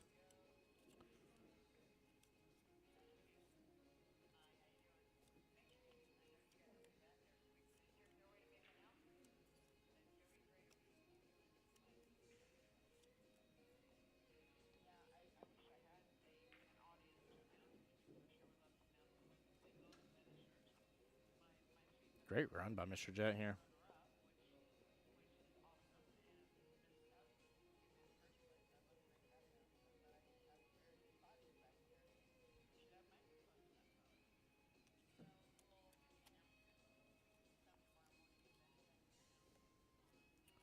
But yeah, like I said, Iggy, or not Iggy, I'm sorry, Hiwa. Again, thank you for being in here and being a part of the stream on YouTube. And thank you for asking questions, showing interest in signing up for the tournament. I would love for it to continue to grow. We have had to change venues from last year. The other venue here in Florida, here in Orlando, was getting demolished and rebuilt into something else. And so now we're over here at the Doubletree Hilton, right outside the entrance to Universal Studios. And so far, this has been a phenomenal venue. Very, very good size. 90-something tables total, which this room is the smaller room, the stream room. You're seeing 3 out of the 6 tables that are physically in this room, all 7-foot diamonds as well, which is really, really good. I love having some nice bar box tables.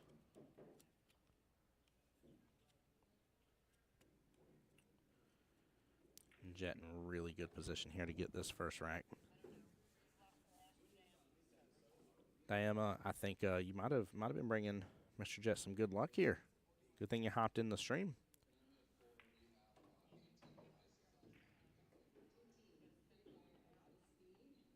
There we go. Yeah, he'll have a chance at this right now.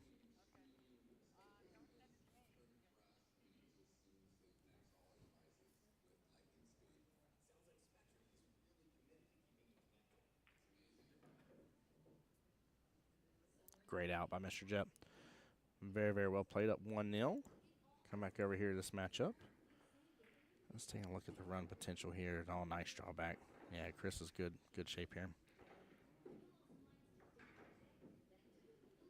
Very little reason why he can't be up 4-0 right now.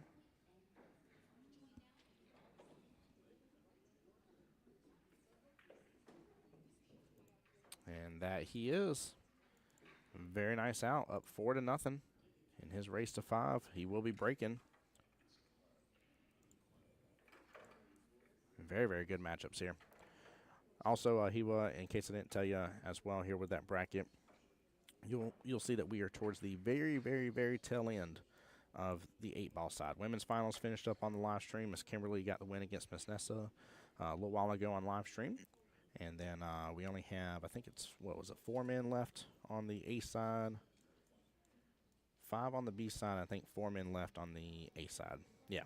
So we're down to the very nitty gritty here. Ooh, let's take a look, see how this. Oh, Aaron, don't want y'all to miss all the break from Jet as well.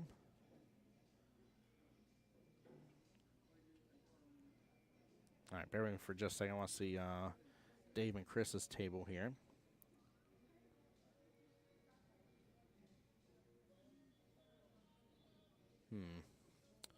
Didn't see anything that looked too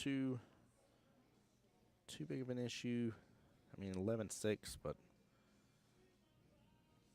other than that, there's some room here to work. All right, we're going to stick with the overview for a hot moment here. Sorry for the jumping back and forth, guys.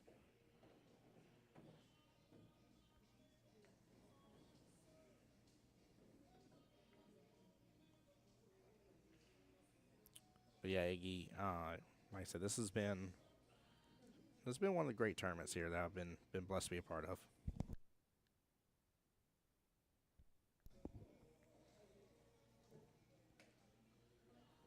One of the best, for sure.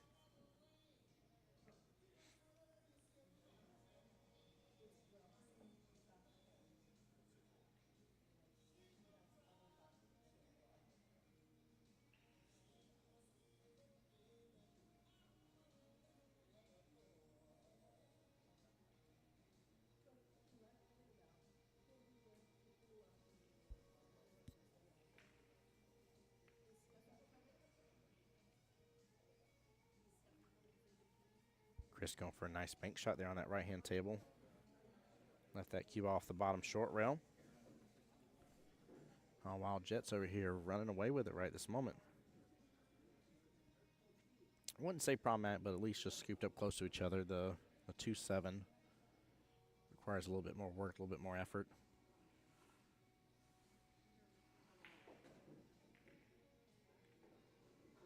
There you go. Just trying to drift down below it. Be able to take that 2-ball right-hand side pocket. I don't think quite got in line where he wanted to be. Big deal as always in 8-ball is make sure that that you're able to adjust. Any 700s playing, anybody that be in that far your rating will be labeled as a master. So when you're looking at the 8-ball A bracket and you see the word yes in their name, that means they are a master player. And they're probably close to that 700 Fargo rating. Probably close to it, if not at it.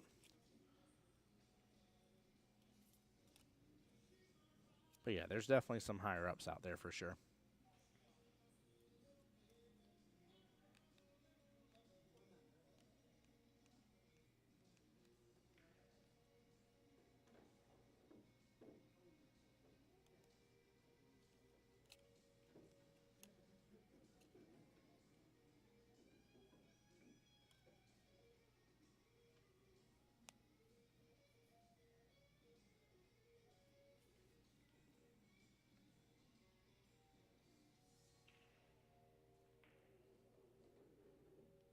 Jet with a nice pot there on that 5-ball.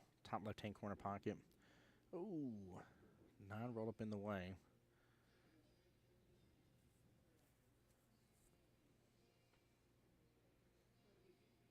Yeah, I don't see the out here. I'm not saying he can't pot the 7 and drift on across.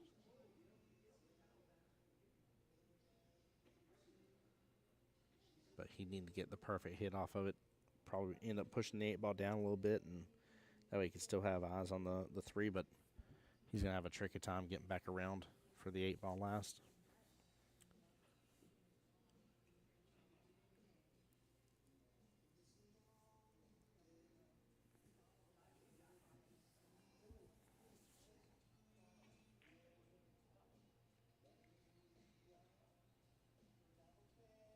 Ooh, don't scratch in the process.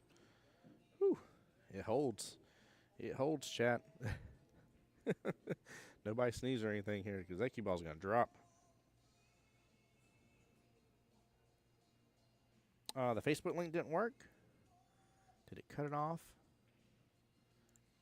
The page is labeled on here. I'll tell you the exact label. It's labeled West Coast Challenge Florida Pool Tournament. There you go. I'll type that part out for you. That's what the Facebook page is labeled there for you. That's where we're live on as well. If you copy paste that exact thing into the search screen in Facebook, you should be able to find it from there.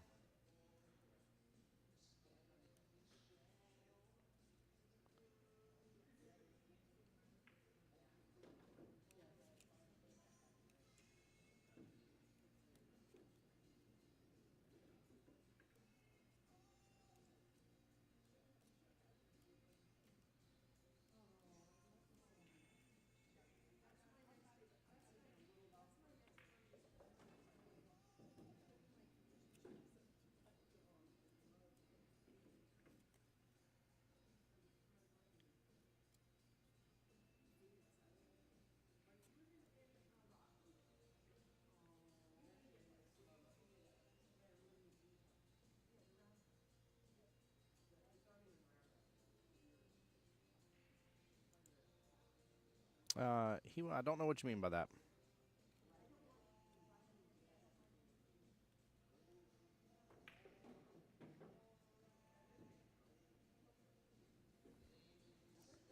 Let's take a look here what Chris has on that 3 ball. Yeah, looks like he's got room here to bring that 3 into the right-hand side pocket.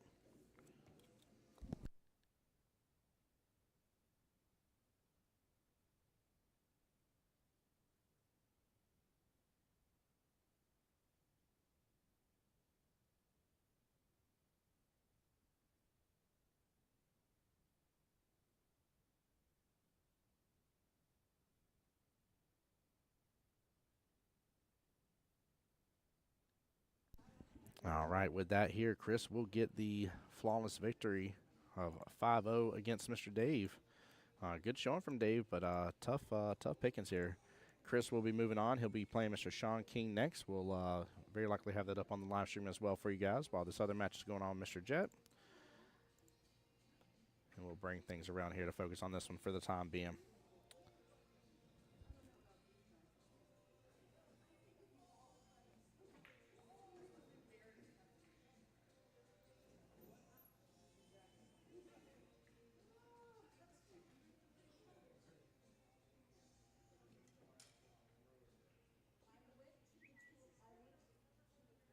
There you go. We'll work with that. We'll work with that. So, Dave, with that being said here, Dave will finish up 4th place in the men's A bracket here. He'll be taking home $500 from that, though. Did a good job. Did a really good job. And then, like I said, we get to see Chris and Mr. Sean King go at it. You got to see that matchup earlier. Sean did get the win against Chris 6-4 originally, both racing the 6. And then Sean went up against Mr. DeCarey on the live stream here, and got beat 4-6 there on that one. So we'll see how it kind of plays out. Found a GoDaddy site? No. In Facebook. That's a Facebook page. So if you're in Facebook and you copy paste exactly what I sent you, you'll pull up the Facebook page right away.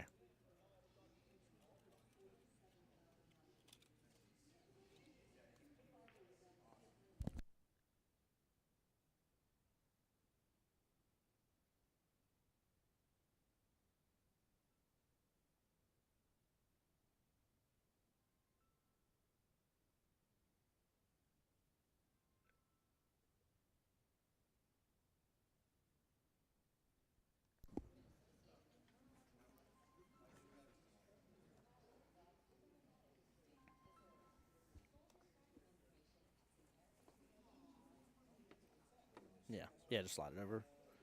There we go. That way we got a little room.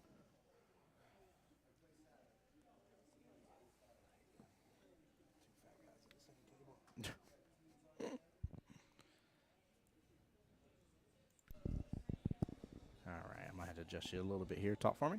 All right. I think we're here. There we go. We're good. All right, perfect. Mr. CBO himself here. I'll let you introduce yourself. How you doing, though? I'm doing fine. How are you? Good. Doing well. Ready to see how this whole 8-ball fiasco wraps up for the night. Yeah. So, is this the last one? What is this? So this is the men's B-side that we're watching right this second.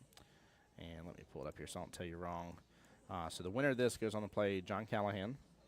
And then the winner of that is waiting on the match right before being in the hot seat to finish up here. It's either going to be Jose or George that goes into it. One will be King of the Hill on the hot seat, and the other one will be through the one-loss side waiting to finish up. Oh. So we still got a few more matches in the B side, and we got just like 2 more matches on the A side. I got you. I was like 1 match away from making this bracket. Were you? Yeah. Yeah, this is the bracket you want to be in, that's for sure. Dude, I was impressed, Miss Nessa over there. Let me rephrase, not all, but the 4 matches before the finals in the women's finals bracket, all 4 matches she 4-0'd victory. She played 16 racks of pool and didn't give up 1 rack. Nice. Are you serious? Yeah. Yeah, that's hard. Absolutely is. Y'all ready? Well, he's not here. Just wondering about this table. What about Well, just in case you didn't know, my name's Jeremy Carruthers. I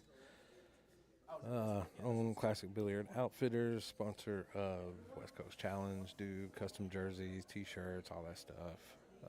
So was on here for a little bit last year with our good friend here, and decided I just had dinner since I got put out of the tournament early, and come hang out and spit a couple words and give the man just a little bit of a break. There we go. So this for the king seat, huh? Yeah, this is to get back into the finals here to take on Mr. Kari there, Kari Turnquest, who's waiting. So I'll get this updated on the screen, but this is actually a 5-5 race. Okay. It's funny you call it the king seat since Mr. Sean King is right there. Yeah, if it fits. It does. It does fit. Literally does. Yeah, that was an impressive showing by Chris just a moment ago, winning 5-0. That's we're to the point in the tournament that any sort of wins like that are just very impressive. It's tough to get this far down the line. It is. It is. I was a little bit tired last night. Ran into a guy. I was on a hot streak and then had to take a break for 3 or 4 hours and come back cold and just wasn't able to pull it out. Missed like one shot. Cost me 3 racks. Ooh. Damn. Yeah. I mean, it's still a 5-3 set, but, you know, the one this morning, let's just say I don't like dishonest players. Uh-oh. So, Womp womp. yeah, on purpose at that. So, it is what it is. I learned. What a shot by Chet. Sorry. Yeah, that's a great shot. Oh man, he just wanted a replay. That's all he wanted. He just wanted a quick little replay. Yeah, that's a phenomenal shot. Look at this kick. Chris says, "What's up, Goat? I'll see you tomorrow." Yes, sir, Mr. Whitey. A lot of see, he had draw on that thing to shorten up that angle a little bit good. and to come off of it. Yeah, it was a great shot.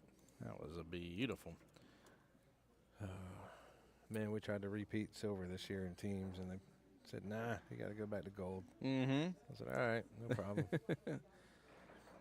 He on the YouTube side said, "So singles men event, 8 balls, only 2 days long." Yeah, this time around it's only 2 days long.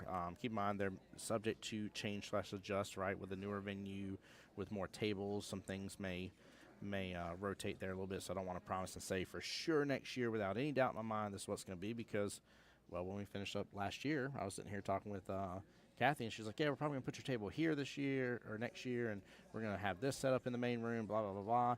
And then like 3 weeks after that, I got a call, and the venue was the venue was being demolished. So I don't want to promise anything.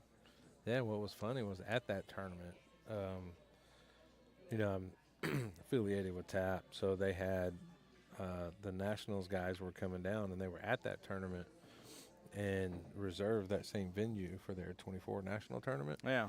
And, you know, same thing, 2-3 weeks later, they get that call that, you know, they're basically closing it down and blowing it up. Mm-hmm. Like, oh, man. So I know Kathy and those guys over at TAP, they worked together and came here.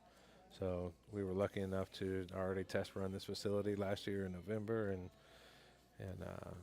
it was a pretty good venue. You know, It is definitely a good venue. They've been treating us pretty well and good space. I like the lighting. Definitely makes a difference. So. yeah, it's a little warmer in the main room, not where we're at, but in the main room, like tables 1 through where the 40 tournament, something, yeah. where the TD desk is. Yep. It's definitely warmer in there, so you know balls are a little bit more sticky, and you're not getting as much slide out of everything as you are over here in the, you know, they're calling it the mini room, but where the vendors all are and all that stuff. It's a lot cooler, a lot less humidity, and balls are just sliding everywhere. Still got good, you know, good polish on the balls. So it's just 2 different rooms are playing different. No. They just have a lineup. I mean, they've been running minis all day today and tomorrow.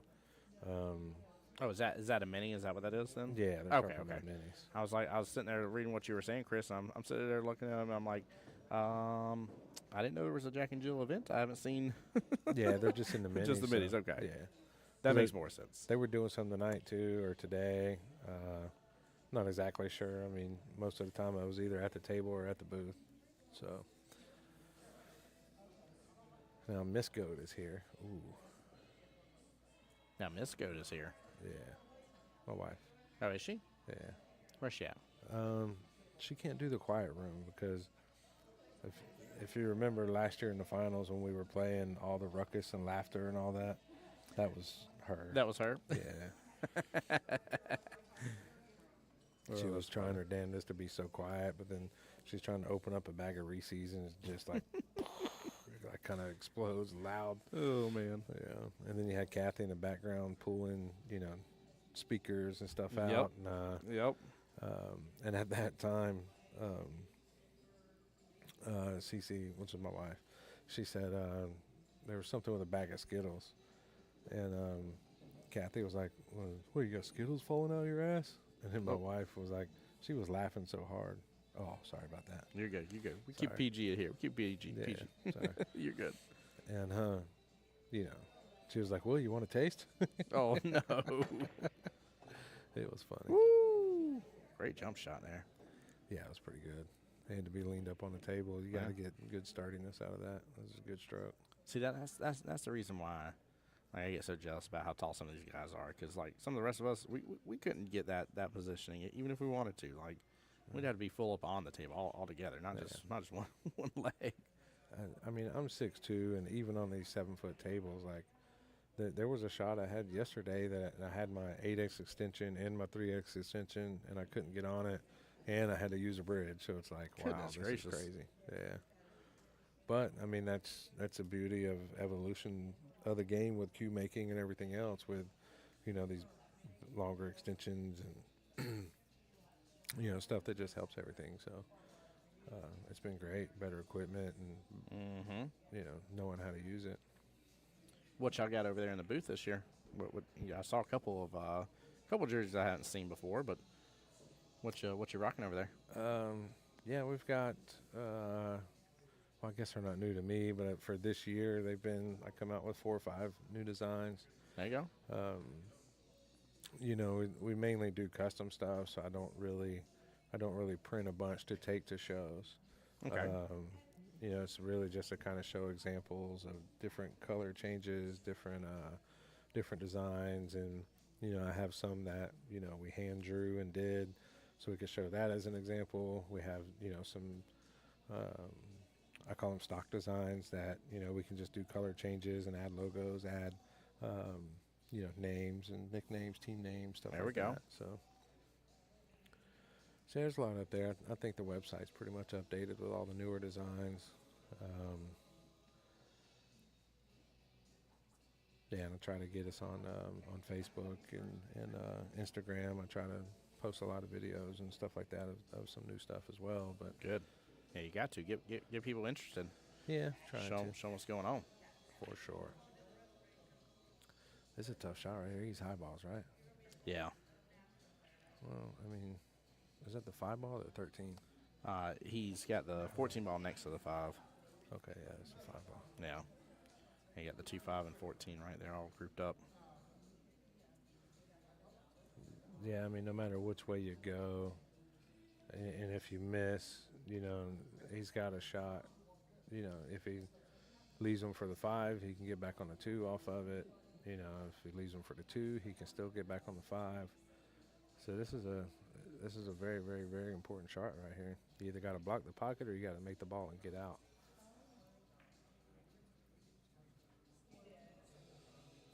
I think my choice would be 15 on the side right here. Yeah, that's what I was looking at. It'll be treetop, but I like it. I don't know. I'm not worried about the side pockets. So like some people get really nervous about taking on the side pockets because the angle and the way it makes the pocket smaller compared to the corners. But I love them. It's the biggest pocket on the table. not according to some people. Some people are so scared of the side pockets. Yeah, but I mean, they're just afraid of playing off the. Oh, that was a great shot on 10 ball. Mm-hmm. I mean, still kind of tough here, but I think you go back down and you play the 11 and the 9 and then come back down and you can finish with the 8 and the side. That's your out. Looks like we think the same way. It's just a little off. You need to hit it with just a little bit of inside, float it over. Just like that. Yeah. How to do. Door over there on Facebook saying, "Go Sean, let's go indeed." Should love here.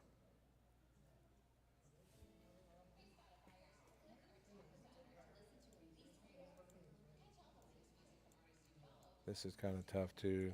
You have to feather this one, or you have to play it to go 3 rails and come back around and leave you a shot. Because if you just hit it smooth, you're not really going to have a good deal here. See, you can take the. Well, let me see. Well, never mind. It's about 12, 15. Take 12 ball straight in, corner pocket. Yeah, 12 ball straight in. I thought the 15 was in the way. I apologize. No, it looks that way from the camera view. You're good. I was telling Chet that earlier. I was like, I don't know why they did this. They can't get by. They drove right past it as if it was nothing. I said, never mind. They can get by completely. So he goes, I was like, I'm just making stuff up as I go. Yeah. Yeah, because if not, he would have to take the 14 and then had to probably draw, spin it around, go straight off the side rail and backspin to get back on one of those. But he hit this nice. I mean, this right here is just a little bit of, center top, just nice and smooth. Come back, hit the 8 ball straight in the side.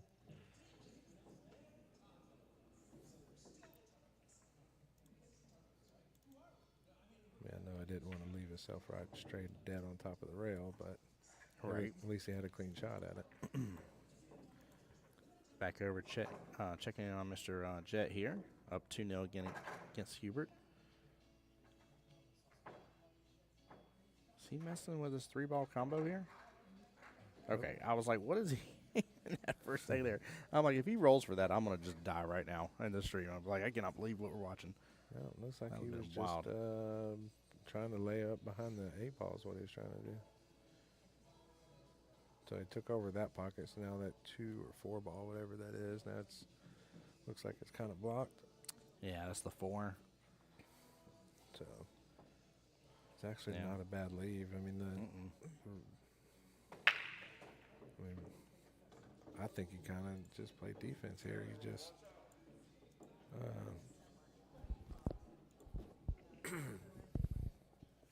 I think he just hit off the right side of the 3 and leave the cue ball behind the 9 if you can. Or not the 9, the 8.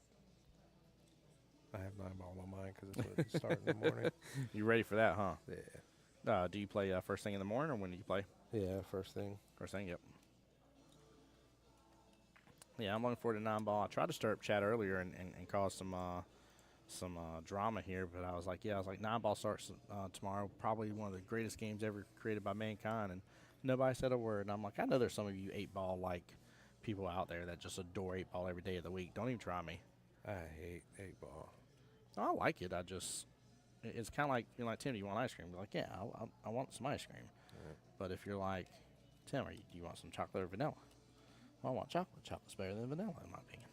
Yeah. So, like, yes, I'll play pool. I'll play 8-ball. I'll play 9-ball. But if you ask me which one's better and which one I want more, I like playing 9-ball. Yeah. I enjoy it. Now, correct me here on this. In 8-ball here, they've had to call each of their pockets. Are we treating 9-ball the same? They got to call every pocket? Yes. Yeah. So it's basically it's 10-ball. Texas Express rules, Yeah. I believe. Yeah, so, I think I read about that. Alternating breaks, rack your own. 9 only counts in the top 4 pockets. Call 9, 3 foul rule, 2 behind the 9. Oh, they are doing 3 foul on the 9-ball side? Mm-hmm. Chat knows I love a good 3 foul game. I love it. Some people hate it. They're like, oh, what a way to win. That sucks. And I'm like, no. I was like, it's so tough to 3 foul anybody. Like, it's ridiculously tough. Yeah. I mean, back in my APA days, it's where I really learned how to play a lot of defense. You know, it was just learning how to play structured pool. Yeah. You know what I mean? Yep. And I can make a couple balls, but, you know, it's really trying to get, when you have that spot advantage and you have to learn defense to win the game, I mean, it's just part of it. You know, I mean, even the pros are like, well, I have this 80% chance of a run out, or I have this 100% chance of a defense right here. They go with that defense. They're going for that defense because the important part is winning the rack. You know, you stay in control of the table that way. So you like the 3 foul rule? What? Same reason I do, because it means we're gonna have a defensive battle to make it happen. Yeah, I'm a chess guy, not checker. Exactly. Yeah. Exactly. That's what it boils down to. Ooh. Got a little love from the pocket there. Yeah. A little weeble wobble, and it did fall down. Yeah. He's looking for a little bit of milk right now. Oh man. It's not bad though. I mean, right here you got to take the 10 or 12, whatever that is, 12 ball. Yeah. You got to take that 12 ball first. Take the Yeah. 12 ball first, come off the rail, then you take that 14, then you finished off with your 9. That's just, I didn't like taking the 9 first. I mean, I guess he got closer to it, but still. But see, now he's going to try to play this in the side when all he really has to do is just play it off the head rail down there and just come back just like that. We've seen he looked at it earlier, looked at the side. I mean, I love the side pocket. Oh, yeah, getting back to the side pockets. Side pockets, yeah. Yeah, where's Chad at on this, by the way? Normally I mention anything about 3 fouls, you guys get riled up. I mentioned going after side pockets more, you guys get riled up out of nowhere. Where y'all at right now? I feel like I'm saying some things that normally causes a little controversy. You guys being quiet. Because you got somebody that agrees with you. Yeah, right? There we go. But, you know, so back in the same days when I was learning how to play pool, you know, I just assembled a team of friends. You know, nobody was, you know, really better than, I mean, a couple were a little better, but we were all 3s and 4s. And I just got tired of missing in the side pocket. I'm like, this is stupid. It looks like the biggest pocket on the table, and it is. So I just come up with a couple drills and just tried to shoot them, you know, at every single angle from every line from, you know, everywhere on the table. I just learned how to play the inside of that tit to go in and The pocket point, yeah? yeah. Yeah, the pocket point, yeah. Oh, all right. Well, I didn't think that was, you know, You're I good. got you. You're good. All right, here's controversy. Chris White says 8 ball all day long. Come on. That's because you're not good at 9 ball, Whitey. Then got called out. Damn, we got tables here too. Let's play it out. Let's play it out. Let's see what happens. Whitey's a good shot. Is he? Yeah, he don't want none though. You don't want none of your smoke? No, No? He's Don't. Oh, I was about to say the only thing I'm sad about this time around. So have the wifey and kids with me and stuff, and all the streaming equipment and everything. Packed up the car, and I forgot and didn't even try to see if I could make room. I don't have my cues with me. Oh. How am I at a tournament and don't have my cues with me with all these beautiful tables I could play on afterwards? Craziness. Yeah. I had fun the other night though. I on purpose didn't have my keys with me, and one of my buddies was warming up, and we were gonna do a little singles board action and stuff, and it cracked me up, and you know, I didn't know. I just grabbed the cue off the wall and was playing, and I missed a shot, and I was like, darn. I was like, can't believe I missed that. One guy was like, well, you got your keys with me. I said, oh yeah. I was like, I forgot, I'm a regular pool player. I was like, let me use all my excuses. I ain't using my normal chalk. I ain't got my glove on. I don't have my cue with me, and I didn't break my brake cue, and the sun's out today, and The stick's too light. yeah. His tip is misshaped. This tip's yeah, everything. And I was like, man, I didn't pull out all of my excuses out of nowhere. I don't blame some people, but it cracks me up. So. Oh, for sure. And I just realized we lost a national championship in this room in November. Bring back some hard memories. Yeah. Well, so in this is 25. So in 23, we won national championship for tap 9 ball teams. And we come back and tried to repeat in 24. So we got close. We ended up with 3rd and 9 ball. We also got 3rd and 8 ball. And then when we started playing dream teams, and then for dream teams, we actually lost in the finals in this room. So, but we took home more money last year than we did winning the Natty the year before. There you go. So Chris said, give me your cue, and him and I, we'll play. I'd be down to play a couple of racks here. It just depends on which day. Right now, today would not be a good day for me to play. nah. I've got some other stuff I got to handle after we get done, but we're going to be streaming a little bit later than usual today. But tomorrow may be a great day. So I don't think tomorrow's going to go as long. Oh, it's 9 baller trying to finish it all in one day. Hell yeah, it's gonna be long. You think so? Yeah. Are they actually trying to finish it one day? It's not 2? Yeah, you can't get. I mean, you got teams that start Monday. Start Monday. Or not Monday, Saturday. I'm sorry. This Well, is what. I can't see the finals bracket, but yeah, you may be right. Because the latest on the bracket, with them starting at 8 a.m., the latest one that's scheduled on the bracket is 11:45 on the A side. Let's see here. Oh yeah, because they don't have a finals bracket version open yet. 11:25, 11:45, 11:55. Yeah, yeah, you may be right. We'll see. We'll see once they post the finals bracket. Yeah. Plan on getting there early tomorrow. Nice. You should too. I heard it so many times the other day. I was to the point that like I even said it on stream. I wasn't trying to be annoyed with people, but I heard so many people be like, "My room's not ready," and like I think play started at what was it, 10 a.m. yesterday is when we started playing. No, noon. Well, noon where the Or match noon. is, That's right. Noon. Yeah, After 'cause we the had the players meeting, it was probably about 12:30 or so. But yeah, I was sitting there laughing that they were like, yeah, it isn't ready and stuff, and like they seemed so annoyed, and like I watched a couple of them play, and I'm like, yeah, you're so focused and annoyed on that, rather than playing your match that you should be playing. And so like I'm literally on stream, I'm like, guys, check in a day early, like just check in, go and enjoy the venue, check in a day early. Yeah. Did he just hook himself while I'm talking about this? I think so. Let's see if he could jump.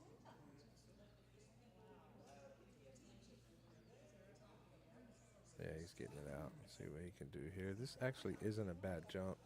You know, he probably got about. He got far in front of that 7. Yeah, he's probably got about 10 inches or so, 8 or 10 inches behind the 7. So realistically, you don't have to elevate too high here. No, you're trying to get just over it. Yeah, but you kind of want to elevate a little bit and hit it about half stroke, just so you pop it up and get it over, and just let the ball roll. It's either that or you have to land like right on top of the 12. Let's see what he does. He's darting it too. Hopefully it doesn't jump off the table on this one. He might give it too much. This actually isn't a bad. It's not a bad angle in here. So Yeah, he isn't nearly as jacked up. and it's darting it, so you can't get a lot. There on we it. go. Yeah, he hit it perfect, just a little off. Undercut it a little bit, but still a good hit, and not necessarily a horrible leave. Yeah, I was on the 7 for Hubert, and yeah. What bracket is this one? This is still the This B? is the B. Yeah, Okay. yeah. The other one we're watching with Chris and Sean is A. This one's B. Okay. And chat, we're down to the point in both brackets where it's just the one matchup at this point here, one followed by the other. So you guys are getting to see all of it now. Okay. So on the B side, B bracket, this isn't, leaving somebody a side pocket like this, it's a 50-50 chance, right? Because, you can come up to a point where you catch somebody that can really shoot, or you catch somebody that's just been catching some good rolls the whole time. So, I mean, right here, this isn't the ball to take. You really need to take your 3 ball now, because that 4 ball is going to be there no matter what. If you take this 3 ball and let's say you run dead into the 10 ball and get stuck behind the 8, you can't take any of those balls really. You got a super hard shot, plus it's a long reach. Well, and he's a lefty, so that's even worse. So really, you need to leave this 4 ball alone right here and take this 3 ball. Hope you can get set up on the 1, and if you don't, you have the 4 ball for backup. And just to be clear about the lefty comment here, you're just saying it because of the position of where everything's going to be, right? Right. Yeah. Okay, I'm just making sure you're hitting on lefty pool players or nothing. I'm just checking there. Okay. Yeah. No. for no particular reason.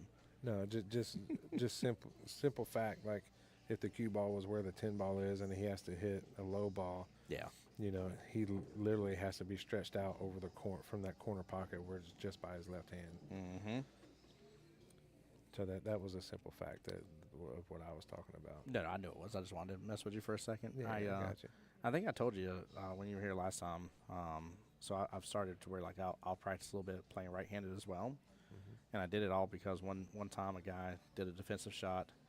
I was like, darn, that was good. He's like, I know because you're left-handed. And I looked at him. I was like, you played the defensive shot because I'm left-handed? And he's like, yeah. I'm like, you biscuit. I'm like, are you serious right now? Yeah. He was dead serious too and did it good. Oh, yeah. Made me so mad. I mean, like we played at this one bar where like this rail right here was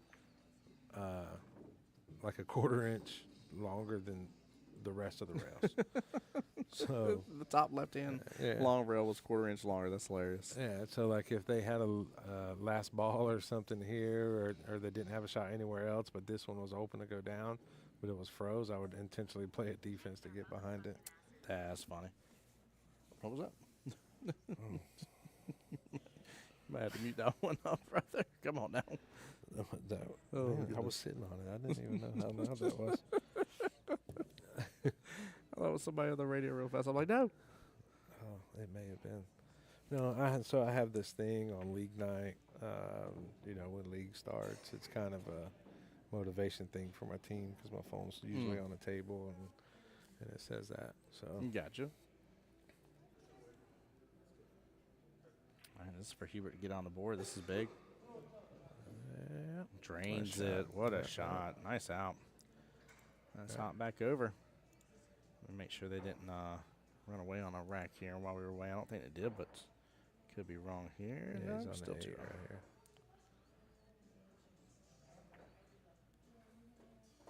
Oh, good out. Yeah, see, so that would have been the angle. If you're a lefty with that kind of angle, you're kind of screwed on that Yeah. one. Yeah, it's tough. Yeah. Very, very tough. We're going to watch this one now that Mr. Hubert's got on the hill, but we got to show the action here a little bit against Sean and Chris. And again, winner of this goes on to take on Mr. Kari there that's waiting in the finals. So, big deal about this matchup here is if you lose here, $750, and then if you win, you've guaranteed yourself at least $1,070. So, $320 matchup being played right now. Yeah. So, I don't think either gentleman's worried about that fact, but they just want the win.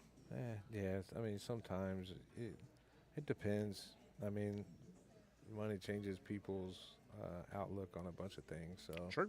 if they're not used to playing for money or they're not used to getting this deep in tournaments, it changes a lot of people. Not everybody has ice in their veins. It's But true. it also builds character. I mean, it's not like all these guys that have gotten this far, this is their first tournament they ever did that. No, they've played in several tournaments, and eventually they start making longer runs and deeper runs, and then deeper and then deeper, and then they start winning and winning and winning, and They get it just used to kind of it. you get used to it. Puts ice in your veins. No situation is too big. The mental part of the game is. I tell people it's 80%, and people don't believe me, but it really is. Well, the mental part can take an amazing player and make it where they can't shoot. So, of course, Right. it's got to be a higher percentage because even somebody that has great fundamentals, has a great rhythm, a great stroke, all of it, if they can't handle the mental capacity and they're shaking in their boots, Yeah, it doesn't matter. Shaking, they're short stepping their approach. Yeah. So, Popping up because of it because they're so anxious. Like, yeah. or they're understroking everything. Yeah. So they're not Goodness catching the gracious, rail. I did that, but I got lucky and tied up my opponent's ball. I hit it so soft. I'm like, why'd you do that? DKB on the YouTube side said, "Go Sean, go Sean, indeed." Appreciate you being in here. Chris is running with it right now though. He's doing really good. Being up 3-0 in this matchup is tough. Very, very tough. Oh, it says A or B is their level. How? Oh yeah. I was explaining that to him earlier. He I thought in that there was was- recent. My bad. was confused about newer to how this tournament works. So first he thought it was handicapped, and I was like, it's not though. Like not in a traditional. Yeah. Like you have some Fargo rating tournaments that like every X amount of points is There's a rack additional and- rack and stuff. Yeah. So like that's when you say handicap, that's what I think of. Some people could even still call this handicap in the sense that like a Masters player goes to one more rack over a non-Masters player, but it's one rack. Right. It's only one. Not saying it can't make a difference, but other tournaments it gets. If you kind of Wild.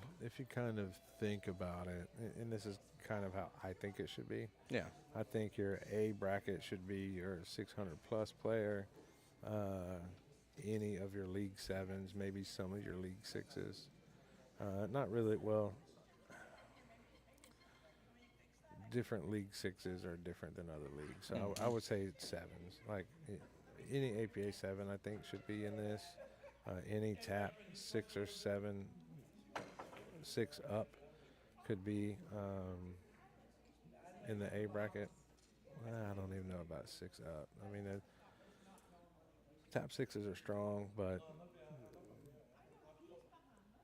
it's not like, you know, some of them are putting 3 or 4 packs together, and some of them aren't. Yeah. You know, like I'm a top 6, and I don't really put together 3 packs. I'll put together a couple 2 packs, but I just try to play smart and just try to stay in control of the table. Mm-hmm. And so, I mean, the speed of the game that I shoot isn't like, you know, all fancy, and I'm not running racks and, you know, getting perfect breakouts and all that stuff. So, Yeah, I gotta give Kathy and them props. So that's one of the things I like about this tournament, where they're like, they want your league stats. They want to see what's going on, and like, you know, depending on where you are. every now and then, some of them fall through the cracks, though. I mean, Oh, I mean, it's, tournament this big, yeah. we're human. Yeah.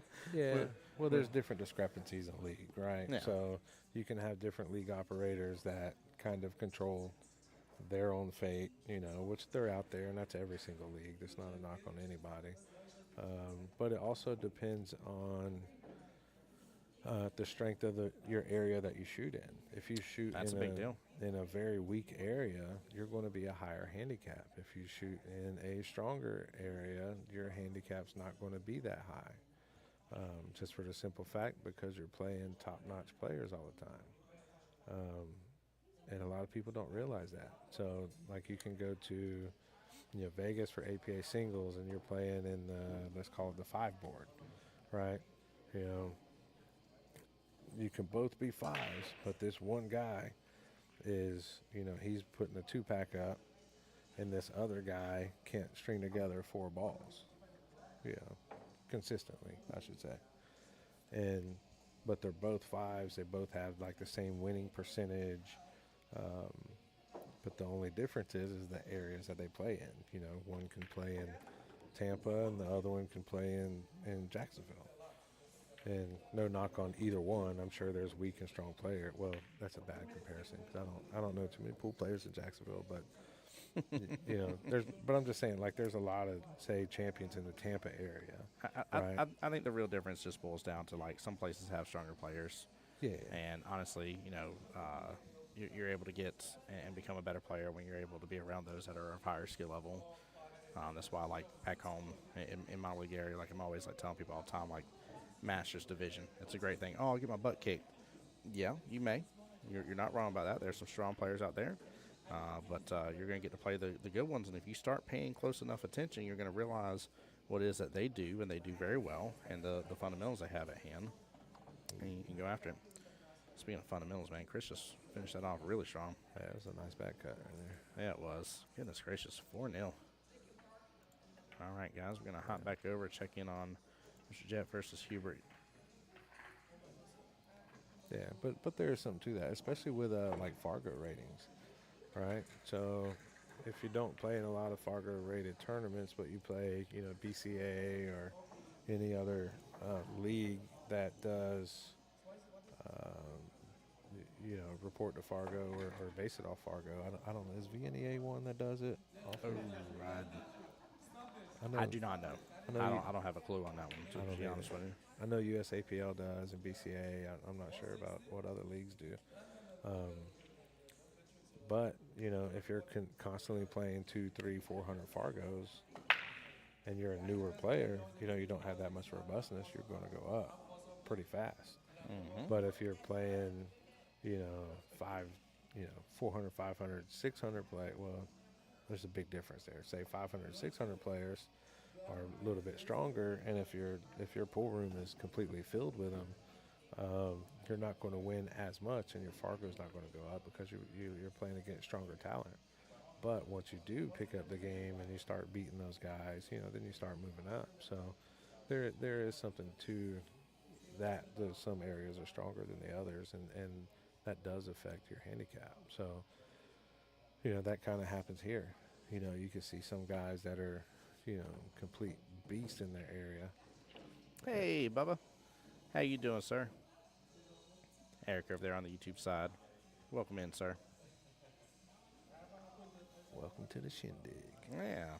His team was actually just in our wonderful finals that we just had for the 9-ball World Qualifier. Nice. Yeah, it was good. It was a good matchup.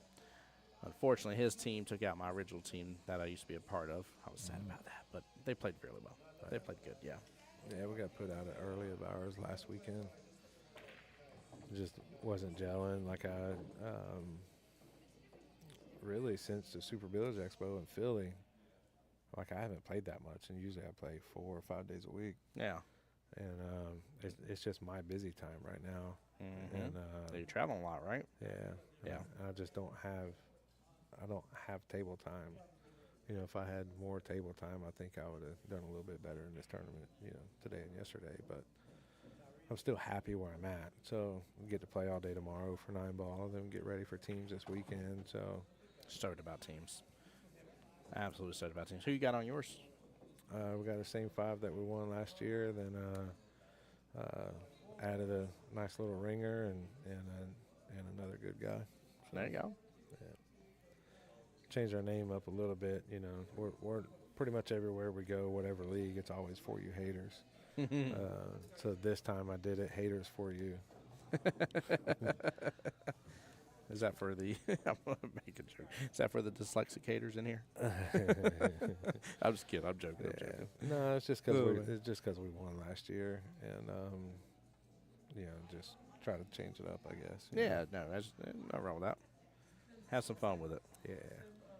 Whole purpose of having team names, have some fun with it. Same thing with jerseys as well. Oh yeah. It's one of my favorite things. I've seen some really, really cool jerseys on stream, and I'm like, man, it's like I really like that one. It's a lot of fun when people dress up to play in the tournaments. Well, let's come up with something and design the Voice of Jacksonville Pools jersey and see if we can get you some sales on that thing. Oh, there you go. That'd be pretty cool. Yeah, let's do it. I was talking to that guy, Precision Billiards. Yeah, Brandon. Yeah, Brandon, he's a pretty cool guy. He's from your area, ain't he? Mm-hmm. Yeah. Yep. He's a pretty Yep. cool I've guy. known him since Precision first started. Yeah, he was telling me some of his story, like his little setup he had over there. So it was pretty interesting. Seems like a really good dude. Yeah, he definitely has a good love for the game. Yeah. Definitely good love for the game for sure. This is a tough predicament here too. Was he shooting a 15? By the way, congrats to Chris. He did just finish that matchup out 5-0. Damn. Yeah. Yeah, I mean that's stupid strong. Stupid strong. A Mr. Sean King, not an easy opponent to go up against. B, to be in that matchup heading into the finals, winning 5-0 is massive. Yeah, that guy's So, a beast. Yeah. Yeah, and this is the first time he's moved to Masters, by the way. So he was moved to Masters for this one, if I understand correctly. Chris Gentile. Mm-hmm. Why does that name sound familiar to me? Well, you probably know him from the area and stuff. Where's he from? So around the Orlando-ish style area and stuff. Maybe. Yeah. Probably some of the like 600 or 650 tournaments or something Yeah. like that. Yep. Yeah, Yep. that's what- Around okay. those. Yep. So it'd be him versus Mr. Kari coming up next. Nice. And that will be a finals match, and we'll have the men's 8-ball A finals done and over with. So Nice. keep in mind though, Chris does have to double dip, and I believe I may have to ask Miss Kia here to find out what the race is, if it's correct in here. So on the women's here, it was one less for the winner until they get to the next one, and then it was even Stevens. So it looks like they're going to take a minute, though. I don't blame him. He just had what, back-to-back 5-0s? Yeah. Yeah, Yeah. pretty snazzy. Yeah, goodness gracious. Yeah, against Dave as well. Yep, you're absolutely right. So, well, guys, hey, give us a moment. We're going to go to the BRB screen. We'll be back here shortly and get you that the action on the finals. So stay tuned.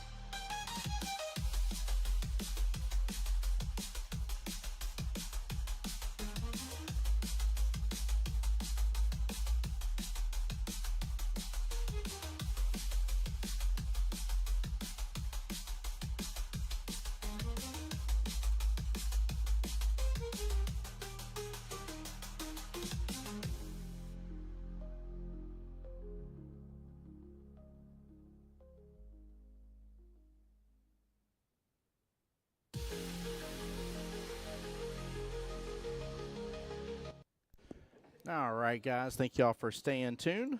Appreciate y'all for being here. Next up is the men's 8-ball A-side finals.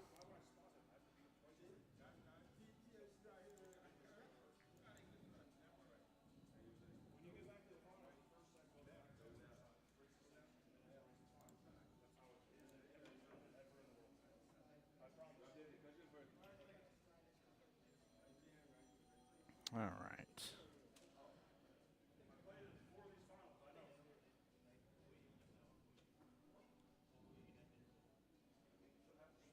Oops.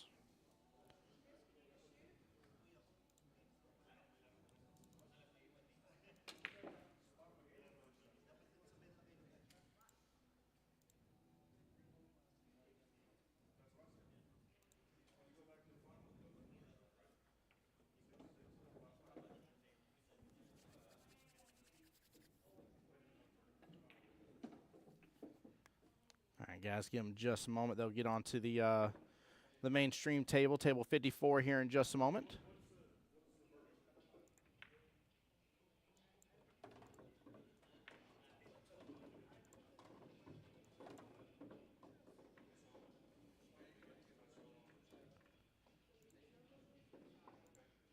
And we're still going to get this updated as well.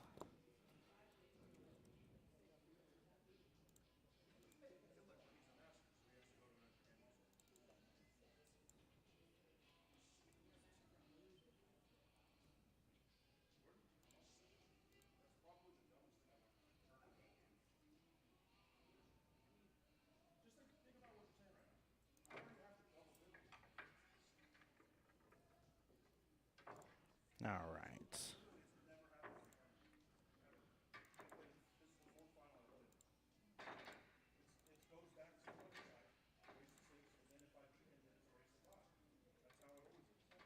Getting this updated here.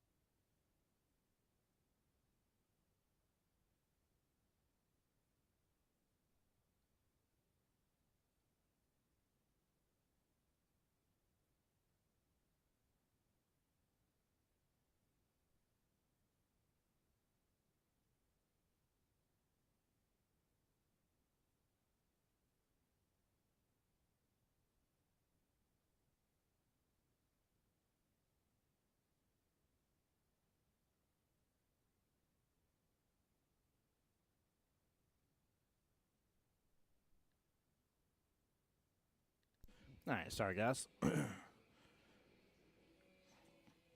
right, here we go. Mr. Kari there on the right, Mr. Chris on the left here. Finals match.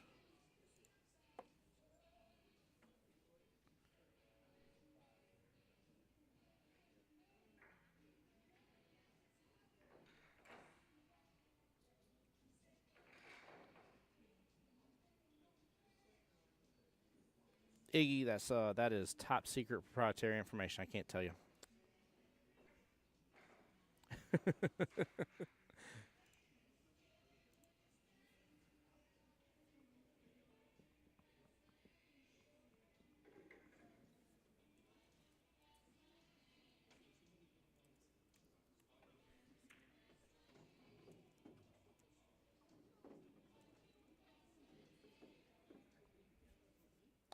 I figured you'd like that answer. Oh, I figured you'd like the answer. Thought you'd think that was pretty funny. Yeah, everybody always asks me what to use here. I mean, honestly, It's more so about what you can do with it overall in terms of adjusting colors and stuff like that. Just get you one for live stream purposes that you can make adjustments to. That's the bigger deal.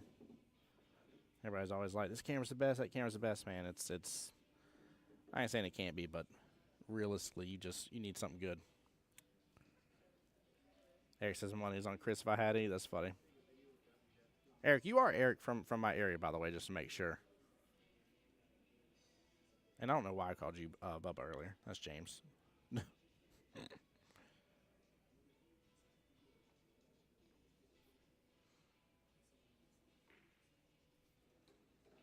So the way this finals is set up to work, by the way, guys, is the first matchup will be a 5-6 race, and then okay, good.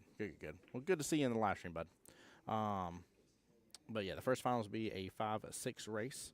The second matchup here, and that's if Chris double dips him and forces him into the second matchup here, will be an even 5-5 race.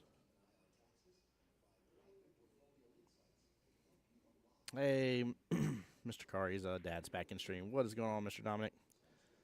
Welcome back. Also, we do have another one of the men's side matches going on a couple tables down. So we'll flip to it a little bit in between their racks here. We're going to focus on this one with it being a finals match, though. Same thing like we did with the women here. Give them their due diligence, what they deserve to be here.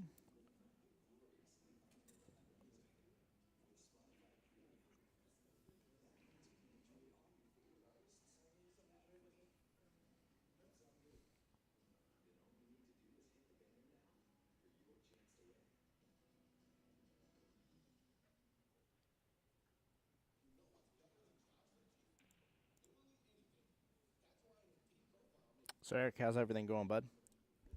Hopefully you and the guys are all ready to represent over there in the APA Southeast Challenge.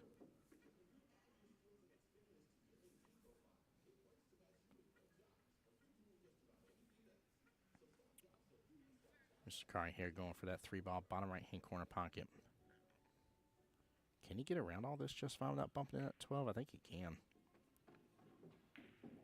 He's adding a little bit of bottom right. Oh, no, he bumped into it on purpose. I like that option better here. I should have known that as soon as I saw him adding up the bottom right. Like he was trying to clip into it.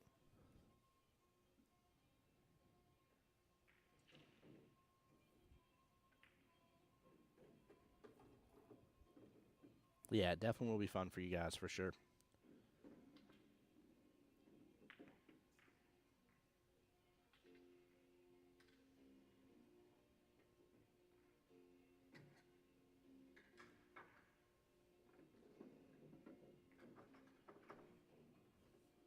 There we go. Nice shot. Eyes on the 2.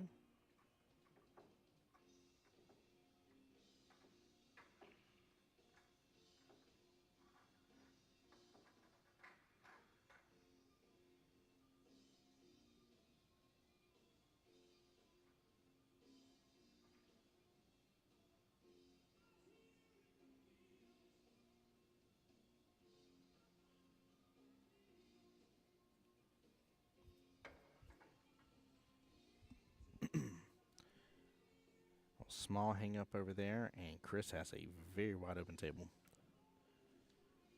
He's got to be to work on this this 14-9 situation in the middle of the table.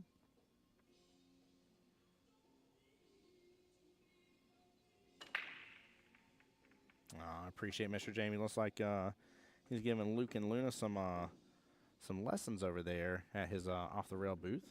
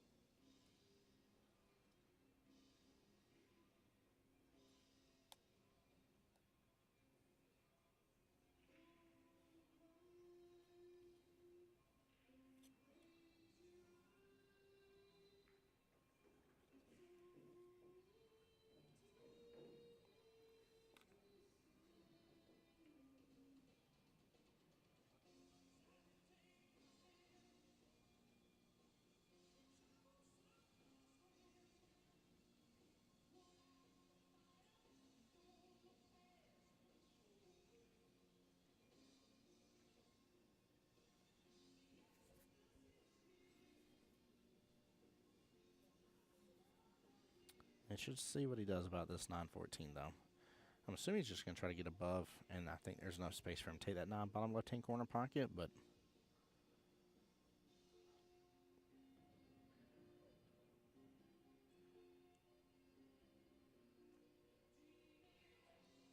this will be a tough match no matter what, though.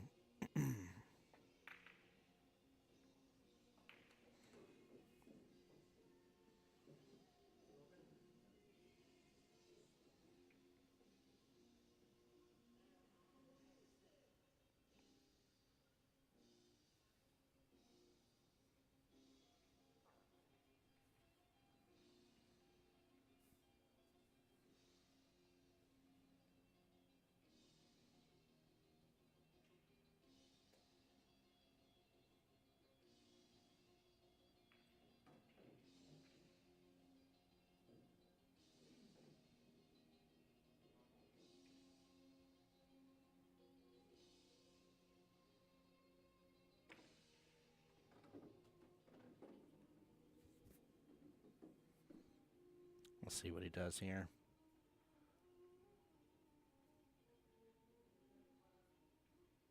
Unless he's trying to get a breakout right here. He might be trying to follow through on this. No, he's going for the 9 already.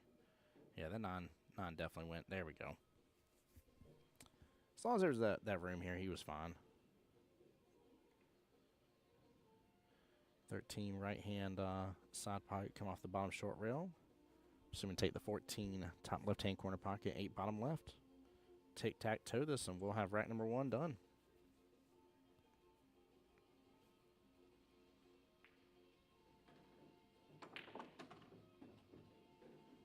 Oh, unless he gets inside. There we go. Even better.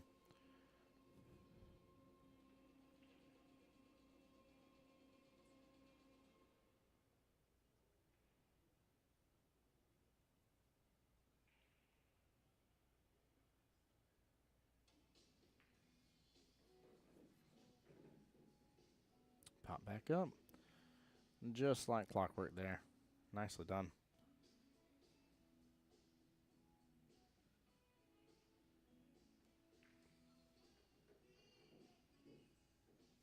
All right, Chris getting rack number 1. Well played. We'll come right back whenever they're ready to break again.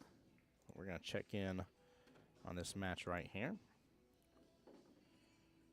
And Mr. John has already gotten rack number 1. They are on rack number 2 here.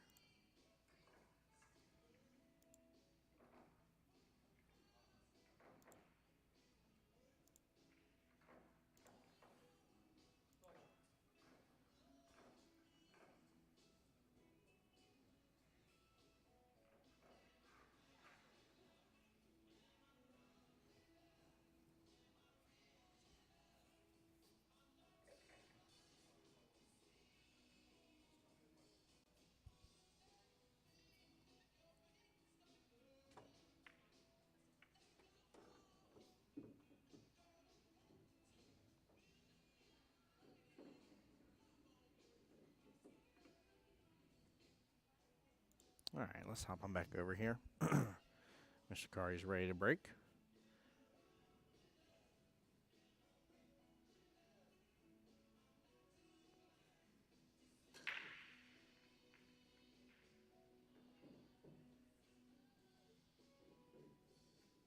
Got to hold that one pretty well.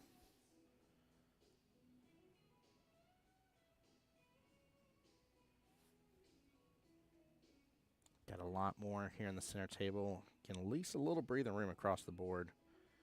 He will have choice of solids or stripes.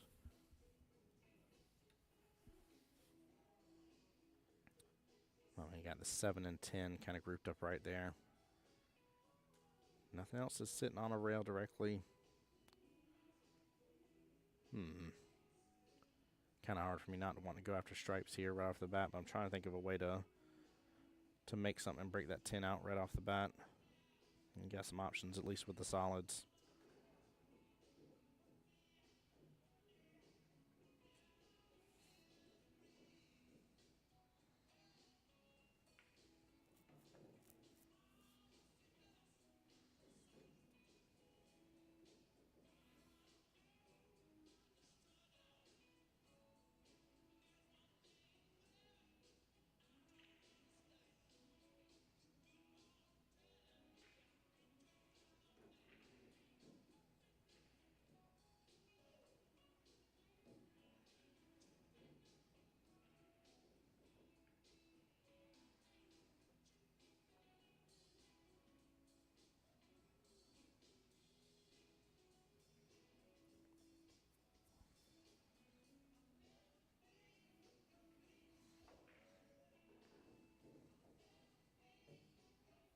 Good shot. Nicely done. Oh.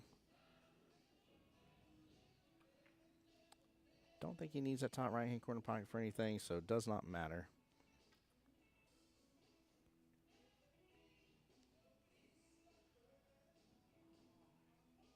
Unless he plans on being below the 8.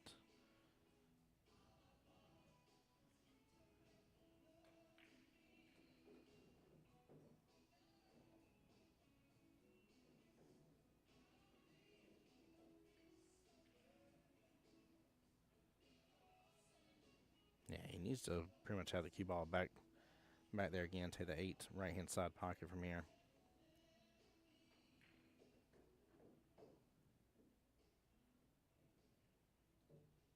Looks like he's got an angle. He should be able to drift back up table from here, though. Should be fine. Should be fine on this. On the bottom here, stroke through this, pop back up just a little bit. There you go. 8 ball right-hand side pocket.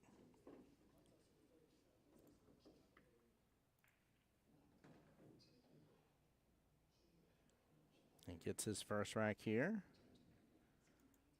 Let's check back in on how Mr. Jet and Mr. John are doing. Now this matchup over here on the second table. This is the B-side bracket. Winner here goes on to play Mr. Jose. And winner that goes to play Mr. George there, who's sitting in the hot seat. So we're down to the final 4 on the B-side bracket.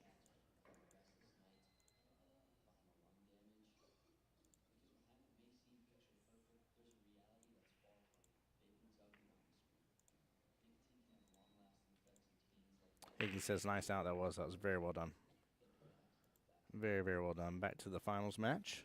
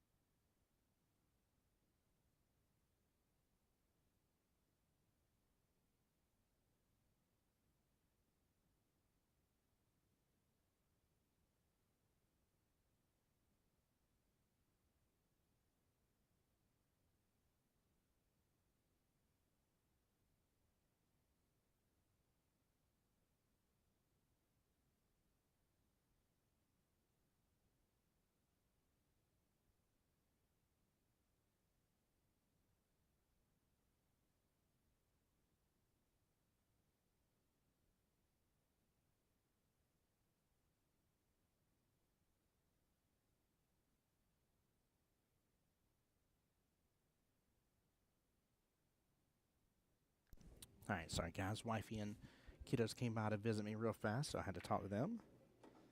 Didn't mean to leave y'all hanging a mute up here, but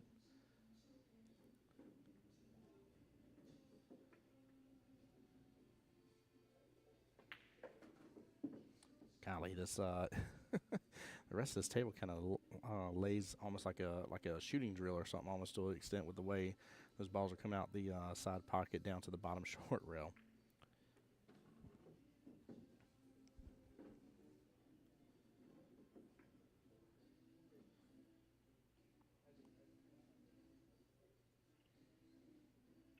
So there should be enough room past that 3. Take that 5 left-hand side pocket. I think you slow roll this 4 in. Take the 3 top right. 5 left-hand side pocket. 8 back to the bottom right here.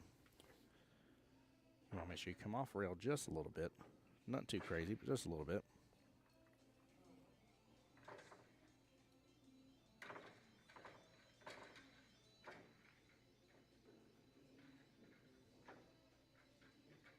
He's going to be above it. That's nice because he's a shorter distance, but I don't know. I like the slow rolls though, guys. Y'all know how I run here with pocket speed.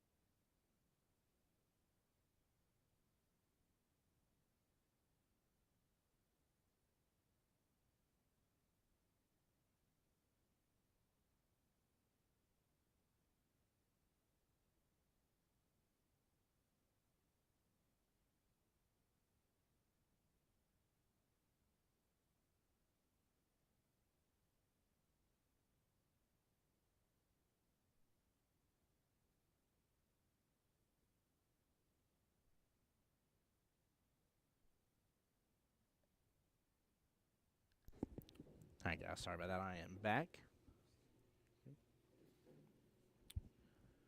Here we go for rack number 3, but will be Chris's second rack here. Great opportunity. Normal shot on the 8. And a nice out right there. Very well played by Chris. Up 2-1 right now. Back to an even 4-4 race here left in that battle. Keep in mind, though, Mr. Kari is undefeated right now in the tournament.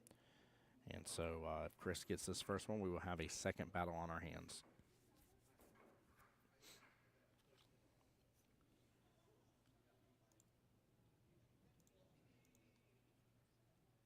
Let me get this updated. Looks like Mr. John got the second rack here.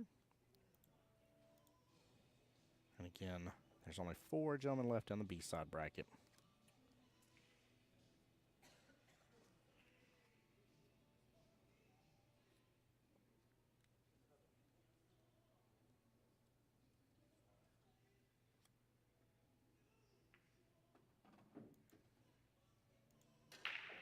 Here we go.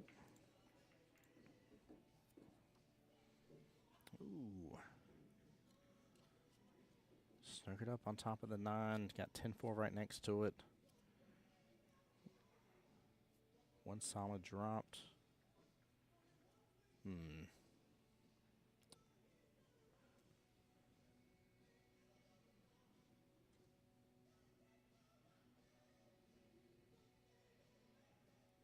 I don't mind solids, actually. Check, y'all going solids or stripes on this one? Which way you going, guys? I mean, you can, of course, have both options here.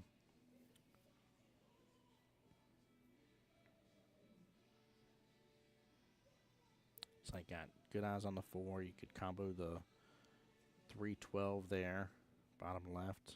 You could combo the 6-7 right-hand side. Could go with the 13 ball top right here. Don't like that one as much. A little trickier of a shot.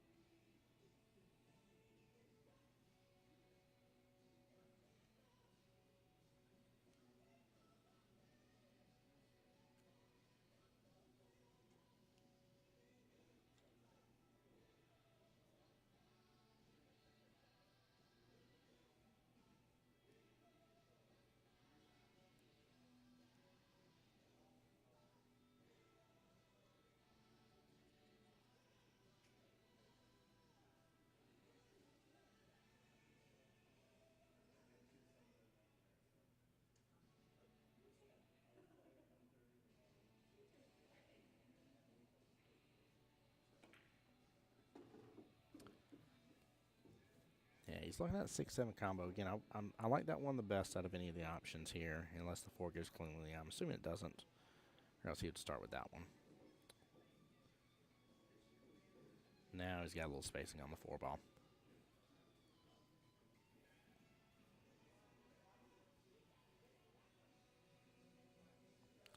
He might be able to load up on this actually and still get topside a little easier for the 5.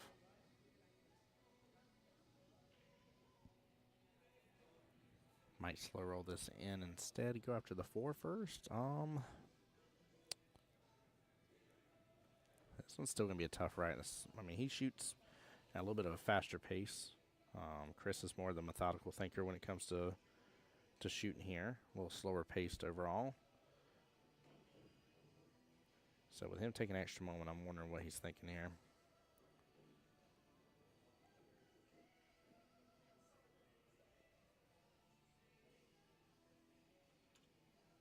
Love it. We got a great crew over here just watching the matches, enjoying them.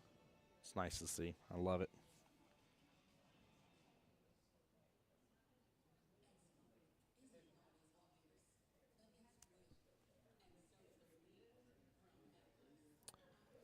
Martin, yes, this is the finals match.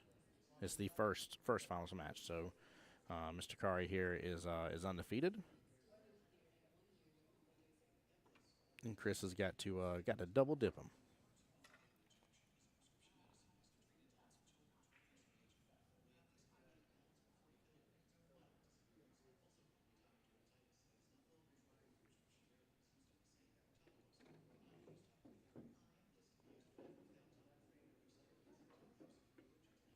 But yeah, welcome into the stream. Glad you're here. We do have another match going on as well, 2 tables down. That's the men's B side. And then that matchup has one other person in front of it, and then on to the finals they go as well. So we are getting almost done here. Women's finals finished up a little while ago. And then we're on to 9-ball tomorrow, chat.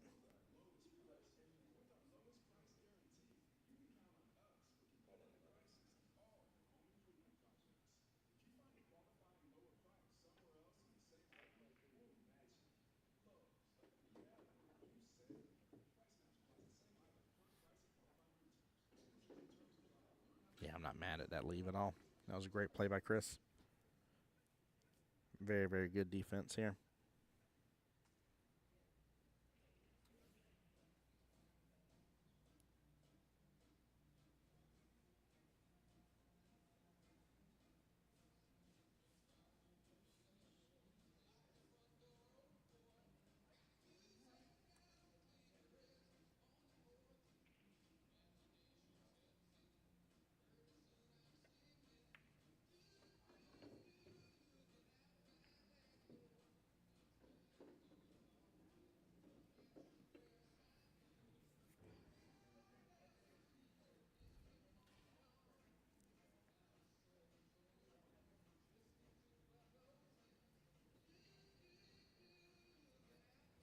Be honest with you here, Chris with stripes really in control of this rack by the look of it. Blocking up the 3 ball. 9 balls taking up a little bit of action on the 8. Not fully. I mean, 8 still has a couple pockets to it, but still taking up some of the action to it.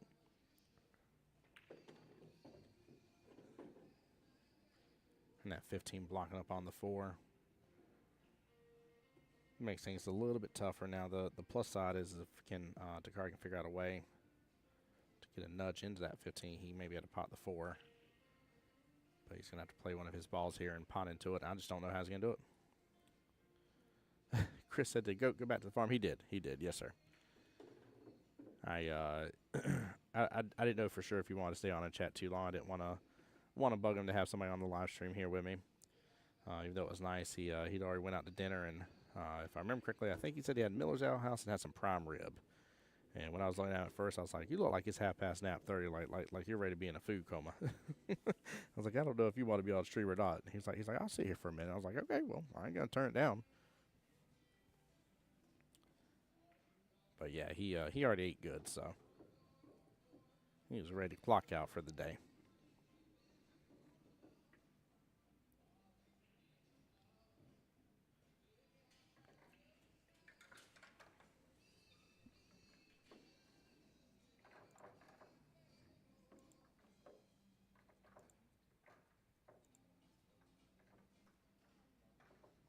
Yeah, Chris. So the he said, "Oh my God, do they have a Miller's close by?" So within, I do mean understand. I'm a heavier set guy. So when I say walking distance, I do mean legit walking distance. There is a Korean barbecue, a Japanese steakhouse, a Miller's Ale House, a Walgreens, a Korean bakery, and a what is that fast food? Burger King and a Burger King. All right here. I'm talking about like if I walk outside the front door of where we're at in the conference area, you see them all, plain as day. But yeah, Miller's Ale House, your favorite place? Yeah, I love their Zinger Mountain Melt, so good. My favorite though is their Cajun Alfredo. Cajun Alfredo is amazing. I'm getting hungry, chat. We're at that time of the night where we start talking about food during stream. By the way,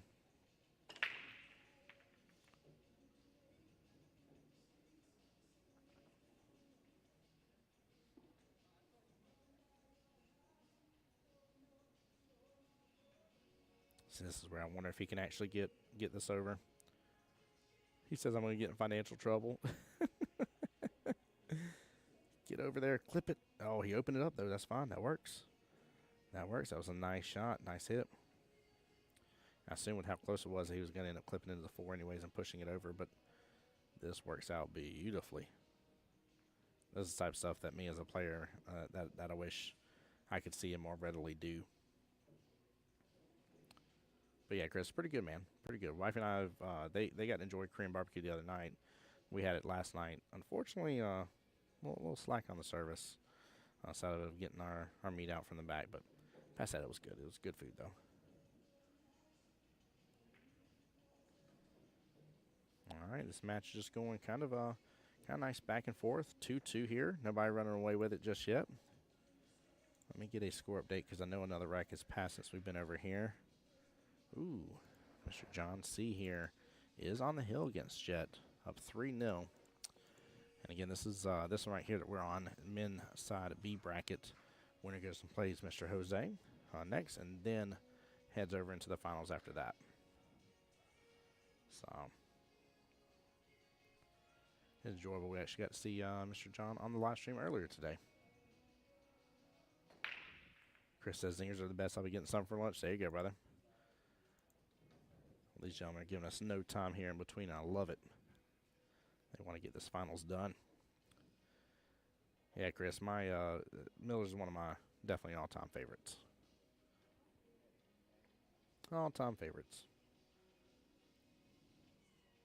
I had the chicken fajitas the other night from there. That was good too.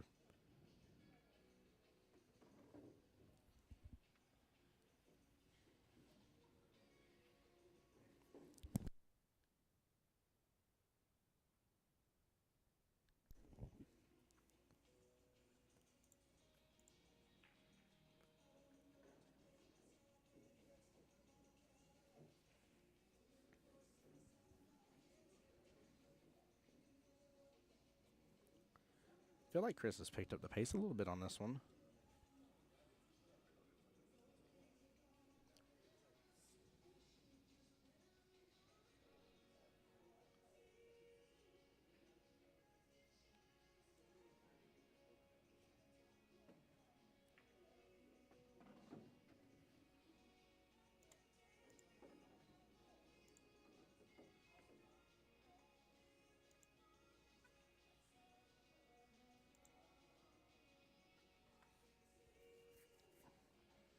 Do I recall the X number to get off for the term? I do not. Sean, unless they didn't update it here, I'm pretty sure I had it right. Or did I flip over too fast and didn't update it? I think they still have it listed as 2-2 on there.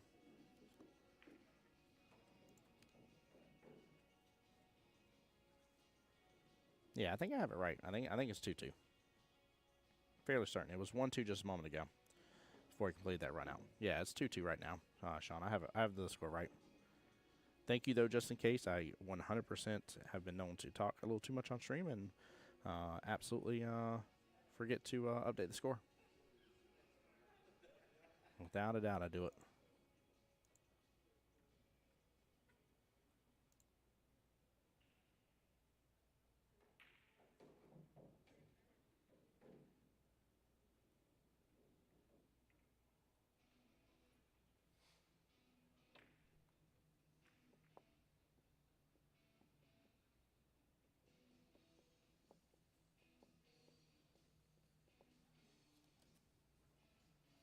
Also, Sean, how are you doing tonight, bud? Welcome in. Thank you for everybody that's staying tuned with the stream here as well.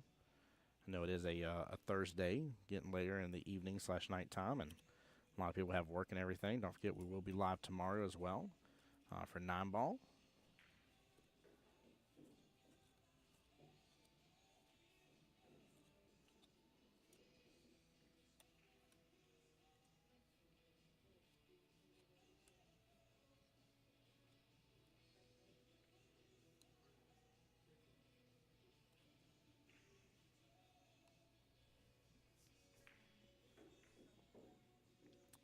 Yeah, this is good out. Nice little inside right there.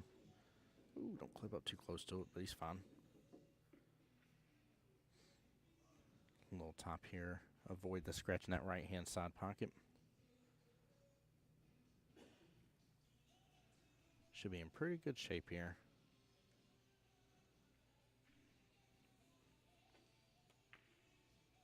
Again, this has been nice with the finals. Good little back and forth between both gentlemen. Oh, he just lets it drift over a little bit. Doesn't even have to worry about that side pocket at all. Very well played.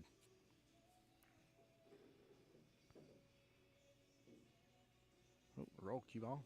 There we go. 8-ball top left-hand corner pocket for his third rack. And gets it. Nicely done.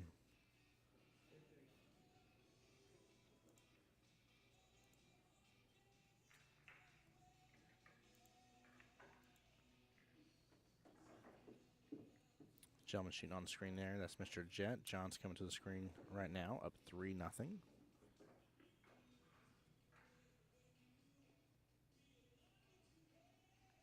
So Jet trying to be defensive-minded here. Keep John here on the bottom part of the table.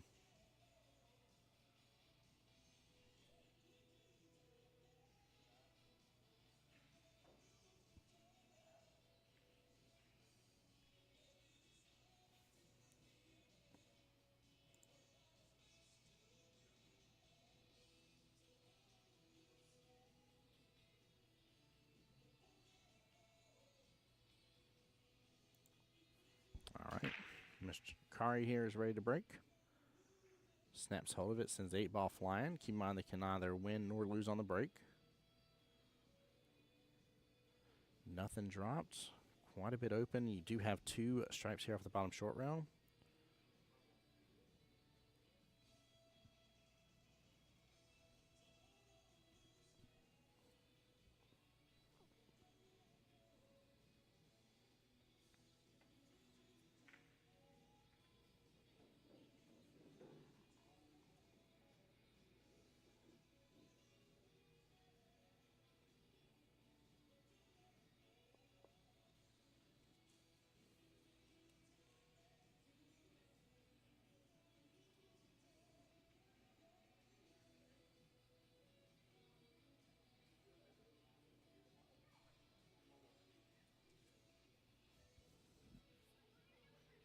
Yeah, looking at this here, I like starting with the 4.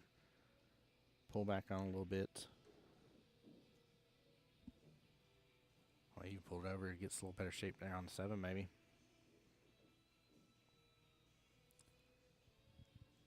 He's got plenty of open options here. I'm trying to see if there's just a run that's slightly better than the other, but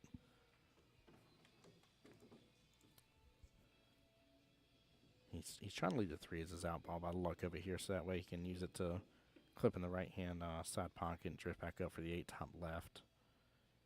If you work your way backwards from that, a little worried about 2, but I guess you could take 3, actually use the 2 as your out ball, and draw back on it. But everything has a pocket, though. There's nothing tied up in such a way that's just crazy problematic that he can't run with this.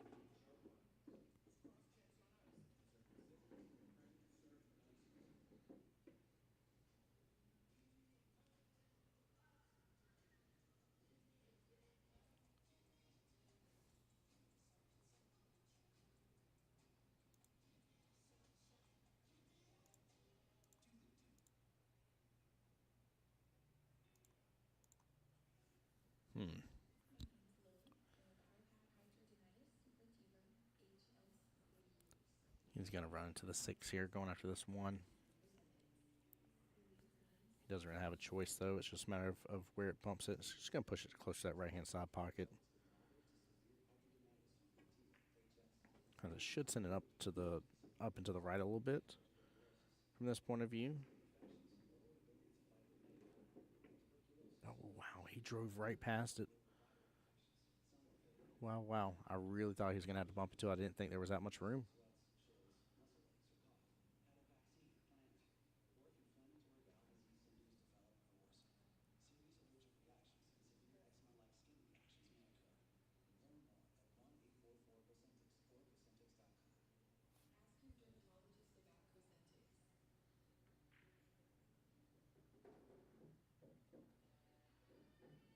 There we go. Nicely done.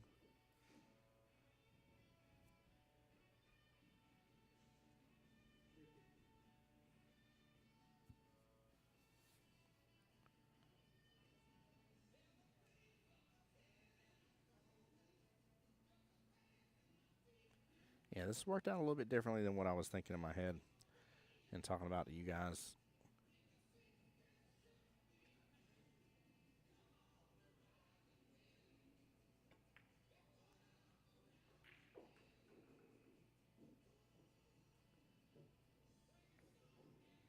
I did not think the 6 ball was going to be his out ball originally.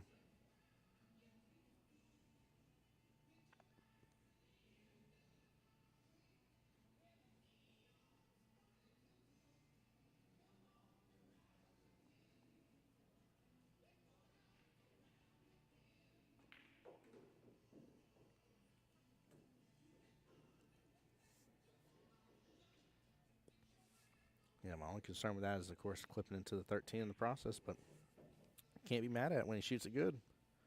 And great out by Chris. Nicely done, up 4-2. Let's check back in over here. Again, that's Mr. Jet at the table right now.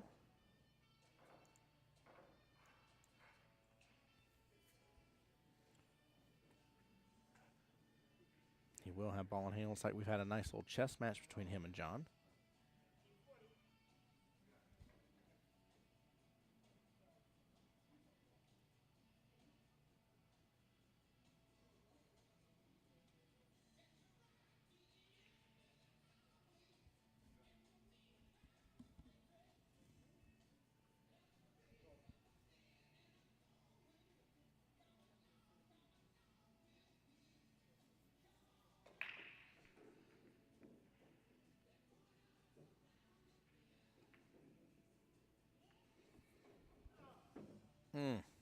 Oh, man, he did not get a good leave out of that. Clipped up. You can't quite see it on our screen here from the camera angle, but he's in a tough predicament here. But we'll have to come back to it no matter what here. We got to stay on top of the finals. Hey, Garrett, thank you for the follow as well. Chris, appreciate you for the like on the stream. Same thing with you, Paul. Appreciate y'all both. All 3 of y'all, I should say.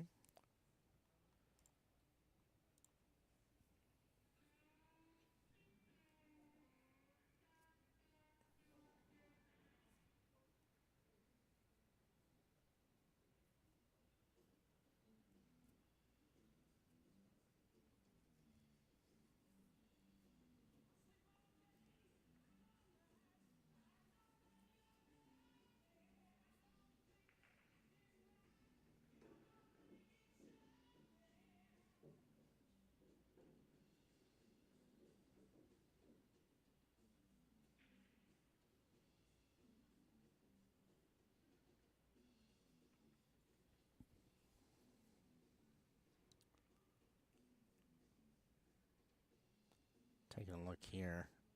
Let's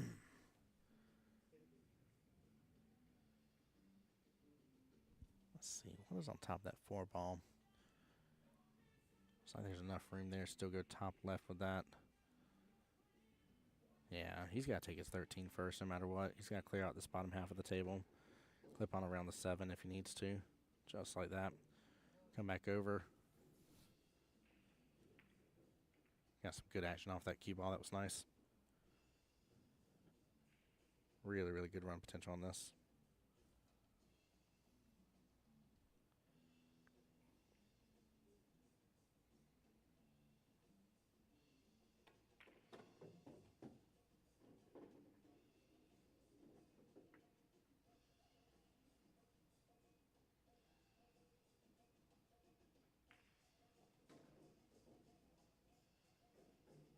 we go. Yeah, he's letting the stroke out come off the rails and everything. He's hitting really good right now.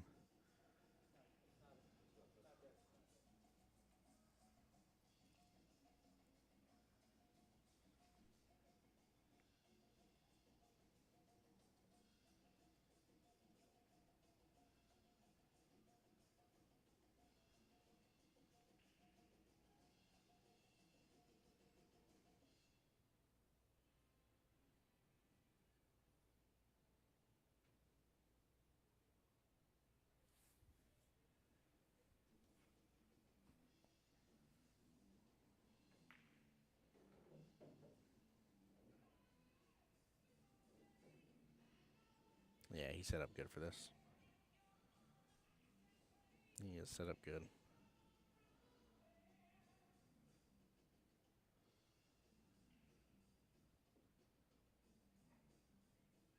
I mean, even if he ends up running into that one here in a moment when he takes his last stripe there, I mean, he'll be fine.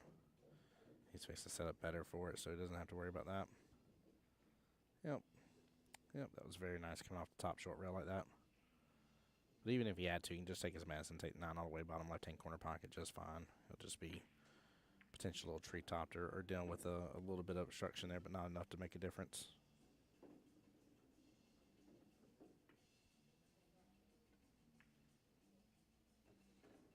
Just looking at a tangent line about that one ball right there.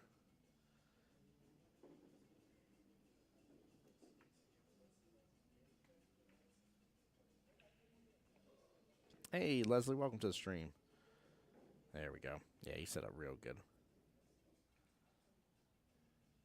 This here, if he gets it, Chris will be on the hill.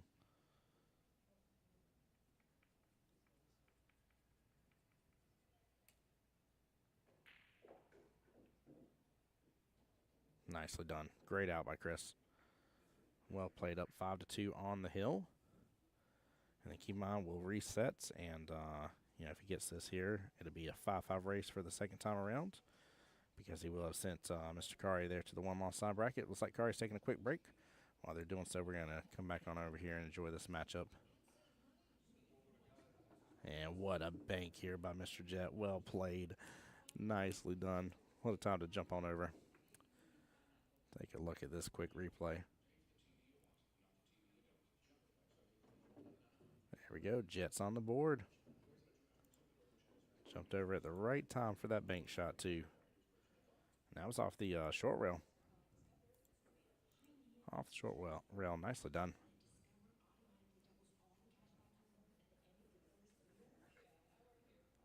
So it's 3-1 left in this race over here. And for the finals match right now, it is 3-1 also left in that race because Chris is up and on the hill.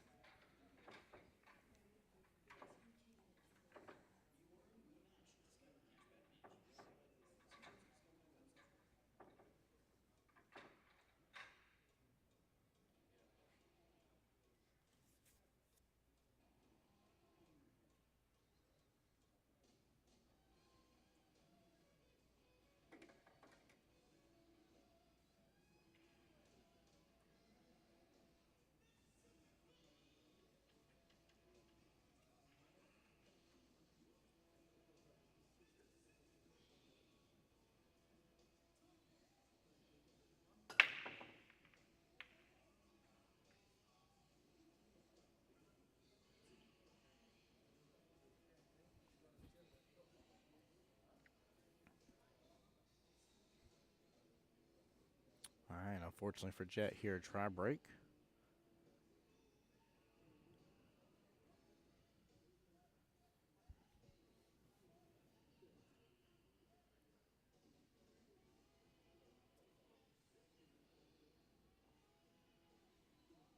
I think I'm starting stripes here, but I actually think I'm starting off that one off the bottom short rail.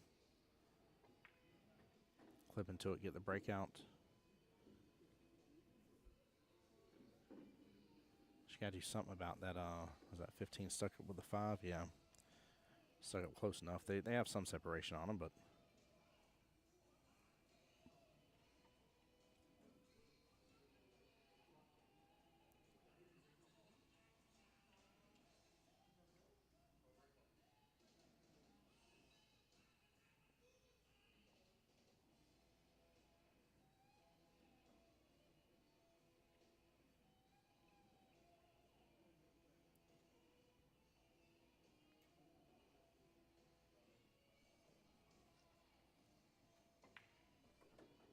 All right, Mr. Kari's back at the table here, racking everything. We'll switch on over in just a moment.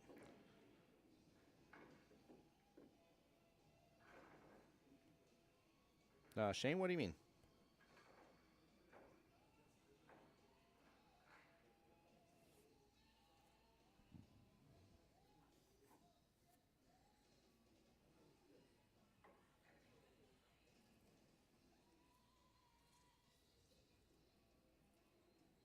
Oh. I don't know how you pull that off, going from 4 years to 5 years of following. That's funny.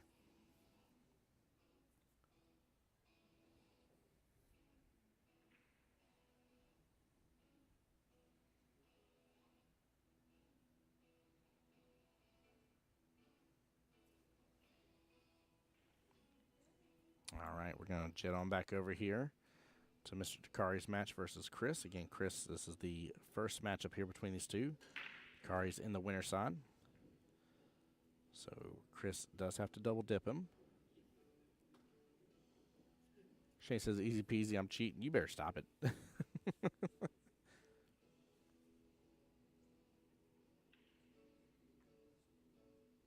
It's one stripe on the break, but of course it is still open and dealer's choice which way they go.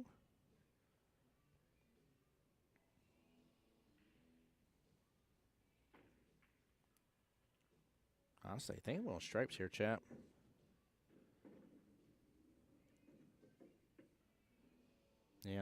Yeah. Shane says Facebook spotted me the 7. Oh, Lord. Facebook done messed up with that race. Mark Zuckerberg had some choices in life, and he made bad choices. I hope you like that joke. That was pretty good, though.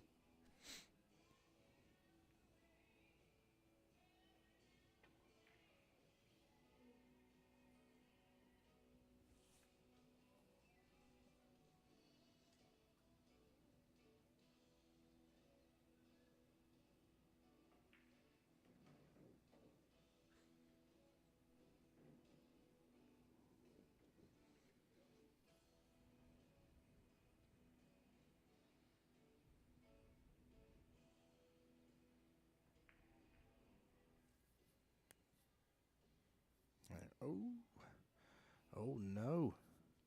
That was the run, too. That was the run. He needed that. He'll need that. Because I'll be honest with you, if he doesn't shut Chris down this first time around, it's going to be really tough second. Chris will be in good stroke here. He already is, but even more so. Because you got to think you can see the end of the finish line. Right now, you still got to finish up the rest of this rack, rest of this matchup here. But you get that second matchup and things start rolling. It's going to be tough. Shane said master player deserved. Yeah, very much so.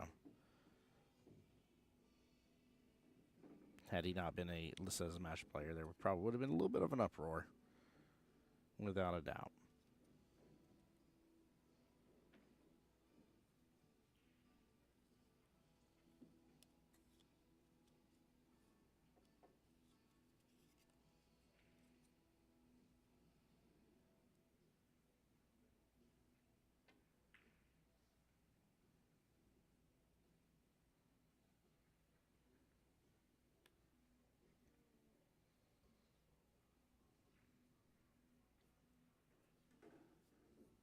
There we go. Chris keeping it short and sweet on that. Keeping eyes on that 7 ball and 4 ball.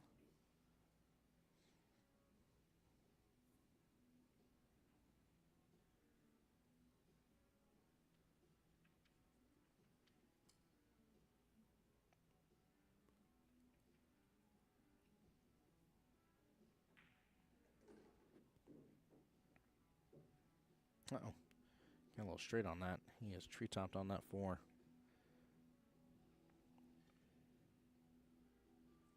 Shane, I don't remember. I know he got moved up in this tournament, but let me see if I can find that out for you.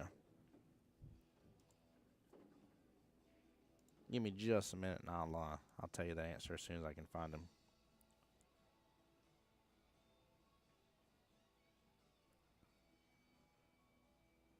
But I think you may be right about that.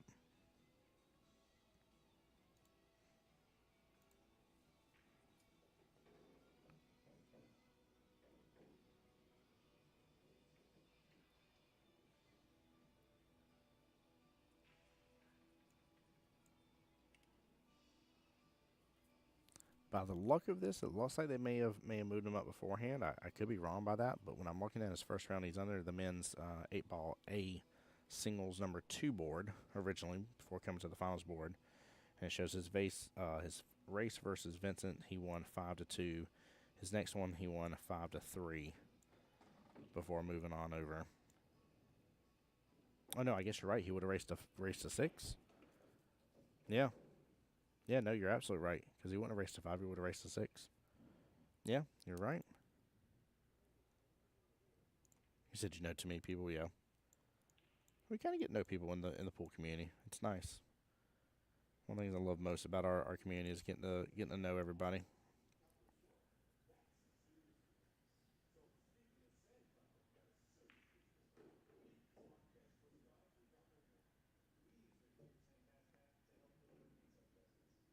Yeah, so as a master here in the winter side, you race to 6, yes, sir.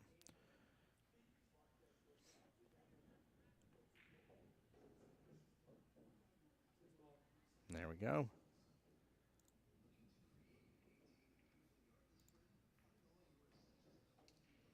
All right, Chris got that first one here. So now we reset, go to a race to 5. And he has got to be a double dip here. Nice job by Chris. Way to handle that.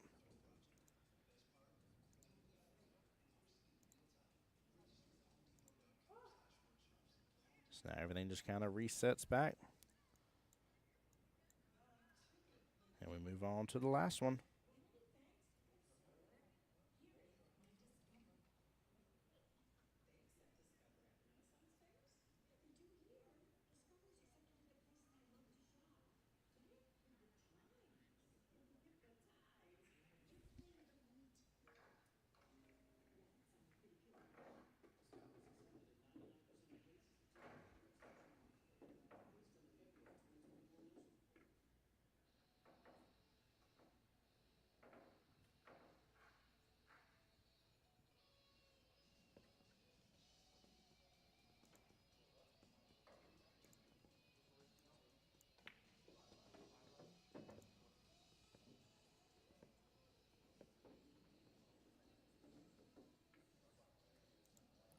We're waiting on Chris. I just want to take a quick gander at this.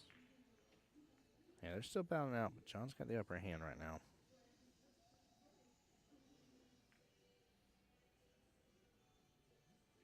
Ooh.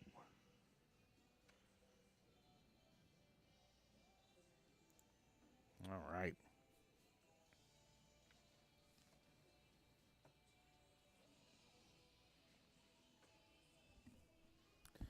All right, here we go. Time to see if he can double dip. Or will Mr. Kari here reign supreme on this one?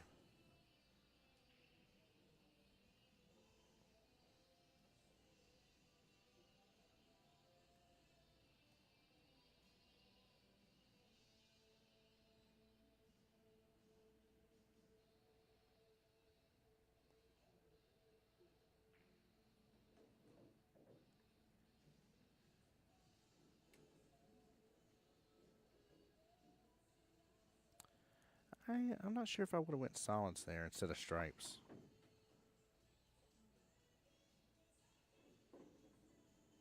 Yes, Don, it is.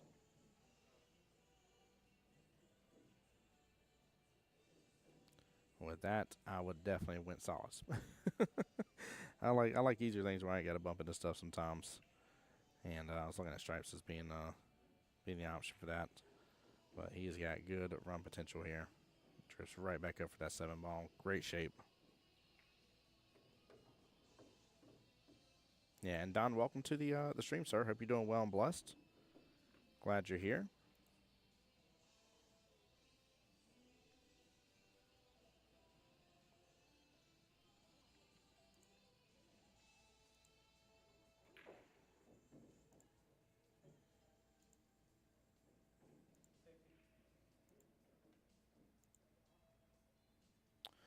Mr. Kari here is a one of the Bahamas boys. What was they saying? What was it, 242 earlier?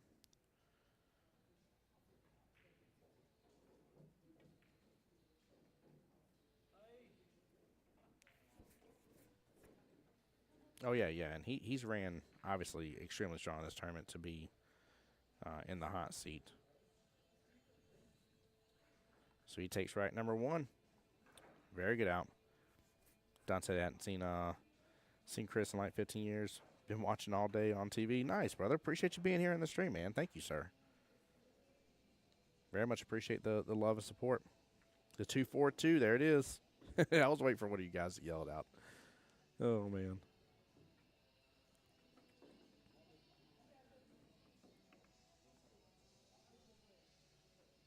Hop over here real quick just to check in. Nice for the win. Mr. John here has knocked out Jet. Good out. Very well done. Van, it depends on which bracket you're in. Depends on the payout.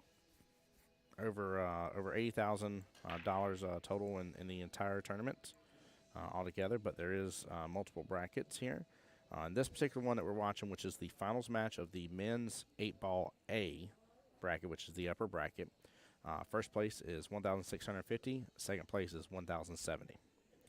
So this is almost a $580 if you want to get technical, but almost a $600 difference right here in this matchup.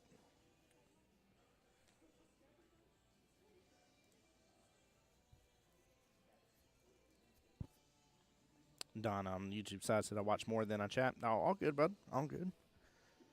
Some people are not chatters in stream. Some people are. I'm good either way. I always try to get you guys engaged a little bit in some form or fashion, see what you guys have to say about stuff. You know, it's like I always tell people I'm not a perfect commentator about things, and you know, I try my best about stuff, but I'm just not, you know, I'm good. I like to believe, but I'm not the best. And so, you know, sometimes talking to you guys about which way to start running stuff helps me out a lot, helps give me a little bit more insight. Also gets me away from the block sometimes. Sometimes I get mental blocked out of nowhere where I'm like, no, you gotta go this way, you gotta go this way, you gotta do it this way. And sometimes it's nice to have that different perspective.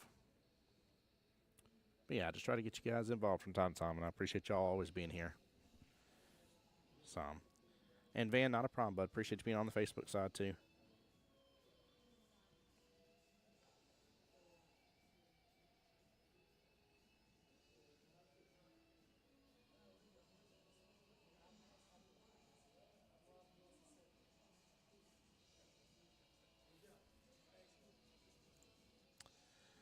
So taking a look here.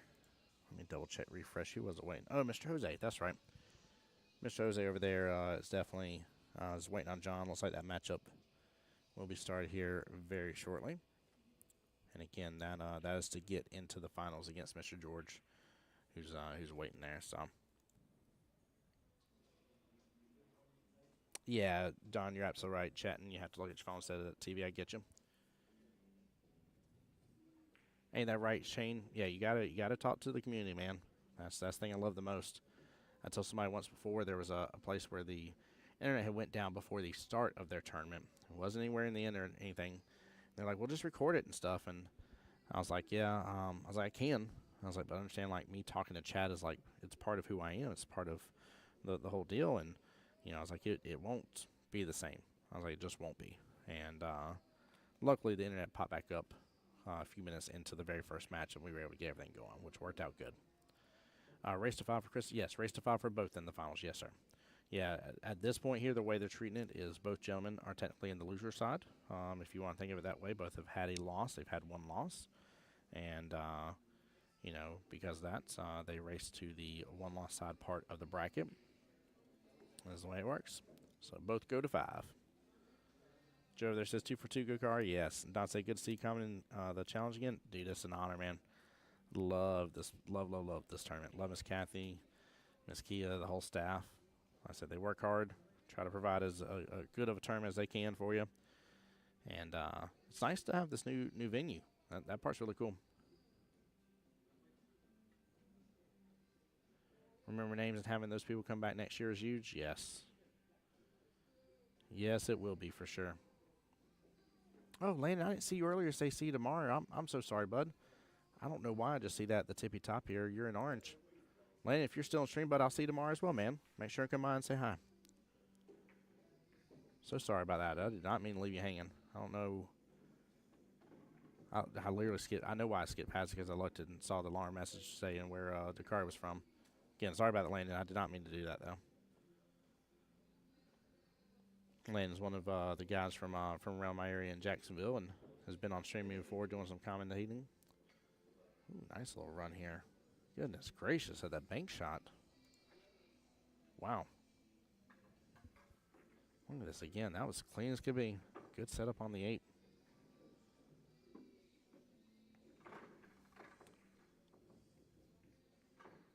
He's shooting good. Shooting really good. Shane says, curious, how often do you stream events? I stream a overwhelming majority of weekends.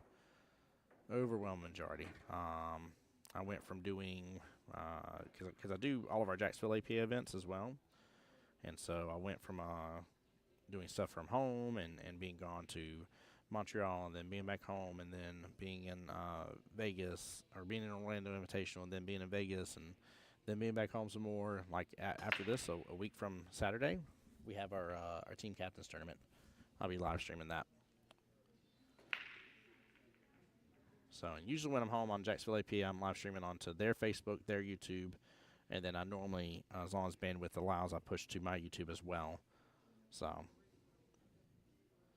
Mark, you're not wrong about that. I was thinking the same thing. He said Kari's switching gears. He gave himself a pep talk in the bathroom. He did. He did something. Red Bull gives you wings, and this man is flying.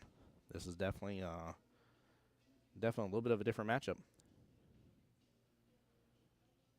Shane, I have done kick streaming before in terms of back when I was a regular live streamer doing video games and stuff like that. I've kind of backed away from that just because streaming is kind of my job now, and so I don't really want to stream video games and be on that too while I have these events coming up as well. But no, I've been on kick before. Did Twitch for 6 years, give or take, and then when kick became a thing, hopped over there too.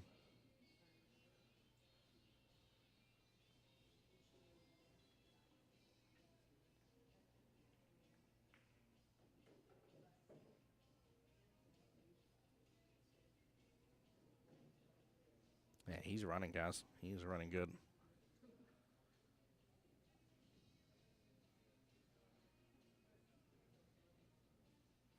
Yeah, he's streaming video games and in real life wing golf. Yeah. What games do you like to play? Shane, what do you like streaming? Started a long time ago back on Modern Minecraft and went over to 7 Days to Die for a little while. Played a ton of Escape from Tarkov. Did a little League of Legends here or there. I've been thinking about popping it back up and doing some Ashes of Creation, but like I said, it's kind of tough for me to want to do that and do this at the same time. Got a lot of work during the week and a lot of streams on the weekends. So,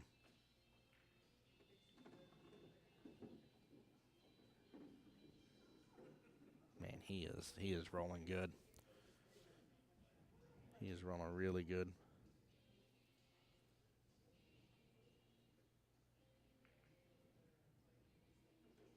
Nice little bump in this. Open the window and he gets it. Wow. Built around PUBG. There we go. Very cool. What an out. What an absolute dominating out, guys. I'll be right back. Give me just one moment here.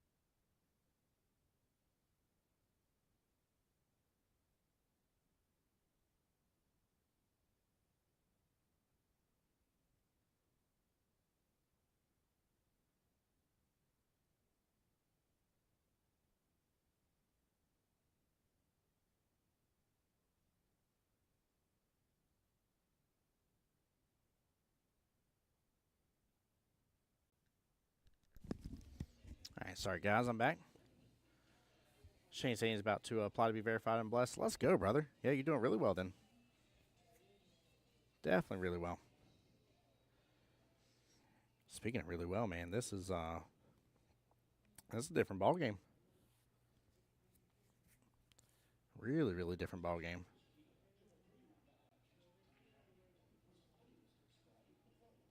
I mean, he has absolutely shifted gears. I mean,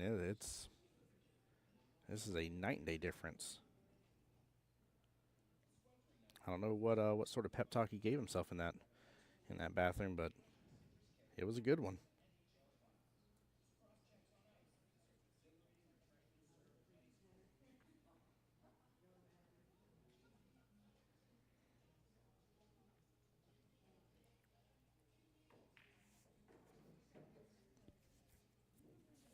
Shane, he definitely has. Shane on Facebook said Muscari here has pulled up, and he loves to see it, and he has. I really thought this one would really go in favor of Chris if it made it this far, just because I gave you my reason why on that chat, but just repeat it. I thought, again, he'll see some light at the end of the tunnel and see the ability to be able to push things forward and this, that, and the other. But Kari has definitely done it. Don on YouTube said, yeah, he just woke up. Yeah, he woke up indeed. Again, I don't know what changed, but it is definitely a completely different matchup.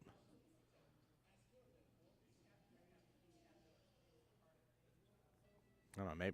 Maybe he has a family member here or something. There are multiple people here from the Bahamas. Maybe he had a little chit chat with somebody that he loves and adores, and they kind of maybe got him out of whatever may have been rattling him. If he was, I don't know. I'm taking a shot in the dark here as for what has changed, but it's definitely different.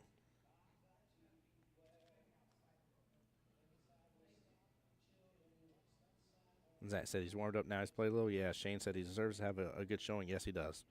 Both of them do. Chris is obviously the favorite to win this matchup, but we're all here to see some good pool. That is facts. That is facts.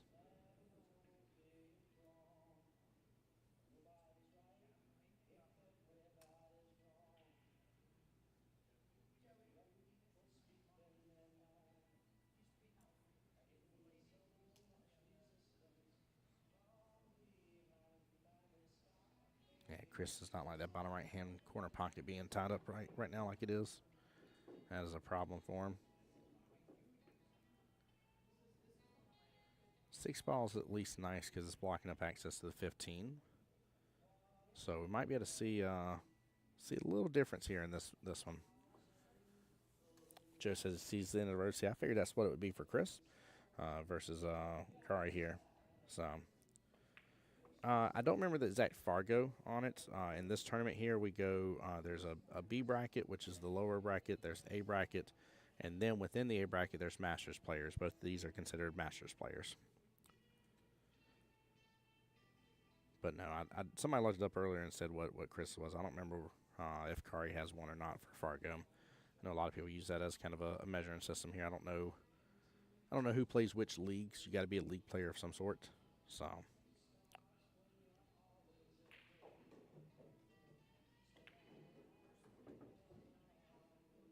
nicely done. He got the breakout exactly as he needed. He drilled that down beautifully. What a shot. What a very good shot by Chris. Nicely done.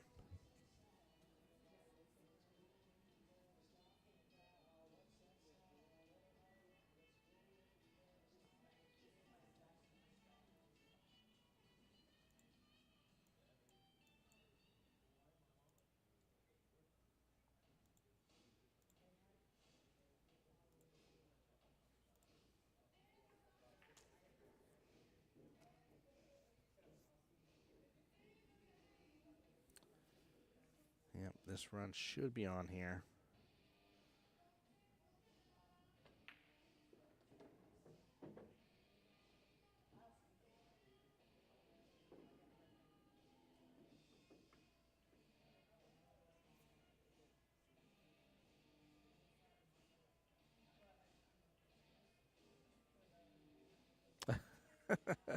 Mark's got some jokes there on the Facebook side. Says, rumor has that Kari's Fargo is 2 points under Fetters. I don't like it. I like it. That's pretty funny.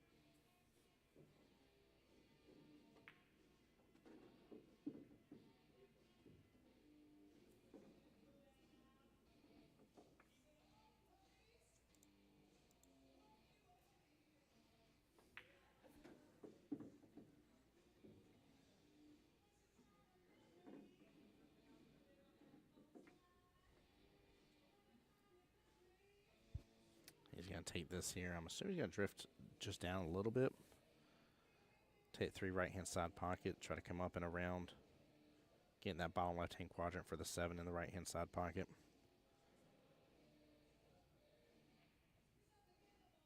I mean, he could go for that right now.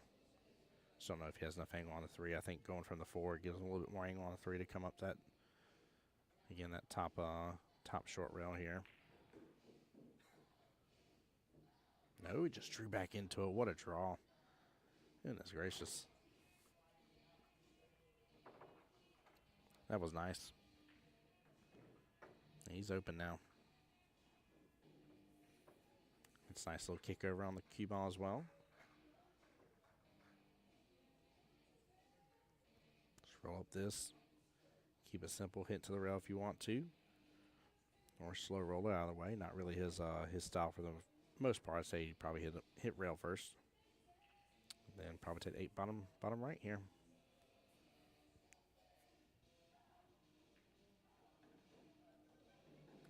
There we go. Right off the rail. Daddy on Facebook side said Kari is a 680 Fargo, so they're probably very close to each other in Fargo rating then.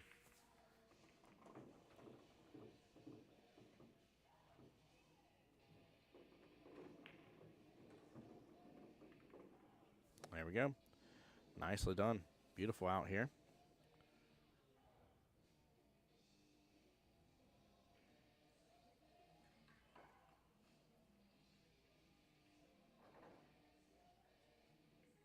Chris doing good, getting his rack right there against Kari. That was big too. That could be a momentum shift.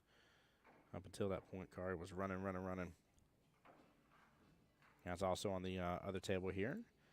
Again, this is the match to get into the finals on the B bracket. So we're down to our final 3 gentlemen over here. Mr. John Callahan, who you see on the screen there. Jose's over there, kind of top middle of your screen with the pool cue in his hands. We've had a good showing from both these gentlemen on the stream here, and they're waiting to play Mr. George. Into the finals, chat. Into the finals.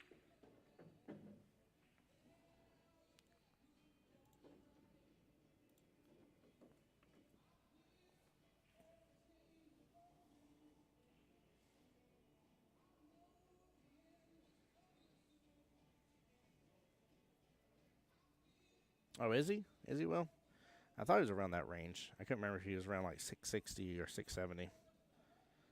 But yeah, Will Smith logged it up, said 687. There you go. So I've got a quick break here while we're waiting here. Let's switch on back. Sorry about that.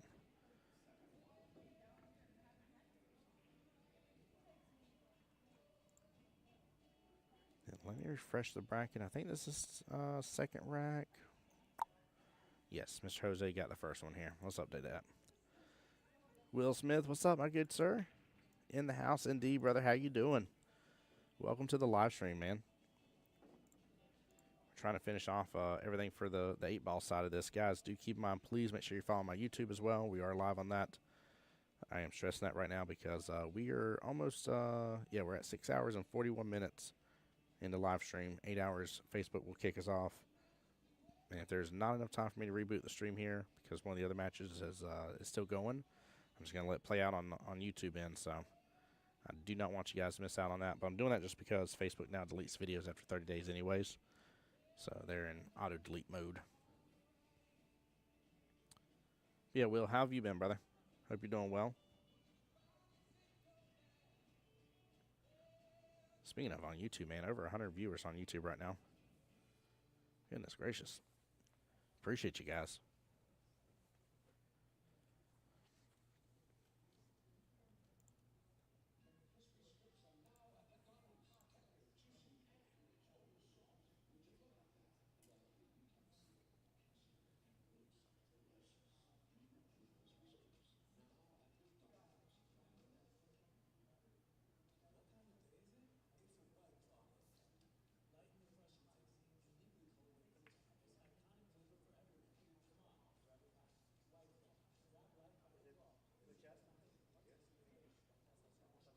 Hey, my pleasure. As always, Will, appreciate you.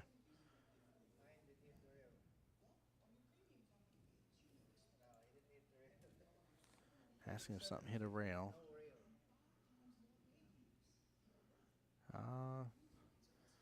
Doesn't look like a rail to me unless the 9 did. So,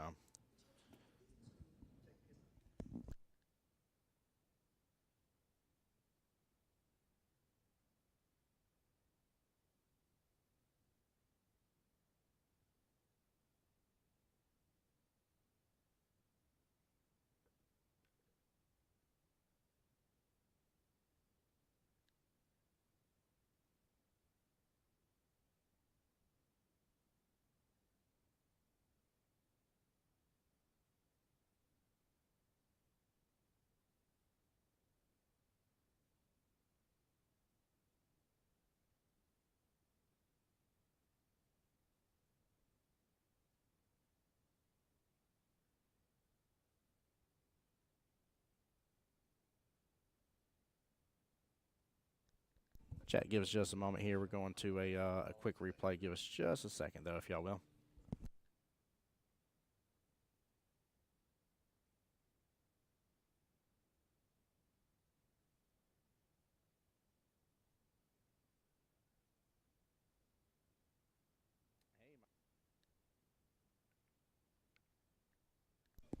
All right. Oh, Ron.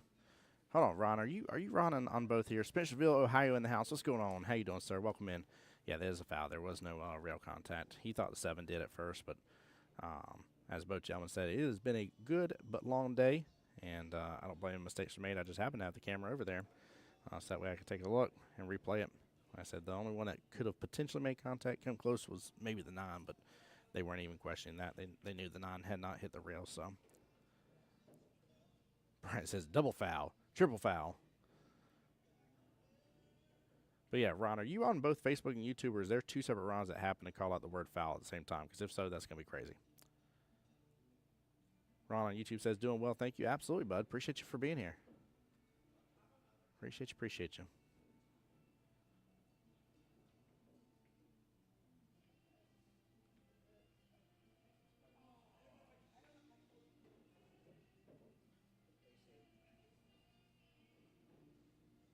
All right, here we go with this. This is the same Mr. Curry here with the run. Love it, man. Feeling some good passion from him on this. Just on YouTube, well, somehow or another on both Facebook and YouTube at the same time, roughly, both Rons said the word foul, which cracks me up.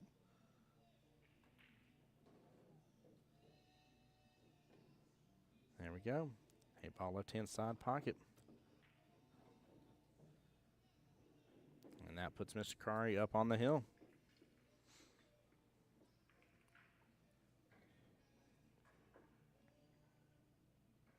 Oh, let me make sure I hit record again. Sorry. There we go. That is funny, though. Ron, seriously, if you hop on Facebook, there's Ron. I don't know how to pronounce your last name, but it starts with an L. Loeffler. I'm butchering that. I do apologize. And then there's Ron Hahn over there on YouTube, which is funny. But both of y'all decided to say the word foul. And the only thing you said to you at first was just foul. So, let me rephrase. You said the Smithsville part too, but.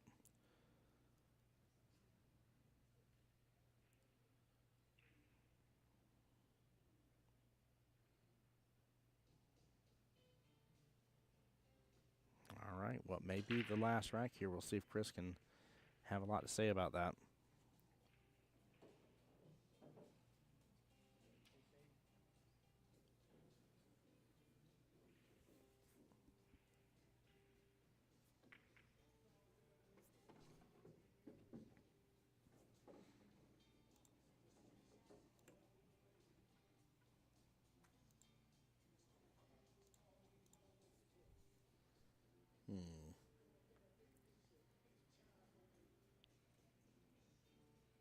So one stripe on the break here.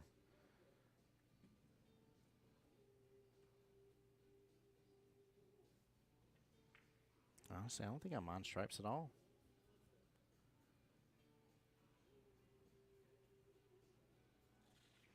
Yeah, I don't think I really mind going at the stripes here.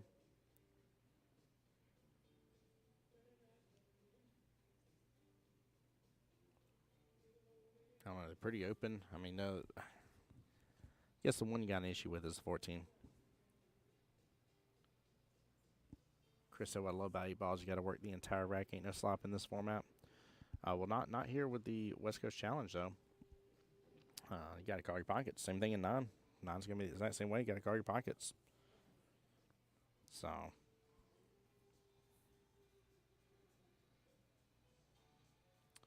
Joe on the YouTube side says the whole back wall watching is 242 players. Yeah, I think they're stoked to see one of their own here in the finals, which is fun. That's why I love it, man. It's a whole adventure for them. It's really cool.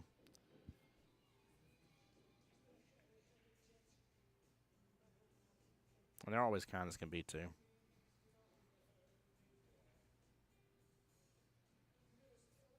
Yeah, Chris, talking about the slop situation, I think in a nice higher tournament like this, I think it's fun to have that kind of be a thing.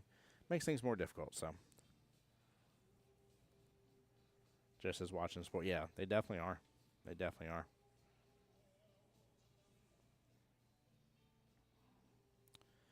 are. Chris, I don't want to say it because I don't want that commentator's curse. But I'm in complete agreement now. I was like, that's why I didn't say it, because I thought it was about to get clipped on 10.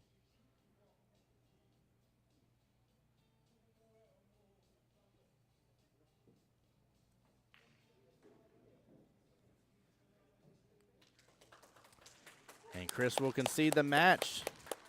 Mr. Kari gets the win, 5-1 in the finals there against Mr. Chris Gentile. Well played. Great showing by Chris here. Get moved up into Masters ranking as well. So well played on his part, too. Overall, great job, guys. Very well played. Very, very well played. Nicely done. All right, let's switch on back over here. And I think it may have just kicked us off Facebook chat.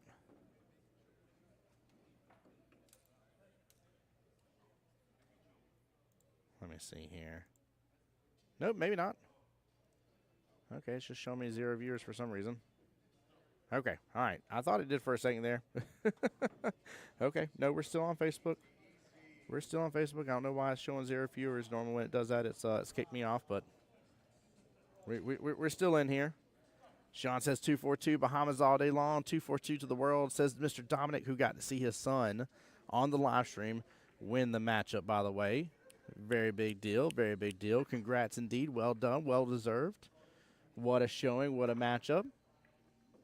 And guys, we have just the rest of this match and then the finals of the B bracket to show you guys. So that'll be all she wrote. Which Mr. Jose is currently up 2-0 right now in the race to 4, guys. If y'all bear with me for just a moment here, I need to make a couple adjustments on my other camera, make sure everything is up and recharging stuff properly for me.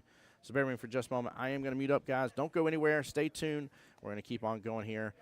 But again, Tim Jones here, the voice of Jacksonville Pool, bringing you as much action as I can here in the wonderful 2025 West Coast Challenge here. So be right back, guys.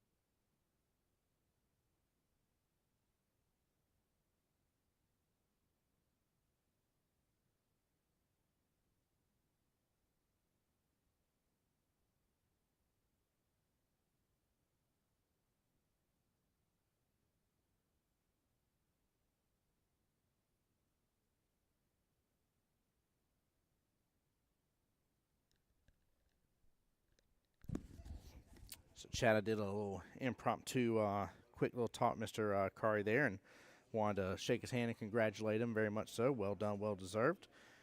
And I was like, man, that was a night and day difference between those two racks. What did you do? What happened? And he was like, hey, he had a couple dry breaks, and I just took advantage, and he did the same thing during the first matchup. He shot really, really, I mean, that was very impressive showing overall in the tournament. Well done. Again, impressive showing by Chris as well. Well done on his part.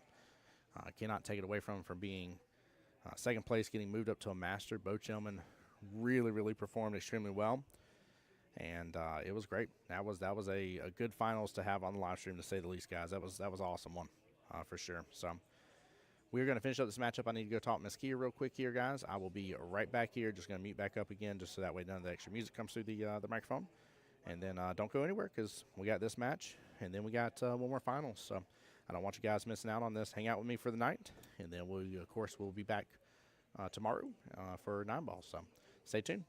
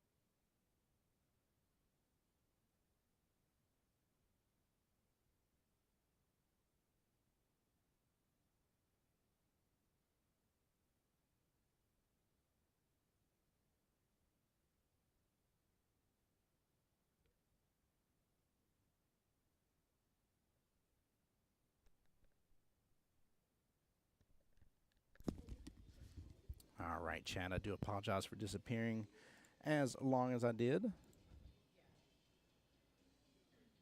I see while I was away, Mr. John got one on the board. Again, make sure not to go anywhere here because we'll have the finals following up right after this.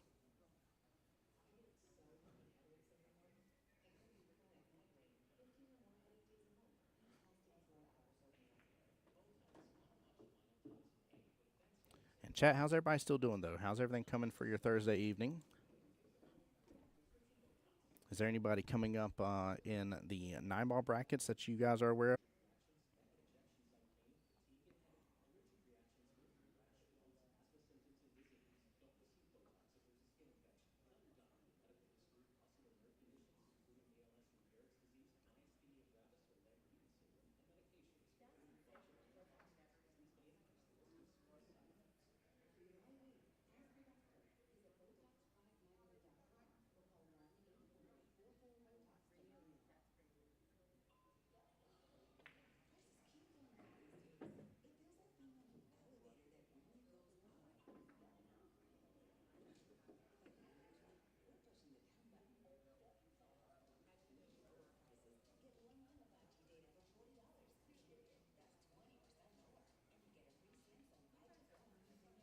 Also, chat, for those that have been in stream for a while today here, maybe you can let me know, maybe what was one of your favorite matches today?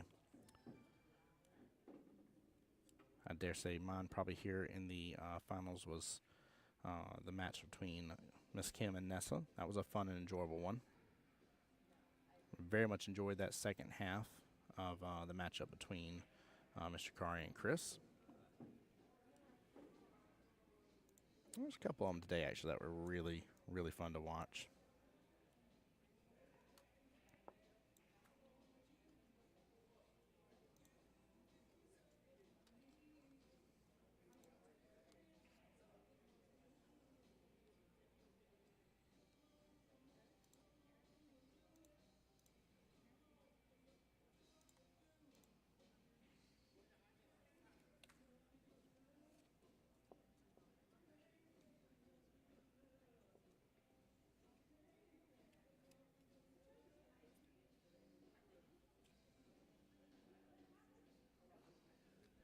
All right, trying to get caught up on here.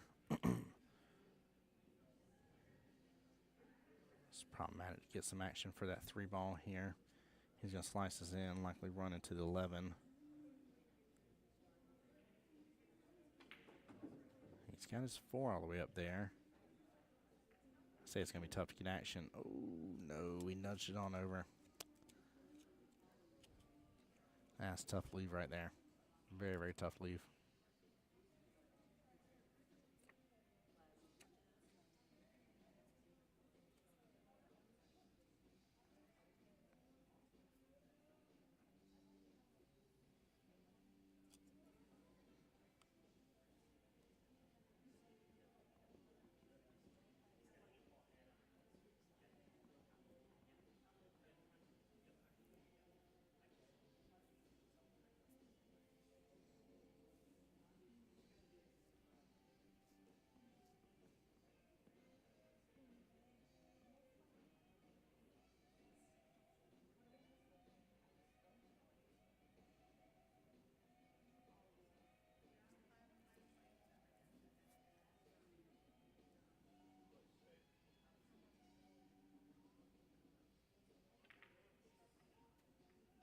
All right, called safe right there, trying to snooker up the 2 stripes next to each other. Mr. Jose back to the table now. And a little bit of an open table. Just question what he starts with. I think the 11 ball is the way here, and he may have to end up doing a combo on the 13-15. Oh, he's going to go for the 9 first. Again, I'm a fan of side pockets, but I think the 11's a better choice here. Slices in very well, though. Yeah, 11 top left, I think, would have given him better shape for the rest of rock and roll here. He's going to have to do a little back and forth now.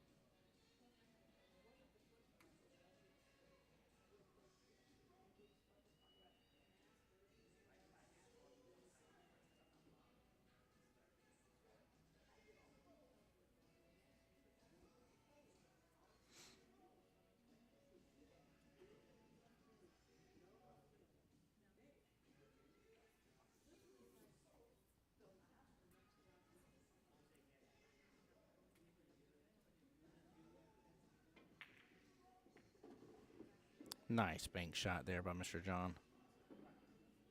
Well played here. He's in tough predicament for where the 4 is, but very nice bank shot.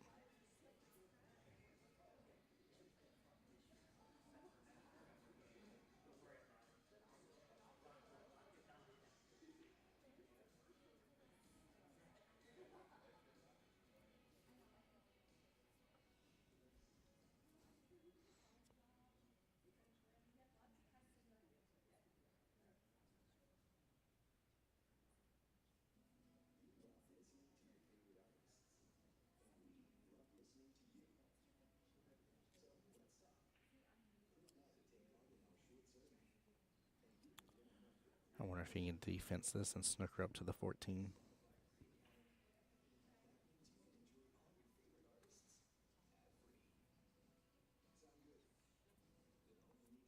Come directly off that top short rail, roll right into it.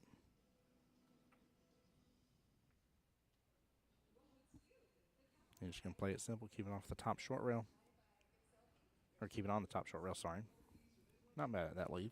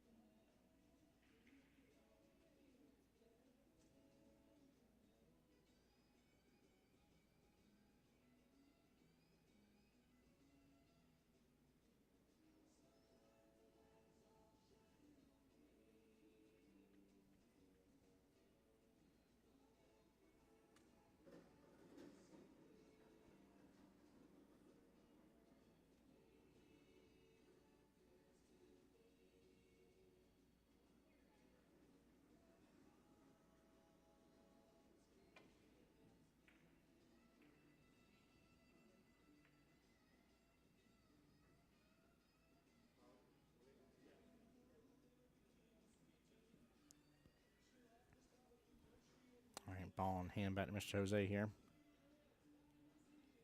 Sorry, chat. Typing to the wife here. Seems like her and the kiddos are, well, seems like more so the kiddos, I should say, about to be heading to bed.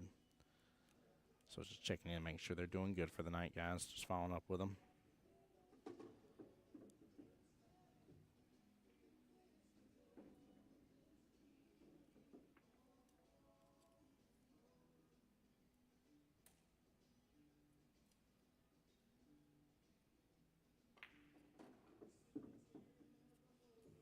Nice little drawback there from Mr. Jose.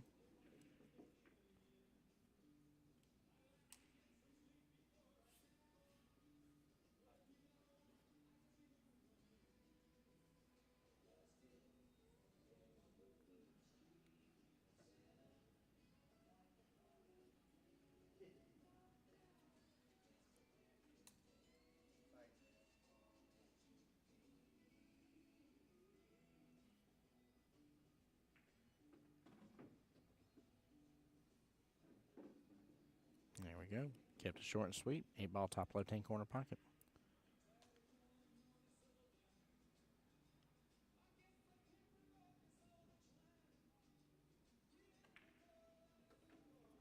All right. Jose up 3-1 now. Race to 4.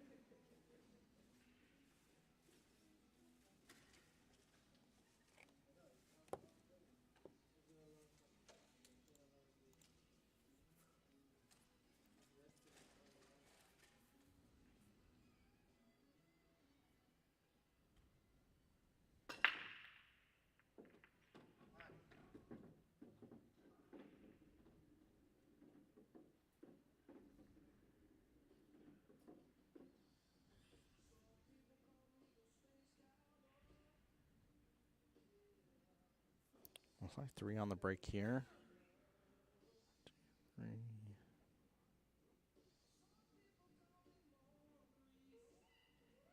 Actually, I might be miscounting here. I was trying to look real fast.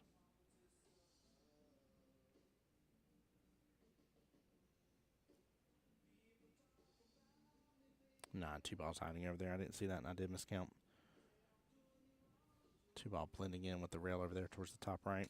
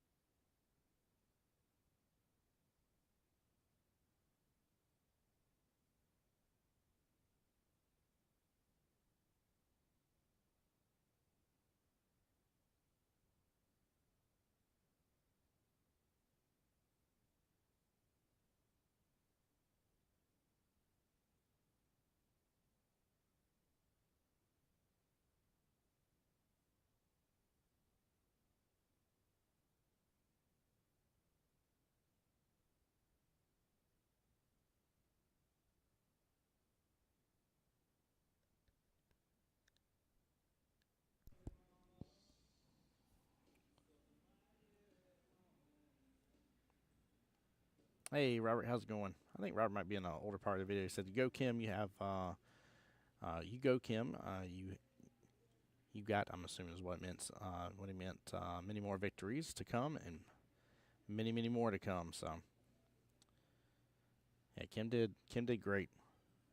Her matchup against Nessa was phenomenal. I was just talking about that literally while I was muted up here.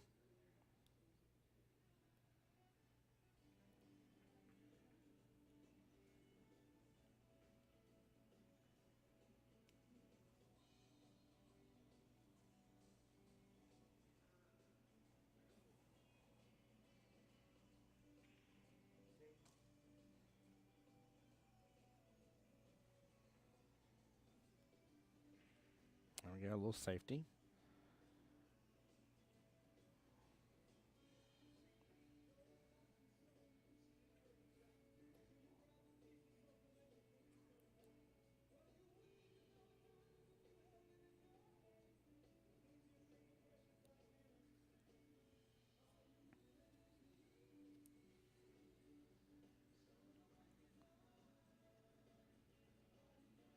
Hey, Robert, I don't mind at all, bud. Welcome back in. And it's not a problem. I wasn't sure if you were responding earlier to a comment. Some people sometimes hop in stream at a random time and they have a comment. I know where I'm like, are they talking about what I think they're talking about? So tomorrow, it'll probably be around 10 a.m. If I had to take a guess here, with this one running late, I'm gonna need a little bit of time in the morning to get some rest and shut eye here. Because at this point, right now it's about to be 10 o'clock. We probably won't be done until 11 at the all-time earliest, depending on how the finals goes. And it's going to take probably a solid 2 hours before my brain finally tries to shut off for the night for me to get rest.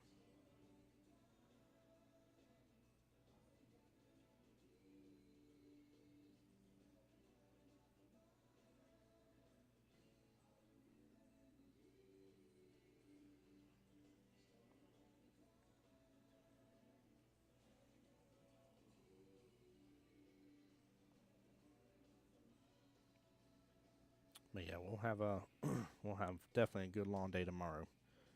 Tons of 9-ball action to give you, and I don't know if they're going to try to get 9-ball all squared away tomorrow. I'm not sure about that.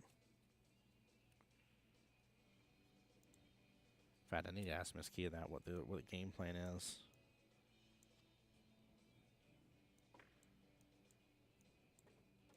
But 9-ball tends to go usually a little faster than 8-ball. So in fact, let me mute up real fast. Let me go double check with her real quick so I can update you guys. Hey Mark, thanks for liking the stream as well. Appreciate you. Can appreciate everybody still staying tuned. I know it's getting late and everything, but appreciate each and every single one of you guys for being a part of this. Guys, on the YouTube side or on the Facebook side, just in case here in a moment, if it kicks out, it'll be the 8-hour mark. It'll auto kick us off the stream here. I'm not going to reboot in the middle of this match. In case we are still going through this match at that point in time. So please make sure you're on the YouTube side here, and then I may have to do very likely we'll have to do a reboot for the finals of the men's B-Brack here, just as a heads up. So don't go anywhere. Like I said, make sure and stay tuned. Hang out with me. I do appreciate it.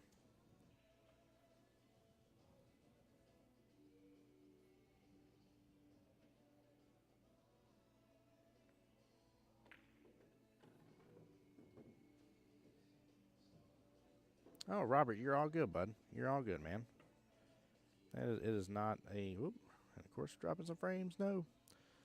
Chat may auto disconnect here in a moment anyways. I do apologize. I said, well, I wish I could have been there this year. I really do, but I had a breathing attack night, so I missed a few hours of your broadcast. Thank you for putting this on for people just like myself. It's never missed a year, not one, but I can't say that no more, so I'll try to be there as soon as I can in the morning with you. Hey, Robert, you're all good, bud.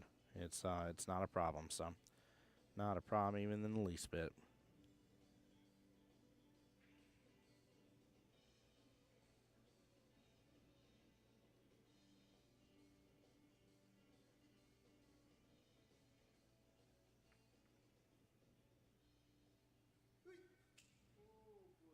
Mm.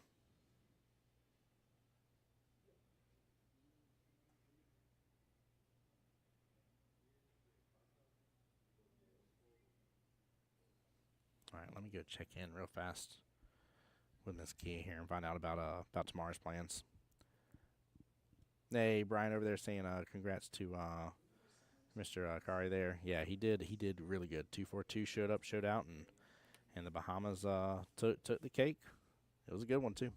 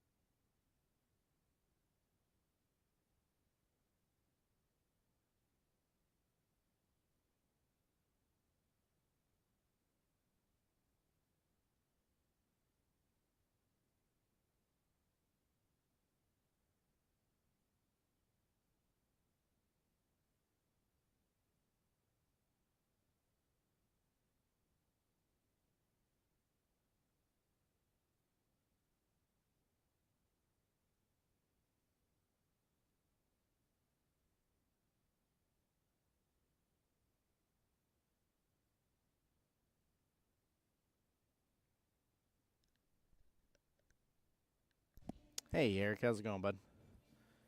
Sorry, I was over there chatting with Kia for a second, then I stepped out for just a moment to go see how everything's going in the other two rooms for a moment. Yeah, this one's taking a moment here to get to the finals.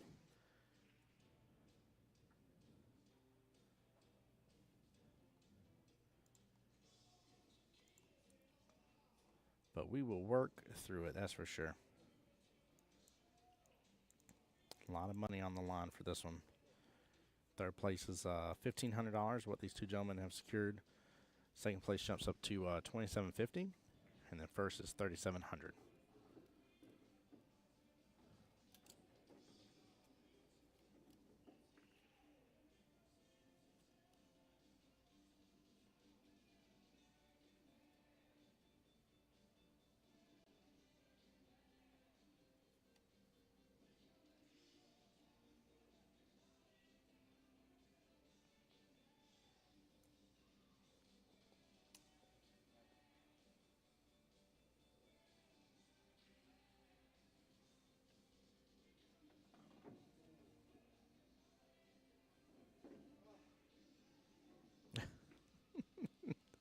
Things are getting later here. The gentlemen are getting a little more dramatic with their leaves and stuff. He's just fine with his sleeve. He's so worried about where he's at. Oh man.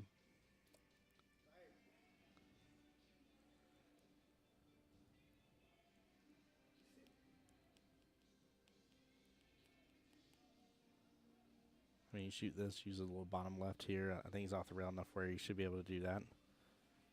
Get it, if not, take your medicine right between the rails to the 8 top left-hand corner pocket.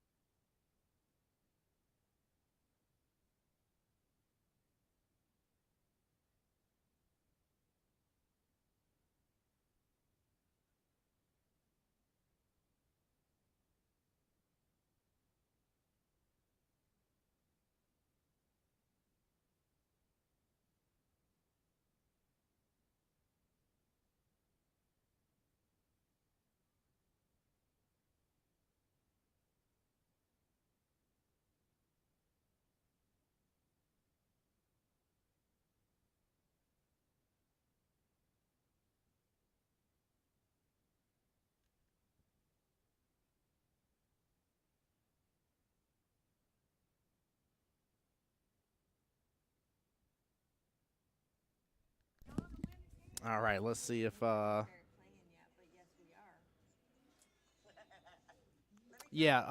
100%, Chris White talking about it being more. But yes, that's 100% the why behind it. You absolutely hit the nail on the head. It's more because there's more entries into it, and yeah.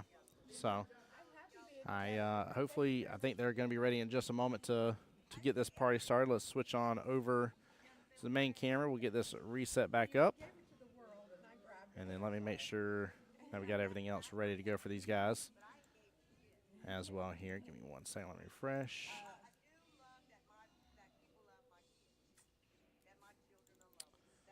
All right.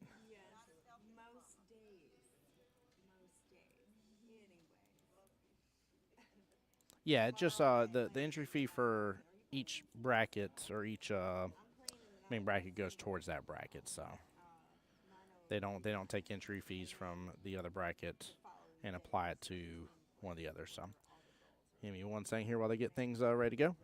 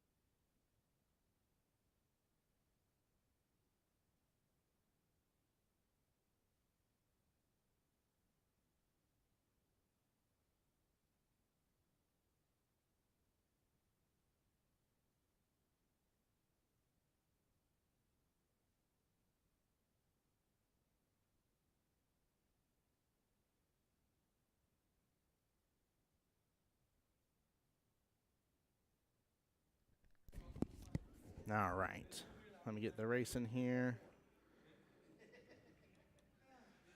So it's actually a 4-5 race.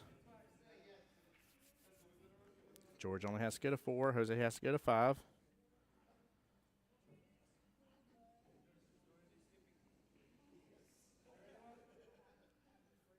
And guys, this is for the finals here. So this is the difference between $2,750 and $3,700, a $950 difference.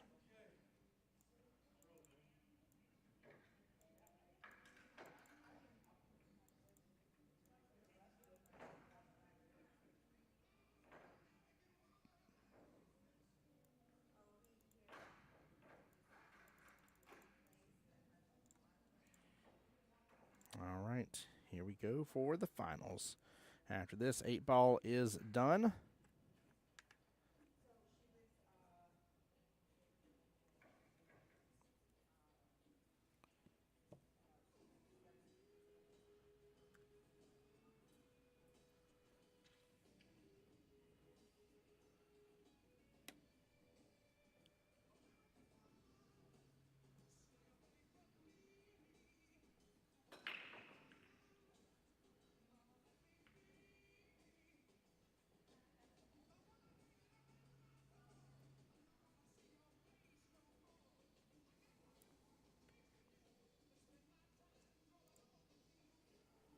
All right, let's take a look at this break here.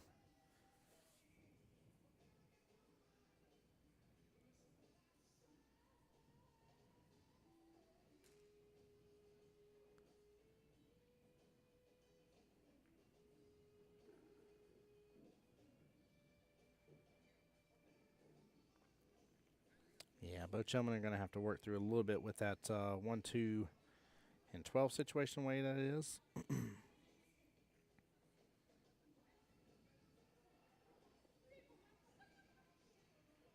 Don't know if I like him quite pushing it to the short rail like he did. Still open up for Mr. George here.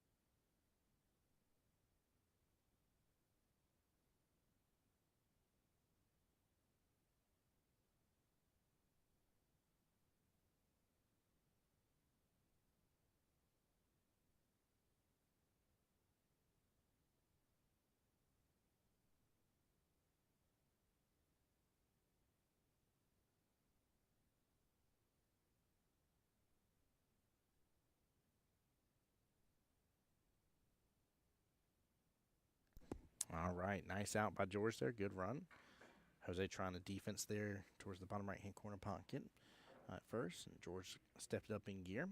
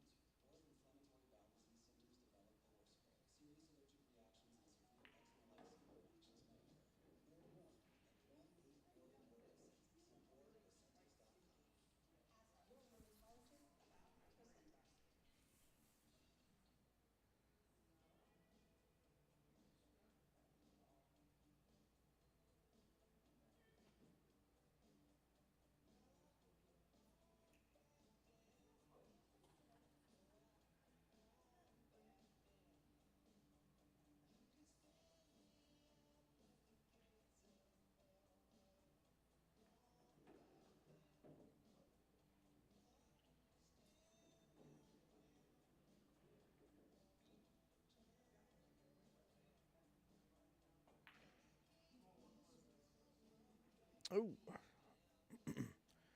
you heard George in the background and say, "What was this?"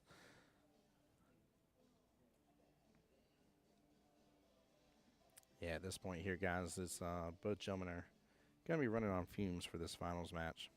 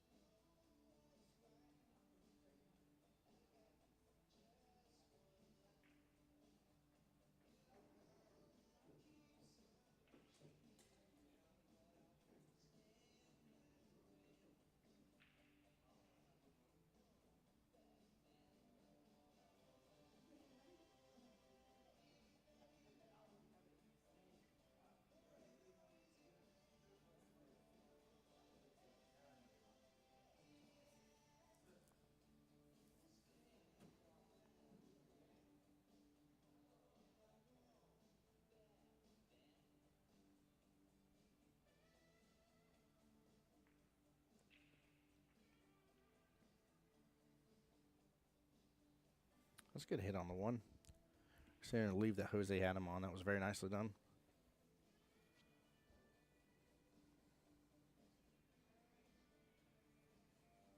Honestly, though, if Jose's going to get any bit of a run there, the 8-ball being off that bottom short rail is problematic.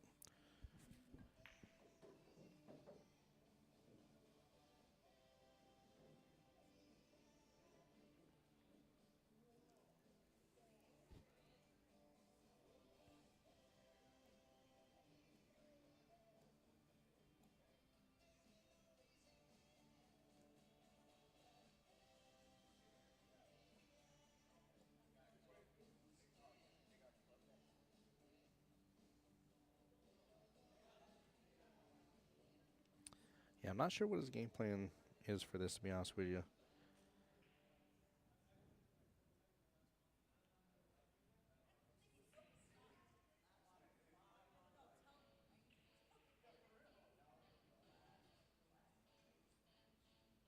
I don't know if I like that. It seems just more problematic for him.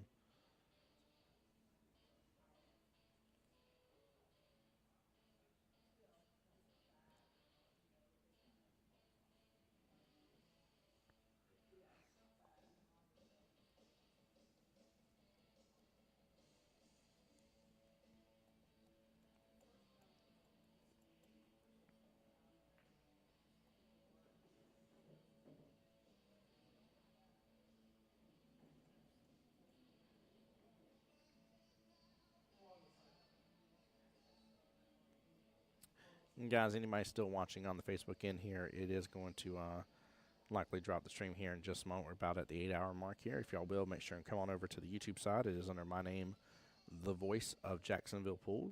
Logo's at the top right of your screen. Hop on over there if you want to continue out the matchup here.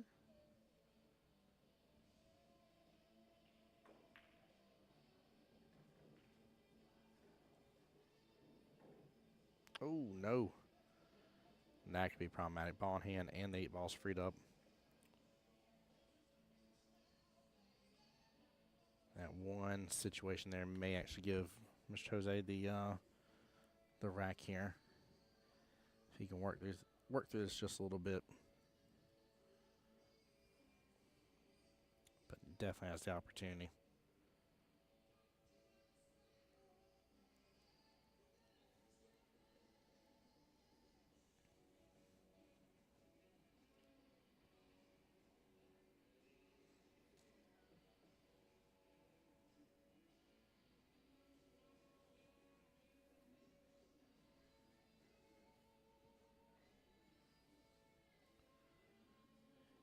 Interesting start with the 11 ball here. I think he's trying to use this.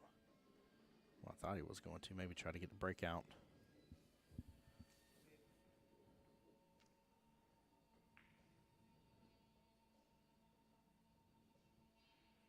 No, just decided to get the breakout on his 9 properly by himself here and just snooker up with the 6.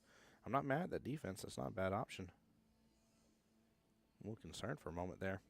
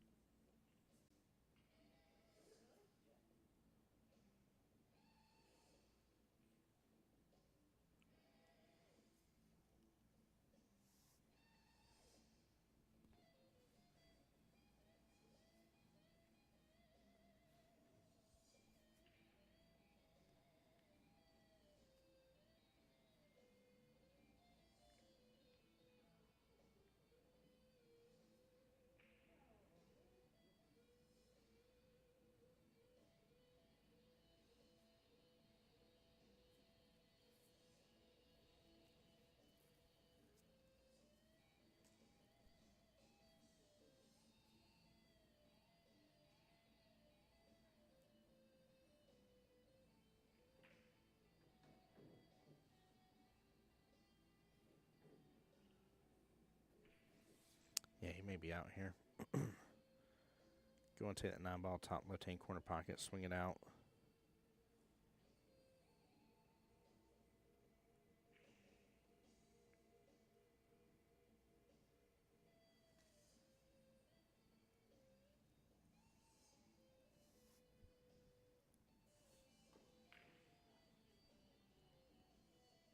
Ooh.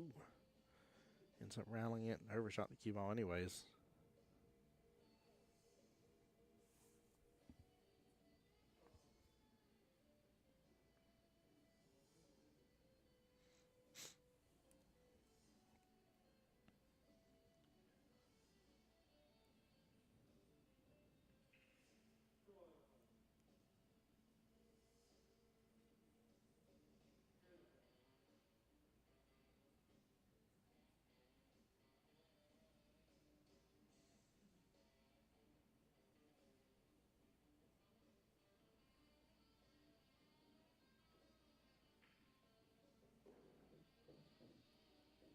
Nice pot there on that 3 ball top right hand corner pocket.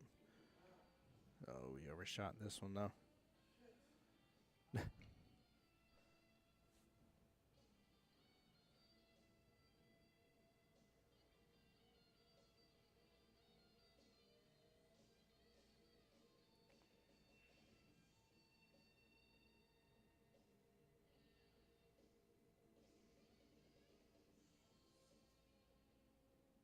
No, it's definitely good pot there on the 3. Seabass, I don't know what you mean over there. Said DT just step up his game.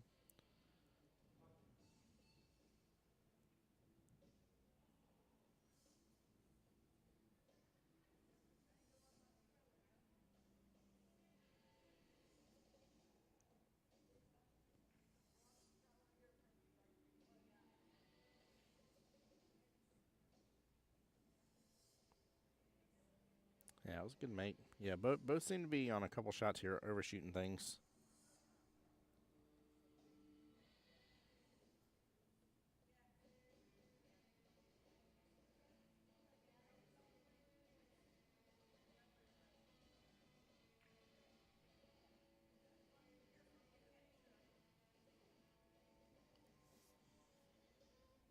That was a nice leave.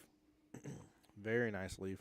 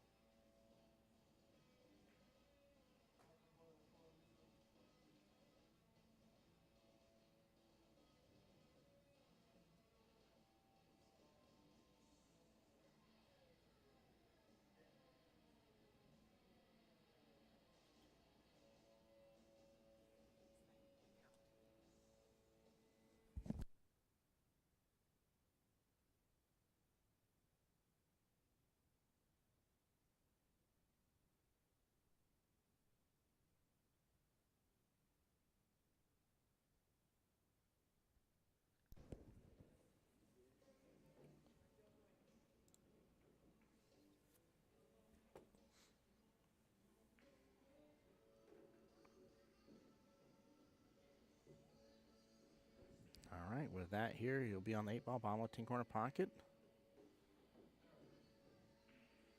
And Jose takes rack number 2, 1-1 right now. 3-4 left in the race of the first battle. Keep in mind, again, just as a reminder here, Jose is coming from the one-loss side of the bracket, hence the race difference. And then also Jose will have to be the one to double dip here against Mr. George. So if we go into a second matchup between them, it will be a nice even 4-4 race from there. But Jose does have to play that twice.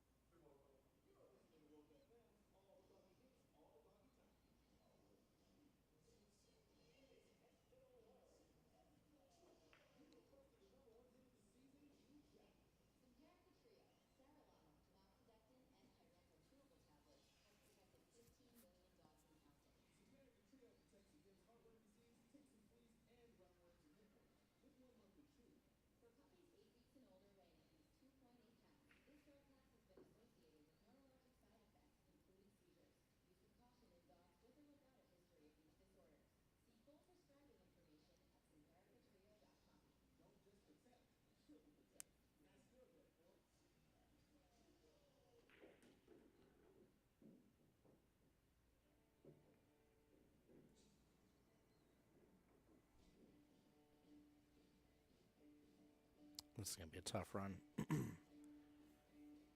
He has both the 9 and 9 and 13 being blocked up by a 3-ball bottom left corner pocket.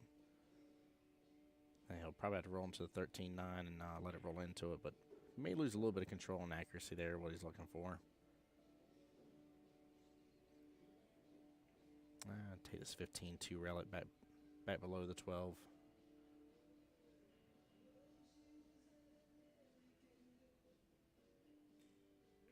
I ain't mad at him going after this already too, because he may have eyes. I was about to say, may still have eyes on another shot if that 9 can roll in, but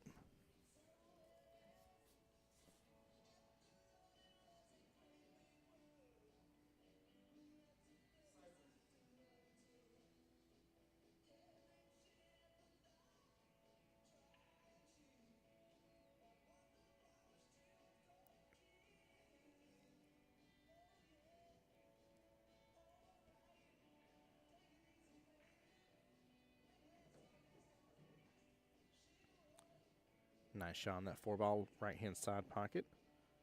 Gave himself a little bit of breathing room on the 2.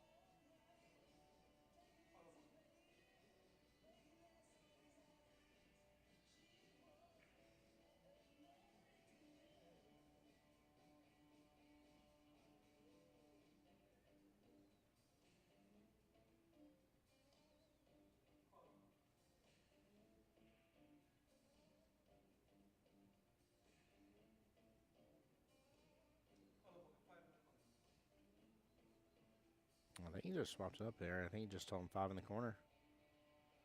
Yeah, he did.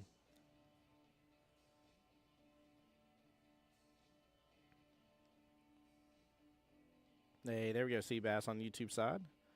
Saying, let's go, George. Shoulda love, shoulda love. Seabass, you still doing well, man. Hanging in strong.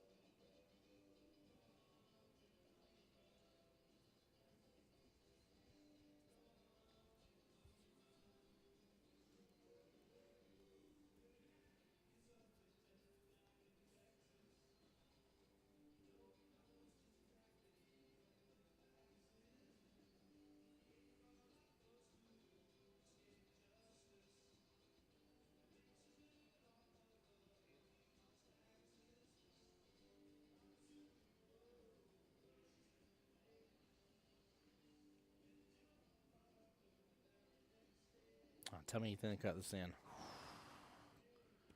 Good try by Jose on that one. Wow. Very, very nice try.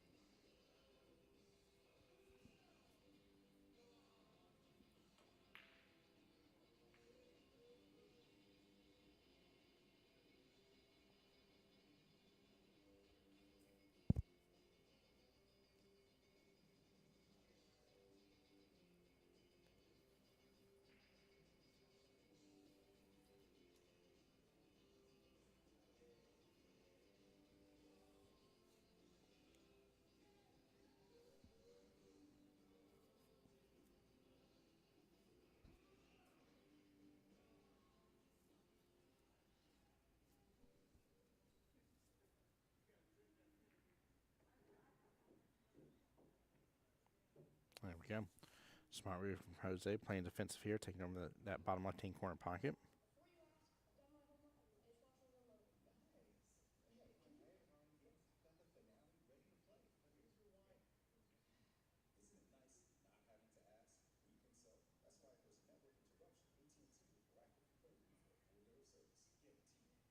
He's about one rail kick into this one ball.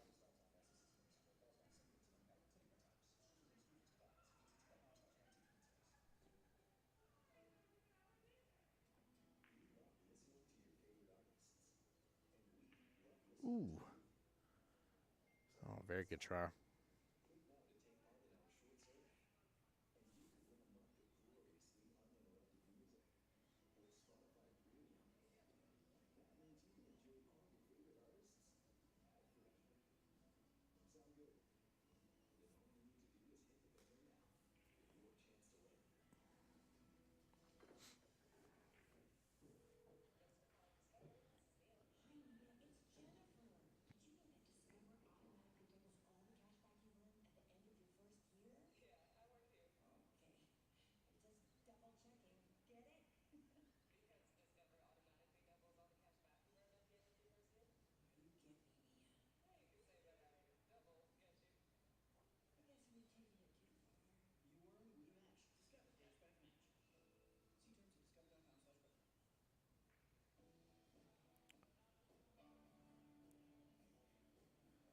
Still grouped up, though.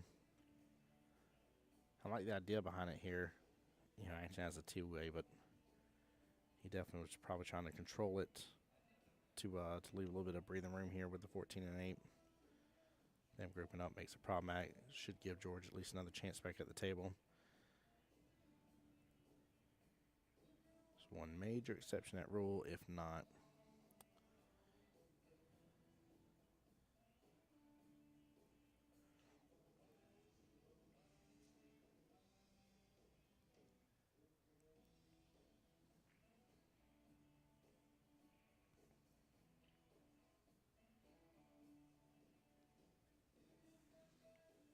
all right, that may be a little better. Looks like there may be a little bit of gap there. He just needs to roll up the other stripe there. Play the defense right on back. Looks like he's going to bring out a jump key.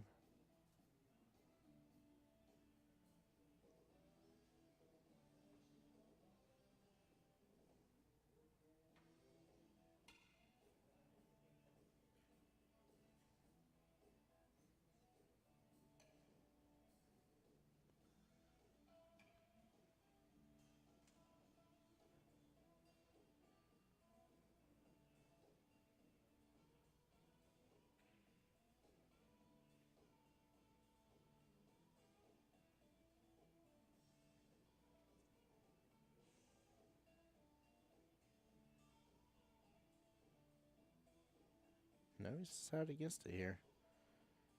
I think he just plays defense again. Like I said, roll up that stripe on top of one, give him ball in hand, but tie it all up. I don't like the jump here. He's going to jump into another jump on the 8. And just like that. See if he landed it. Yep. That was it right there. Ball in hand. Back to Mr. Jose.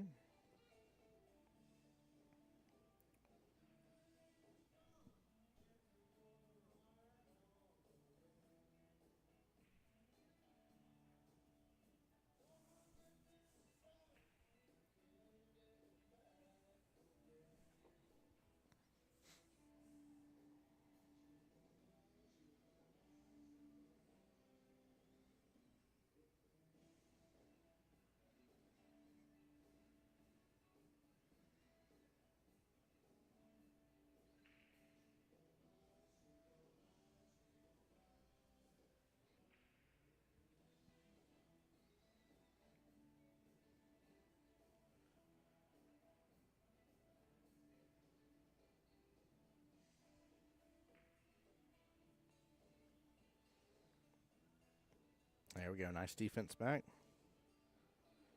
Opening everything up just a little bit.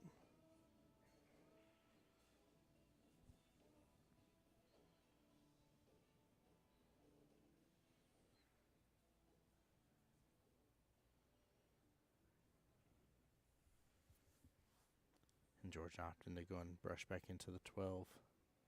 Opening up ball in hand again.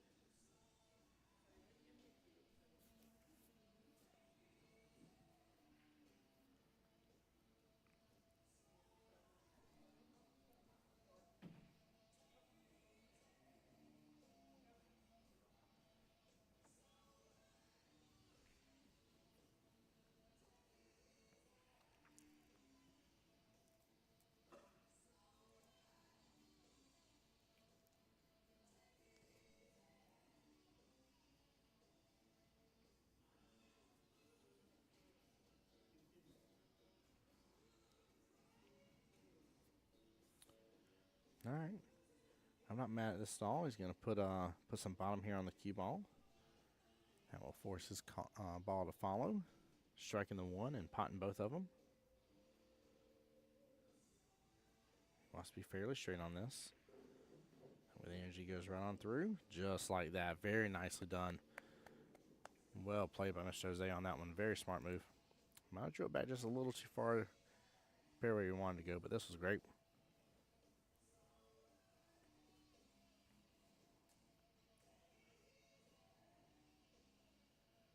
Yeah, I think he was trying to still remain a little bit more above the 14. But it works. He can still work with that. He'll just have to take his medicine here on the next 2 shots after this. Does cause him to lose a little bit of accuracy here.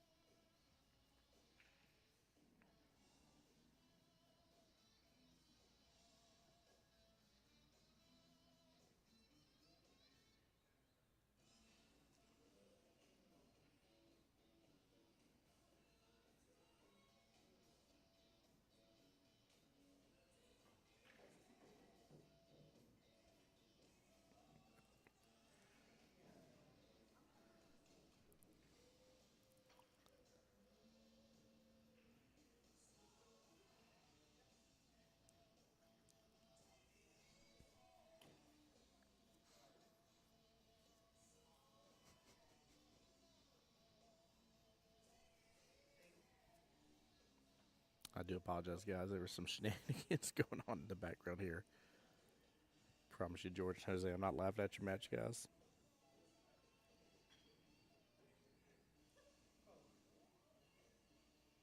He's opened up an option here for George on this one. Bottom left-hand corner pocket. It is a bit of a cut, though. 2 diamonds away. Just probably just a little bit over, right at a diamond up.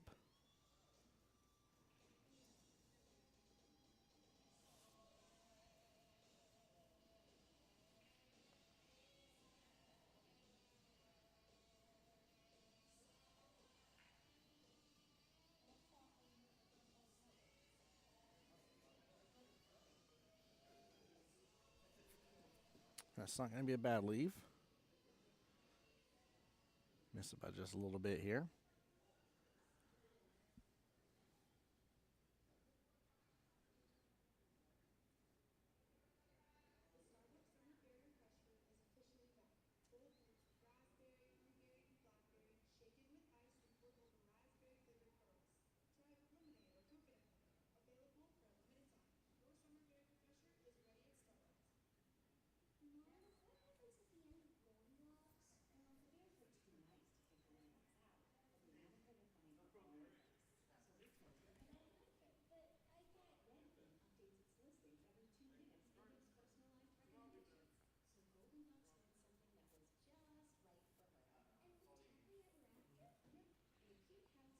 He's going for the bank all the way top right. I like the cross bank top left instead. A little bit more natural here. He's kind of let this open up quite a bit.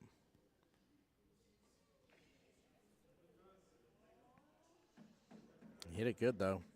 He hit it so good. Wow. What a bank. Goodness gracious. That was nice. Jose getting his second rack here. 1-2 right now. Even 3-3 race left in this battle right this moment. That was nice, though, Chad. I can't even lie to you. That was clean. That was clean. Be right back, guys.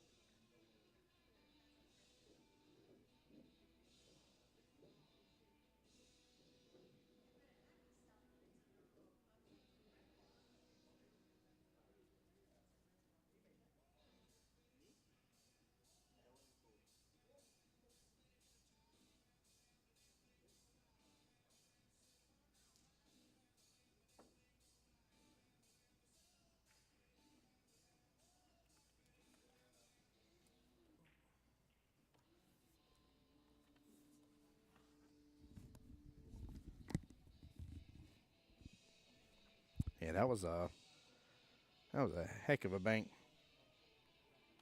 Heck of a bank.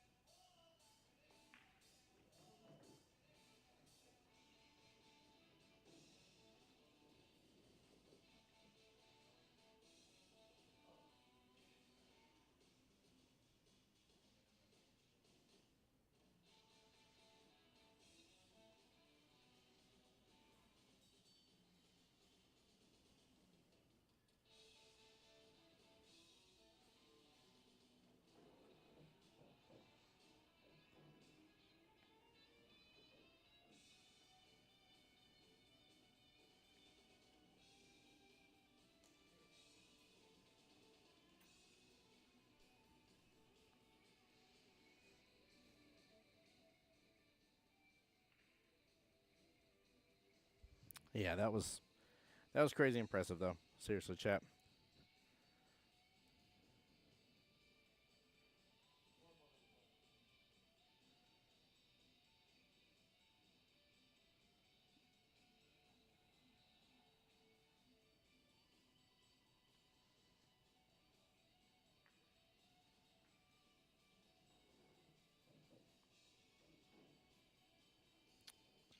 I do like that little combo. Nothing crazy about it.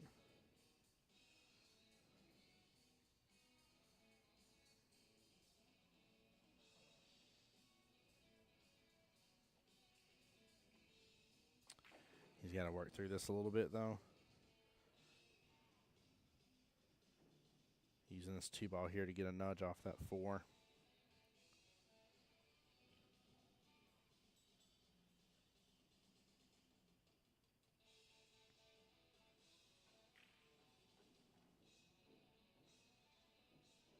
He still opened up a window for it. I thought he was going to nudge into it instead, but he got around on it.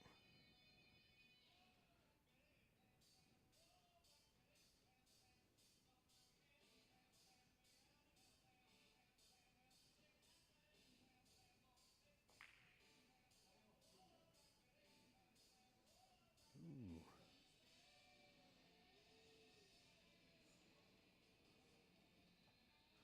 He's trying to get some good action on that, man. He got that cue ball moving, that's for sure.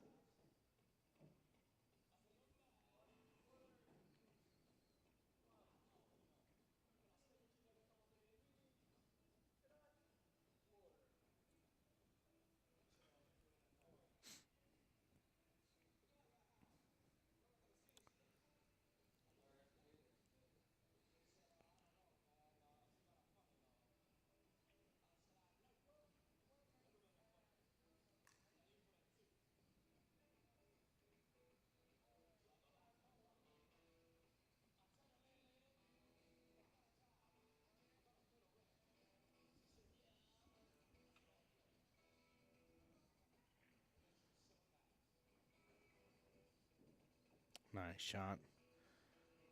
Jose has the chance to make this 3-1. We're getting closer and closer where he may have to play that second matchup here against George.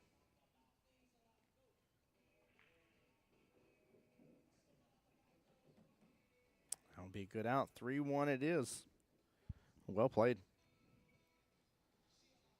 All right, George's break here.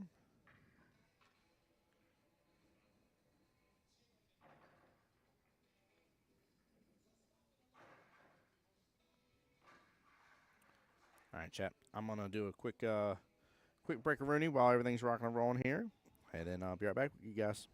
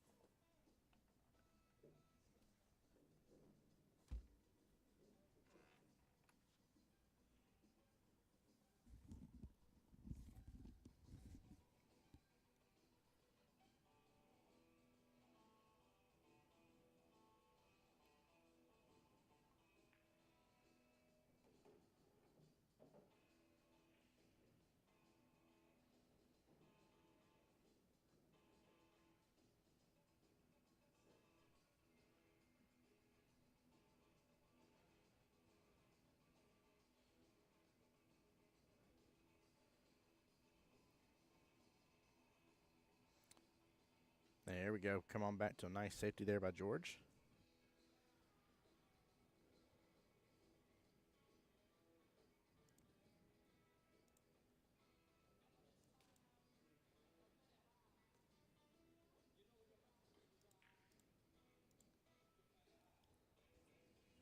Uh-oh. Oh, no.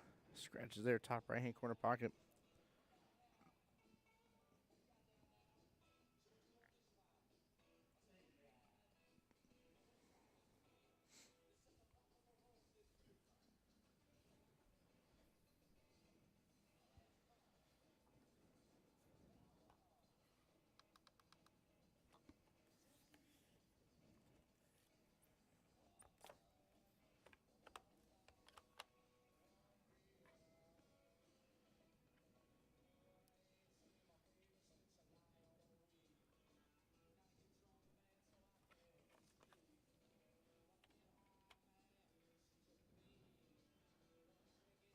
Really huge opportunity here with that ball in hand.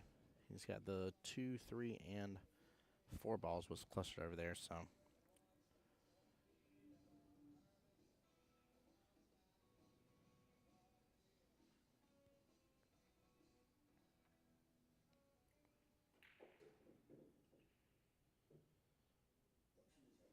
Full knocks the 8 out of place. 4 ball transfers all the energy over to the 8 and just lets it kick on over.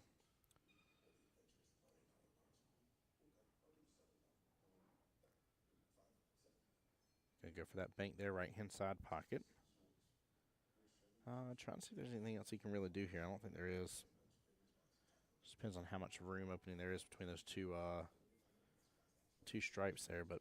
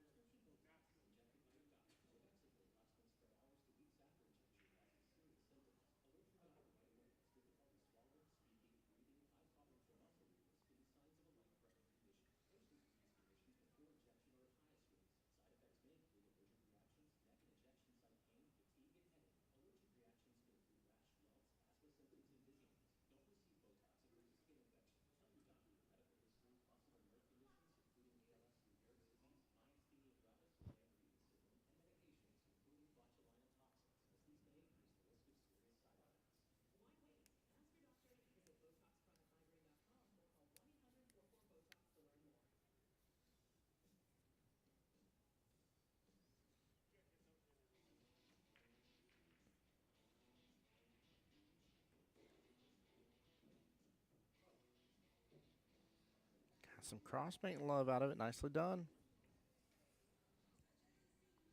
I don't feel like he's got enough room here to get the 4, but he must have looked at this beforehand. It just must not be as close as it looks. From our screen, it looks like how can it not be a foul, but no, he hit it good. He hit it really good. Calling top right-hand corner pocket with the 8. Very nicely done. Way to work through that situation there, Mr. George. That was lovely.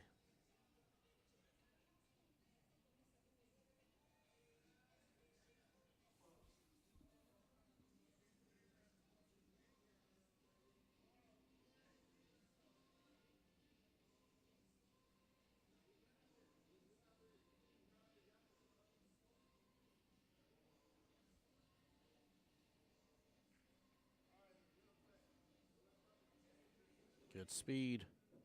What a perfect out by George. Nicely done. Very, very well played. Take a look at this instant replay on that. That was just, I mean, that was picture perfect. Well done. Very, very well done by George.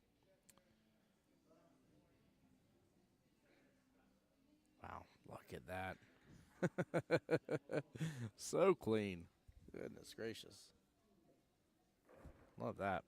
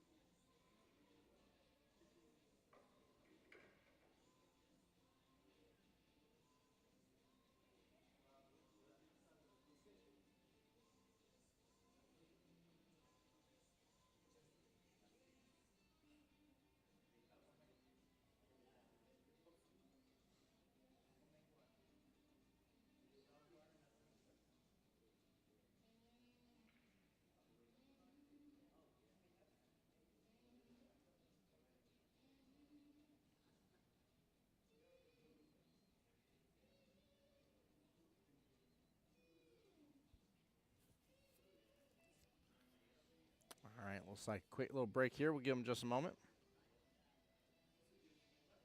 After that, we're going to tell them they're on the clock, chat. All right. I need y'all to start counting. Tell them they got 1 minute. I was just kidding, obviously.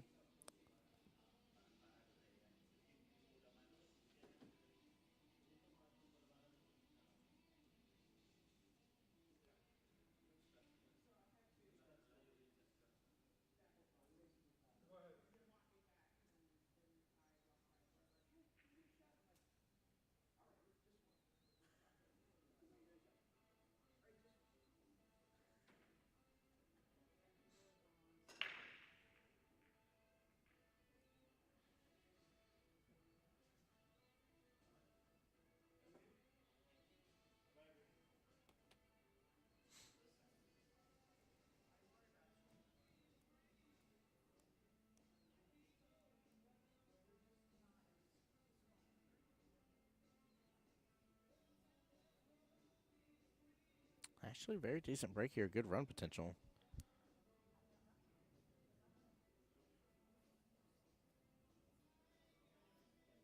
Yeah, I think I'm going solids here.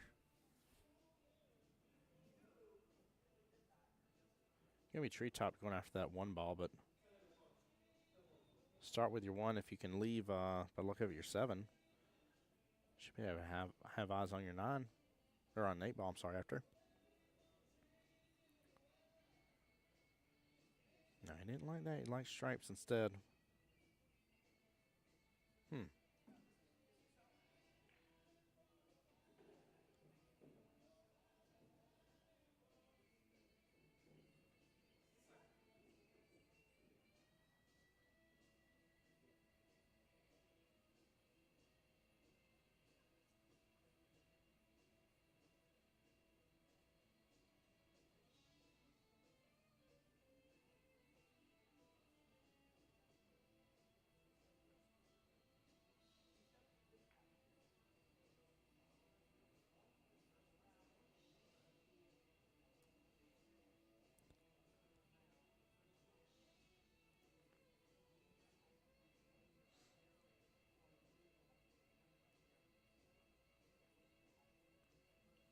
I know he did miss, but that was the right speed for that slow roll to that right-hand side pocket.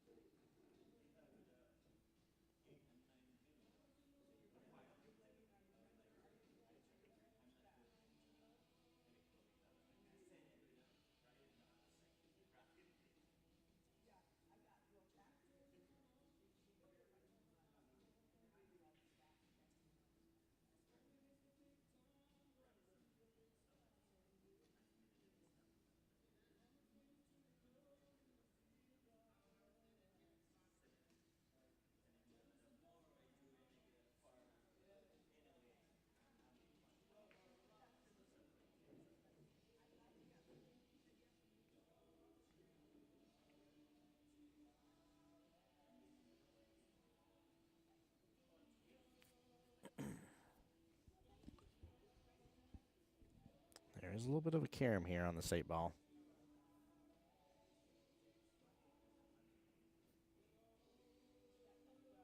Still a tough shot.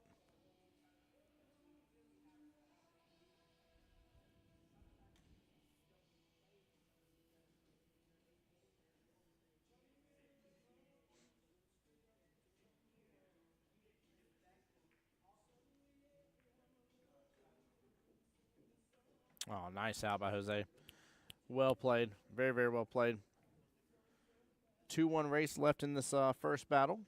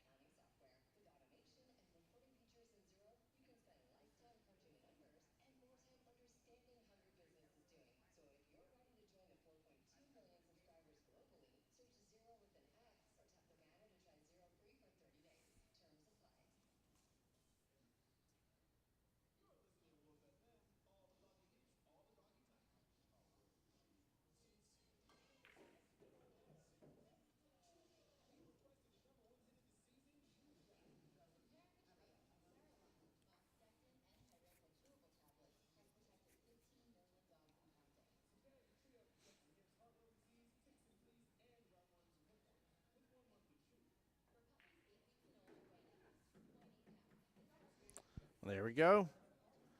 All right, time to reset it. Race to 4.